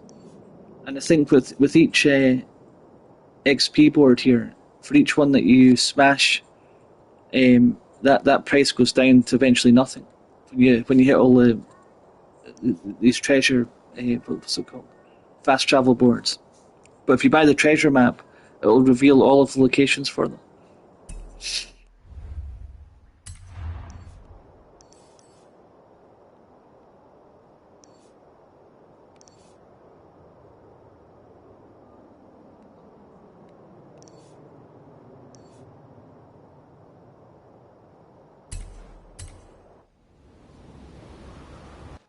We'll pay the 9,600, and it's going to bring us closer to our next race.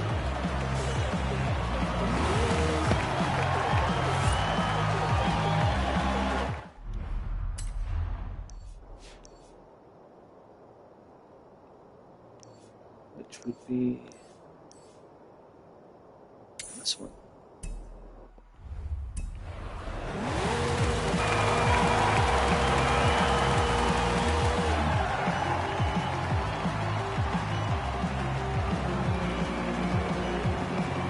Use the launch control.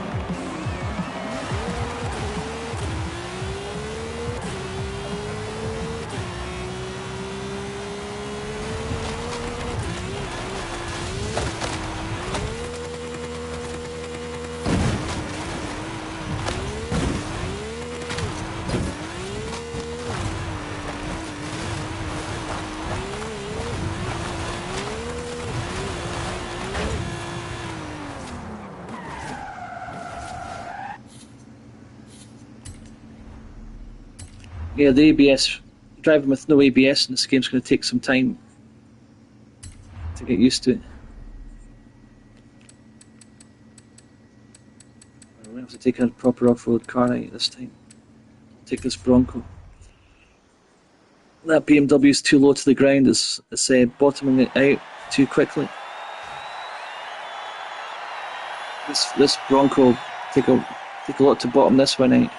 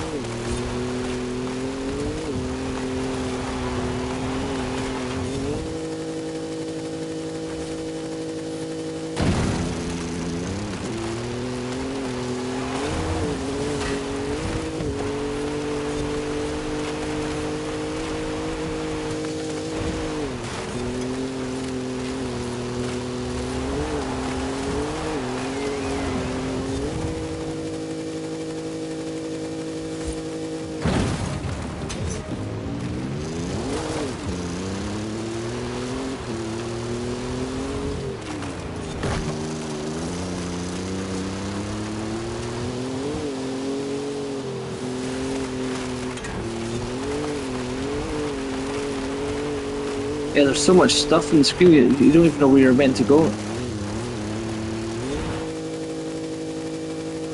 There's so much bump on the screen.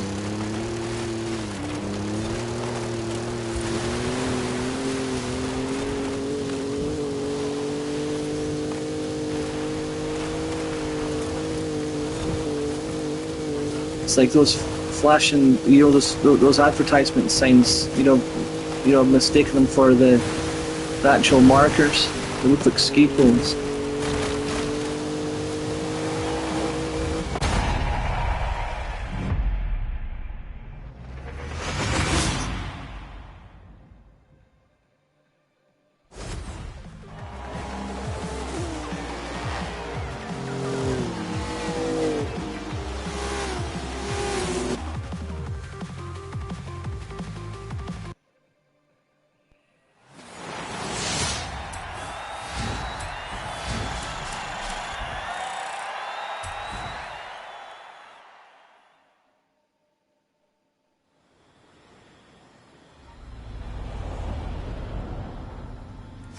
Hey, amigo.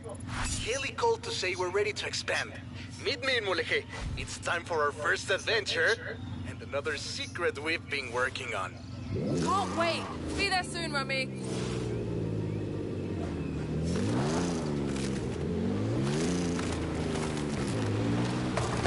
Okay, we've got an XP board here.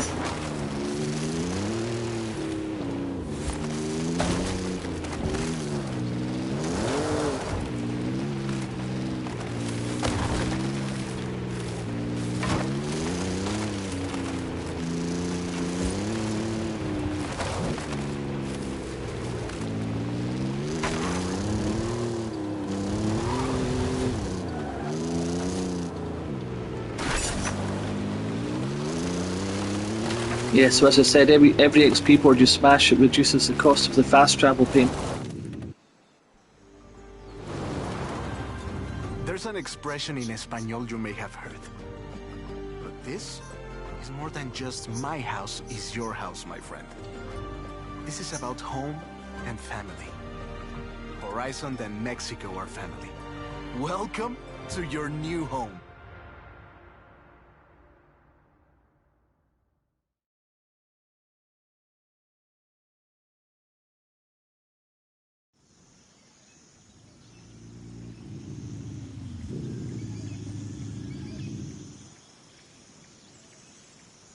Take a second to look around.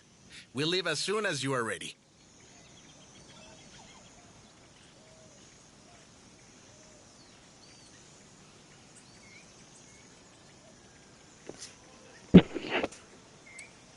Okay, so customize character. Check out your wardrobe. Pretty cool, no? You can keep your clothes in here and get changed whenever you're home. I hear you're the most stylish driver at the festival, eh? I'm telling you, racing is all about one thing. Dancing. Yeah, I thought that learn was them around the festival, and then you can teach them to me. the computer talking Use to you. your showboat emote You know, before so the obviously I race, put it on a and the female's victory voice emote rather when than the you male's. win. But I didn't realise that was your voice. You know, so Can you hear me now? Is this thing on? Testing. Testing. you should be able to choose your language, like Scottish. You know, not just one language.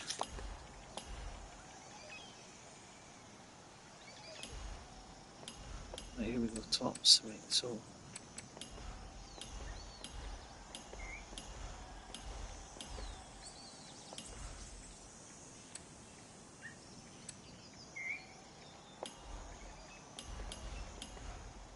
I think we unlocked some stuff. Yeah, there we go. This is the stuff we got from. Yeah, again, there should be a Scottish one there. Right, natural race suit.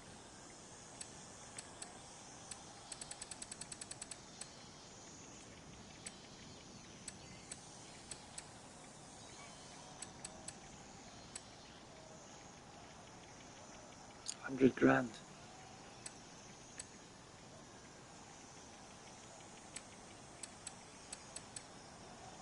I'll put the spacesuit on.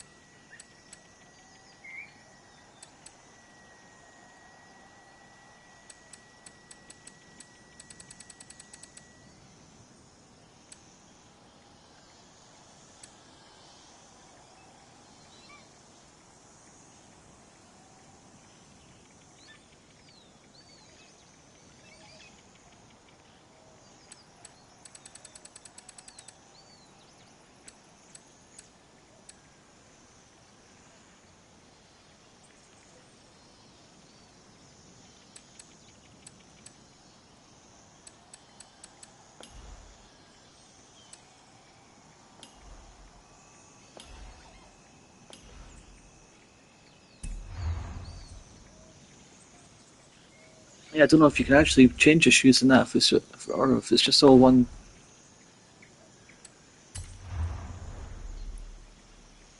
Oh, we just got the Mercedes AMG 1. Right, we can put that active aero to the test now. You know, because like when we were in the intro, maybe you can't control it.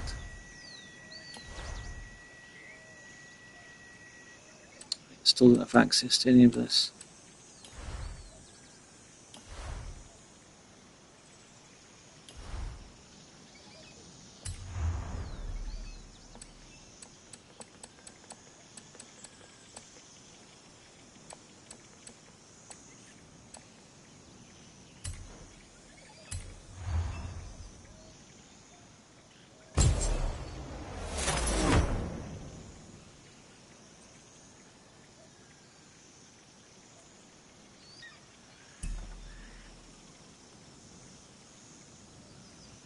Yeah, so in real life, this car has a real Formula One engine in it.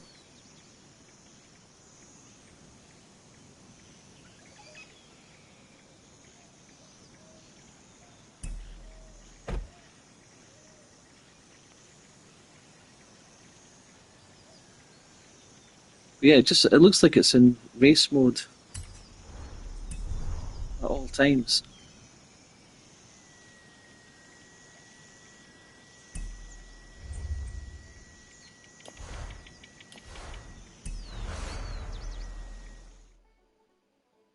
This is it. We're ready for the next stage of the Horizon I mean, look at this. adventure. This is like Ramiro has marked out potential 95% outposts to expand of to and new players base here tracks to or unlock. more, The just choice is men. yours. Look at this. Where It's shall we like go designed for first? toddlers. This game. Can you believe this? What you're seeing on the screen?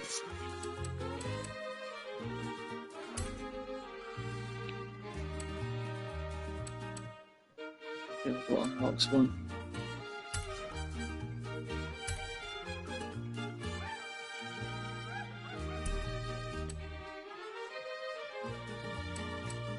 Horizon Apex will be the ultimate destination for road racing.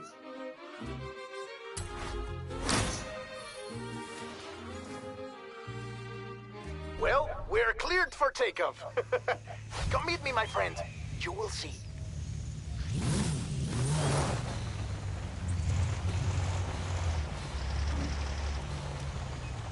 Alright, so here we go. So.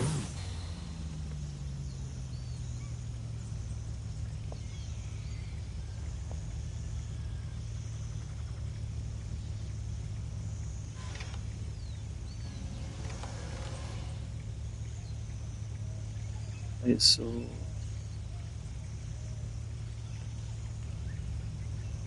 Right, so there's Activator. It doesn't look like it's.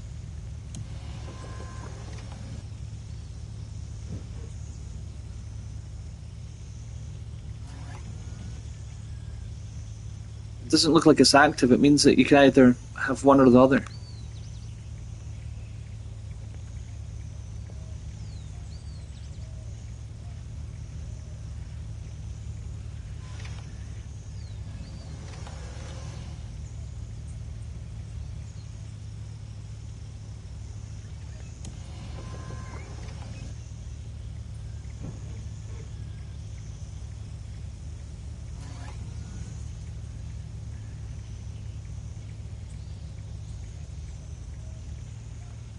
Right, so it's not active, it's on or off.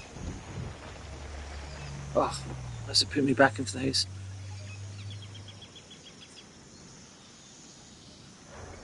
Welcome back, boss.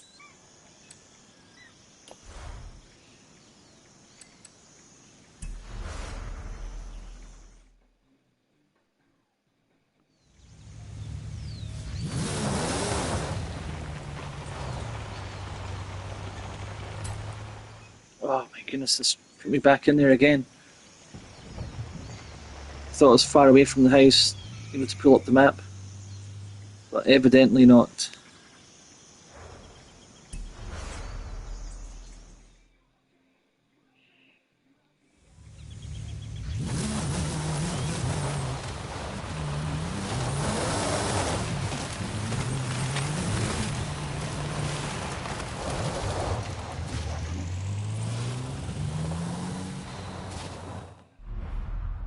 sure if you know this, but I'm a bit of a rally fan. Thought I'd take the whole gang along. So, you coming? See, that's the voice I should have, not some random voice. You know, I should be able to choose a Scottish accent. There's clearly one in the game. Right. Do we have to go? Do you have to drive all the way over there? You can't even...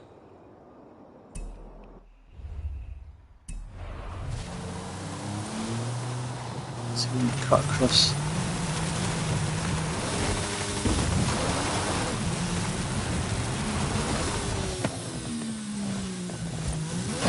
So we'll take a shortcut. Avoid water bill.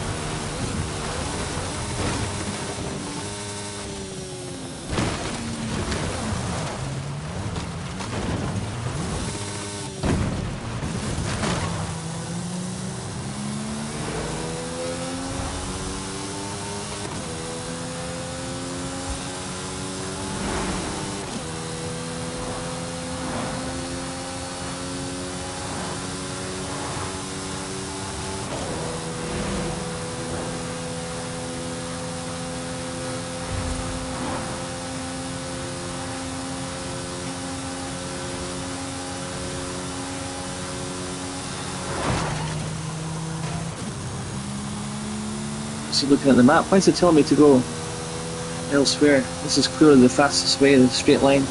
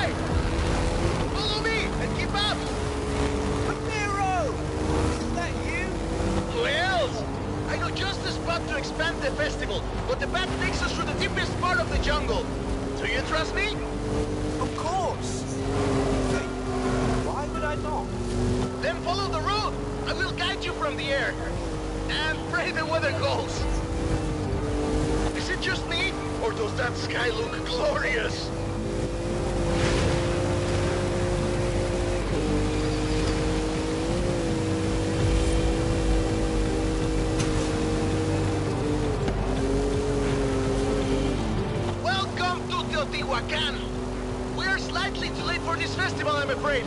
The name means Place of the Roads of the Gods. Going left here. Looks like we've got the Storm God's attention.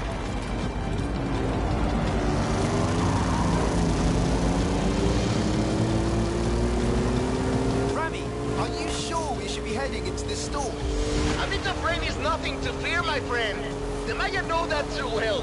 It is said that Jack straight's lining at the clouds and rain will fall. And you're doing okay up there? Don't worry, I am still in complete control. Actually, I am not in complete control. You know what? Let's not fly directly into that storm. Horizon Bravo Niner, anchoring down in the jungle.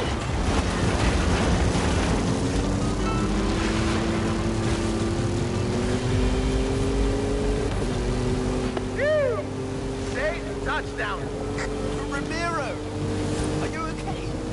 Never better. Any landing you walk away from is a good one. I'm down next to some kind of flooded, temple. I'll send up a flare. No one's been here in a while. Look, even the excavations are abandoned. An expedition to a lost city, rediscovered by you, Ramiro Luis Miron, and the Horizon Festival. Grammy, I think I'm gonna take a look around. Find somewhere to put the beacon. Do not let me interrupt your Mesoamerican history lesson, my friend. You can come and get me when you're ready.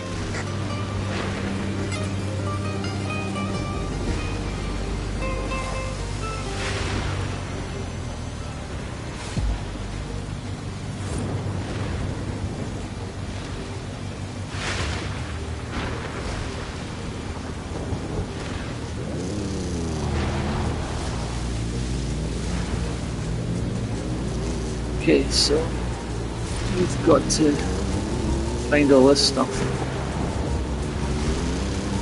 The festival comes and goes every year. This has been here for thousands of years.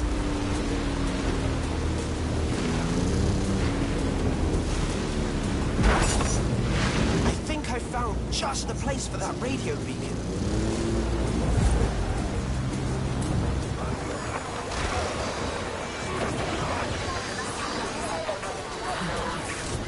Una estación nueva oficial del Festival Horizon.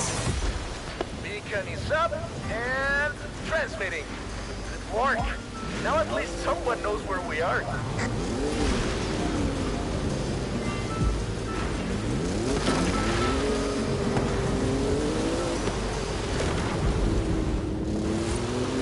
Magnificent, no? People would have come to the temple from miles around. Except they probably won't.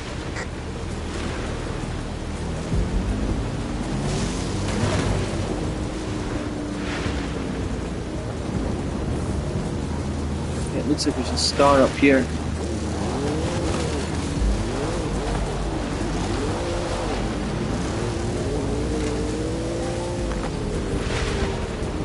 Did I just see a flying car? Get flying cars? I think I just saw a barn out there. We'll check it out later. Okay, so we reached the top of the central. Oh, there's something over here.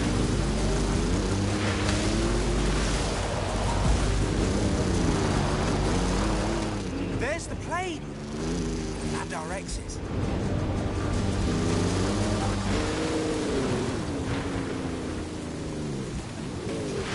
Ah, there you are.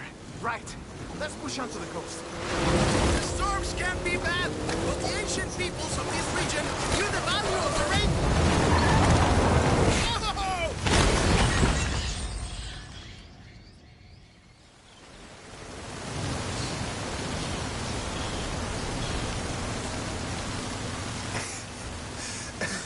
Are you alright? I am fine. I don't plan on being discovered here by the next archaeological expedition. Do you, my friend? No? This place is definitely nicer without us. Let's get moving.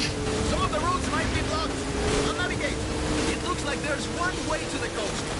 To the heart of the storm. You can handle this, my friend. I trust you. Do your worst. We are riders on the storm. Riders on the storm. Fear nothing.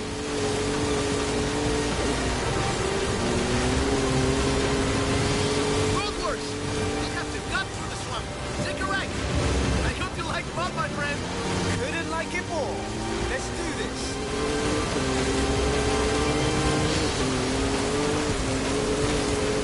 Hold on.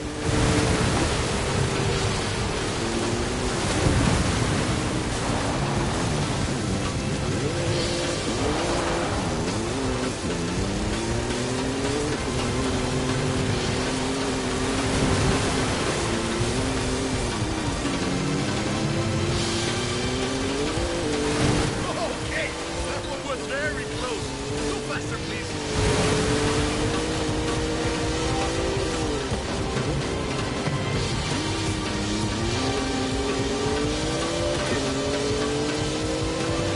The clouds are breaking. Keep pushing.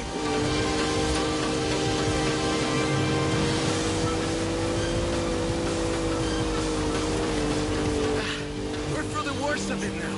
Tulum is just around the corner. Welcome to beautiful Tulum. We made it. No thanks to the weather. You're right. But these beaches look beautiful now.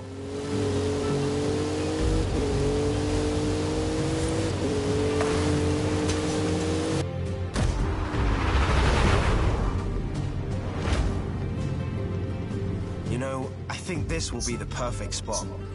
I think you're right, my friend.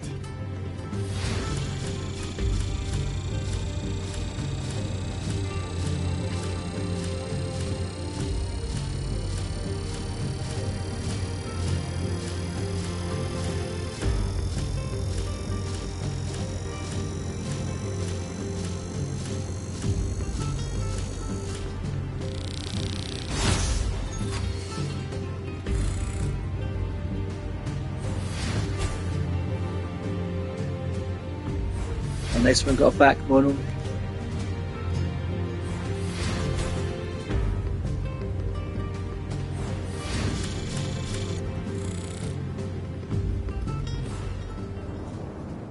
You made it! No thanks to Ramiro, no?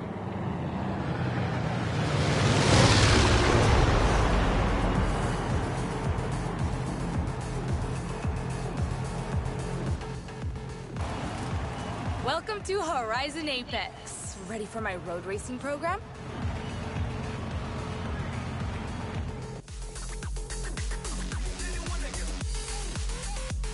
No? Here are the events I've set up so far. This is what I've been waiting for, my friend. Now I get to see what you can really do.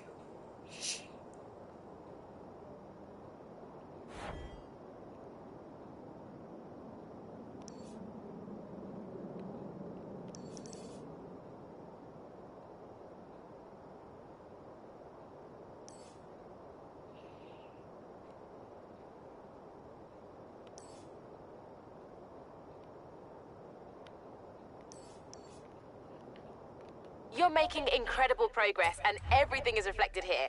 Why don't you have a look around and decide what you want to do next? If you want, you can pin any of these challenges to your dashboard to track your progress.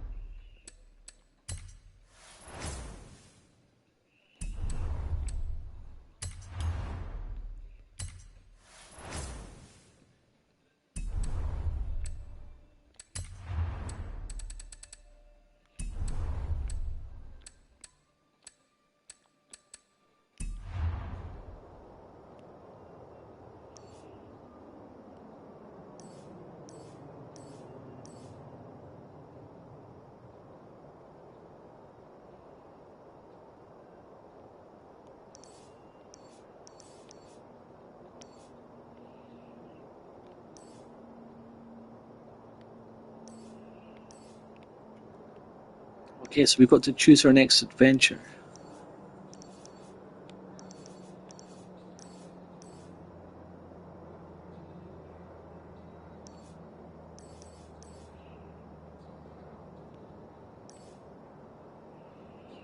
Oye, amigo.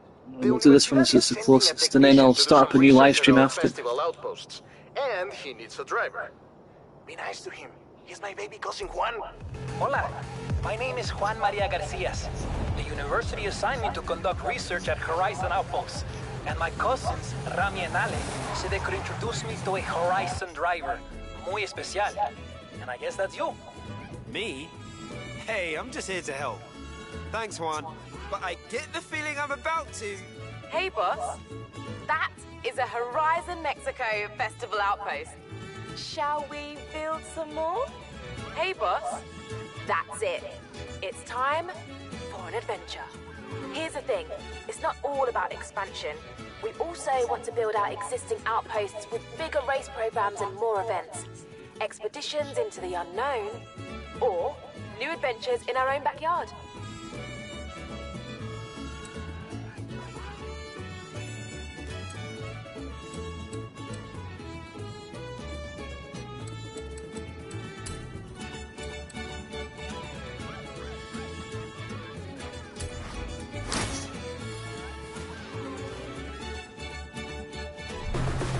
tell her you're available. Honestly, she won't say it, but I know this is important to her.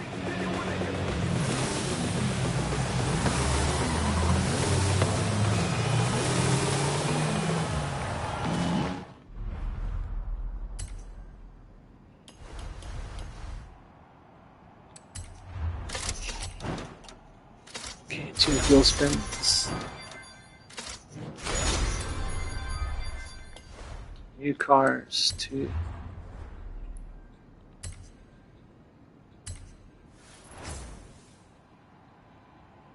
$2K XP. Oh, I've got the Horizons backstage pass now. Yes, I've got 7 of them backstage voting. Alright, so this is where you get to pick your cars. So we've got an AMG and a Porsche 911. Then we've got a Ferrari 458, Stradale, and an Audi RS6.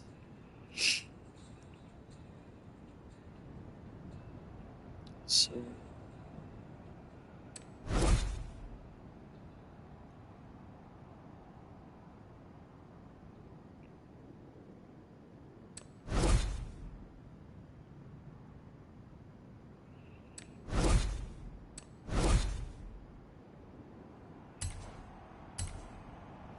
we'll go for the Audi RS6.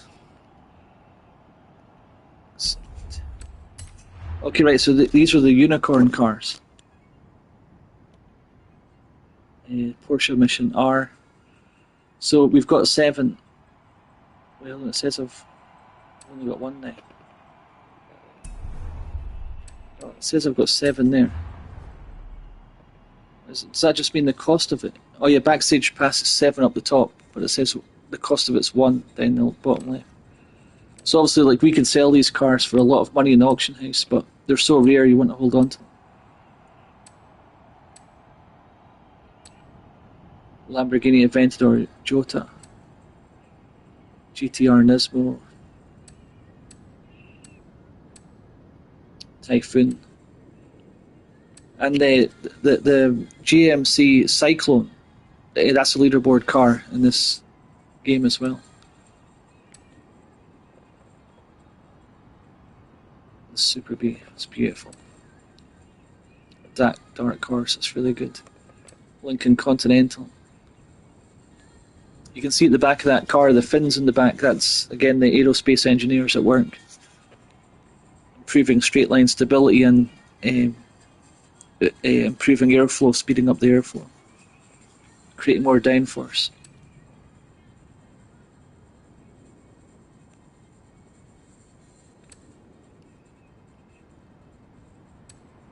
Mitsubishi Time Attack, how cool is that?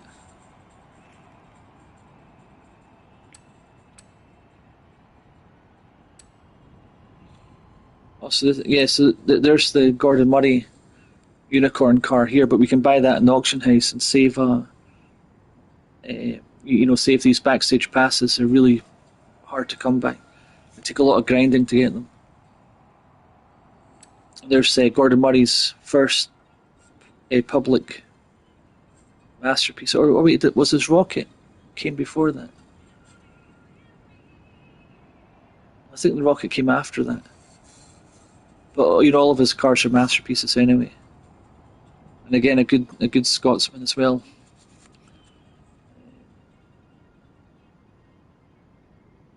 Toggle stats. Yeah, 1288. Look at this M3 competition sedan. Almost 1.8 tons. What a joke. And this thing has a V12 engine, for crying out loud. 6 litre V12 engine, and it's lighter than this car. This car's only got a 2.99 litre.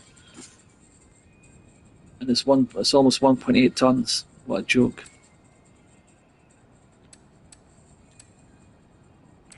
Aventador Ultima.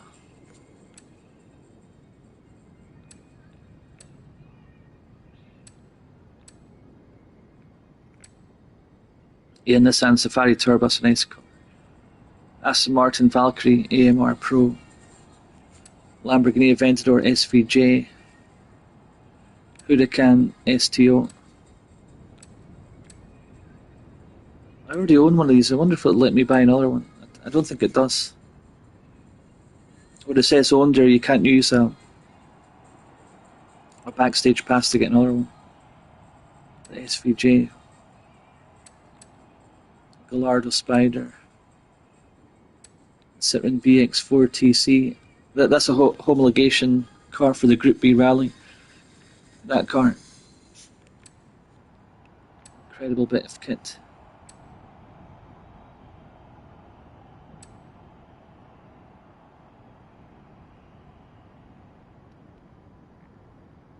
A good old Corolla. Alfa Romeo.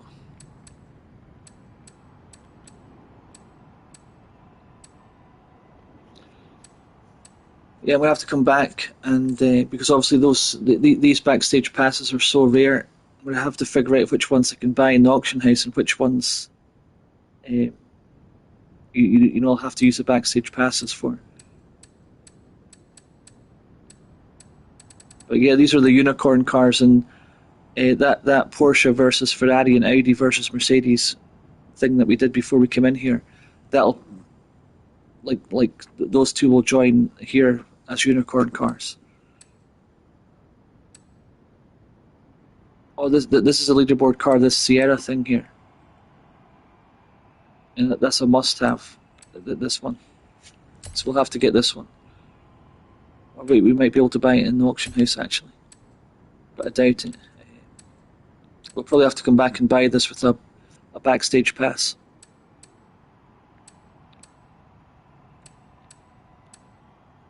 Okay, so these are the unicorn cars, guys. Let's see if we can buy a 700R. Yeah, so the community will decide. You know, there's a vote on which will win. It'll probably be the Audi and the Ferrari, most likely. But whoever wins this vote, the result is they'll go into that backstage pass and become unicorn cars. And then that 911 and Mercedes-Benz AMG, they'll probably come in at a later date, most likely. But who knows?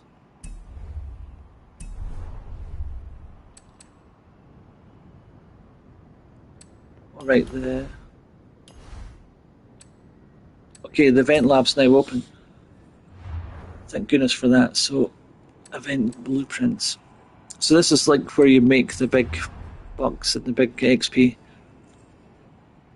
So go to trending today.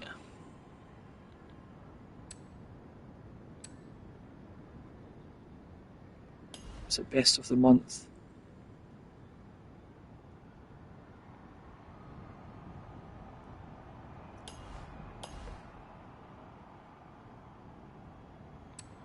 I think they kind of hide the Horizon Stadium circuit.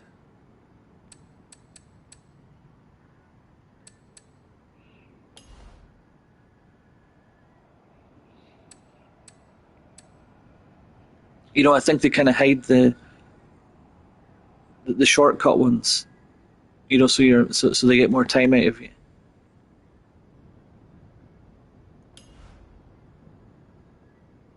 My favorites.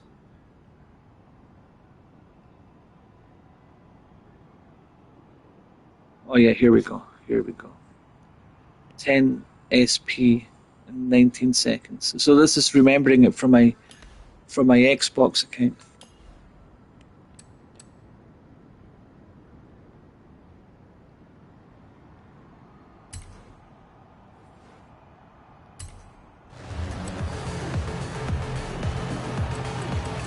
Okay, and then you want to use this car because it gives you an event XP boost. So we're going to get like extra rewards using this car. Okay, so that's good. And then after this, like I'll start her round 2 because I'm going to have to cut like at least an hour out of this because I was out walking the dog. So she's had a good run. She's sleeping beside me here. Make sure you're a good girl, Abel. Yeah, so I'll show you how to do this here.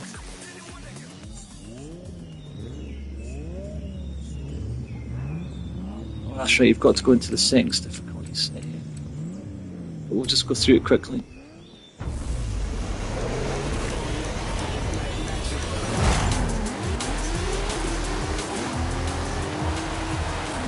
Talk about sleeper cars.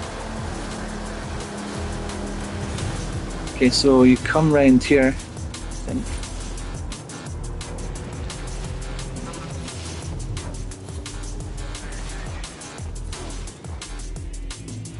Yes, this one here.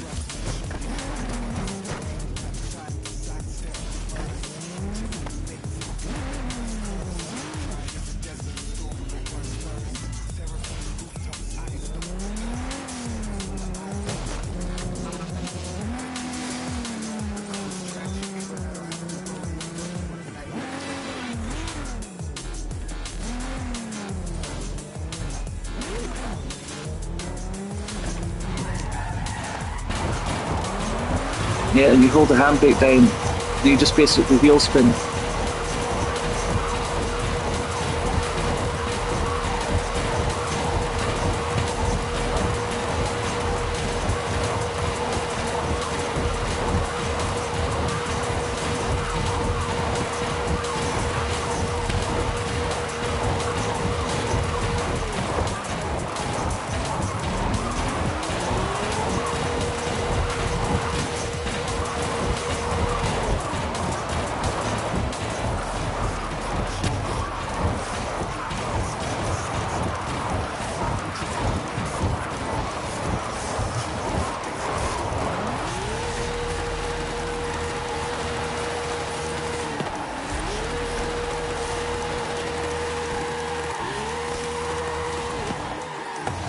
Yeah, so what you want to do is you want to get the front wheels spinning.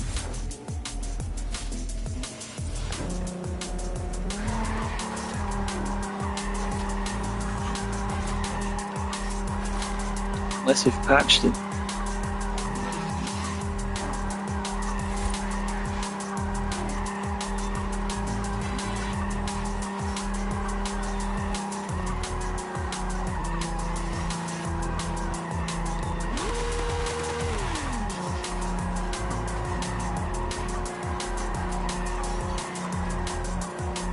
So you want to get the front wheel spinning inside this tunnel, half in, half out.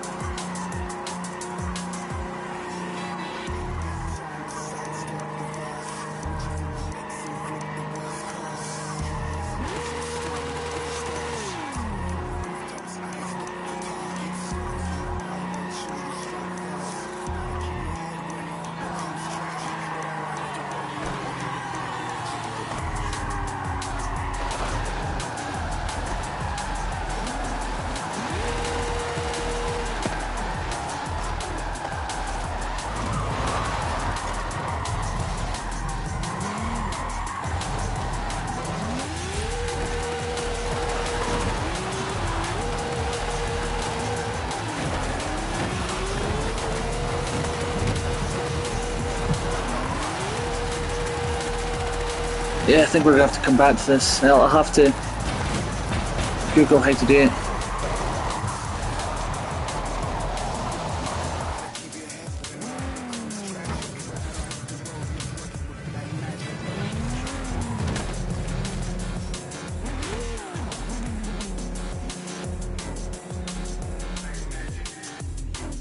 Right guys, I'm going to end the live stream here and I'm going to come back and you know, this is the one that they might have patched it though, like what they did with the Trident, but we'll figure it out later. But yeah, thanks for tuning in, and I'll be back later with part 2. Right, thanks guys, bye.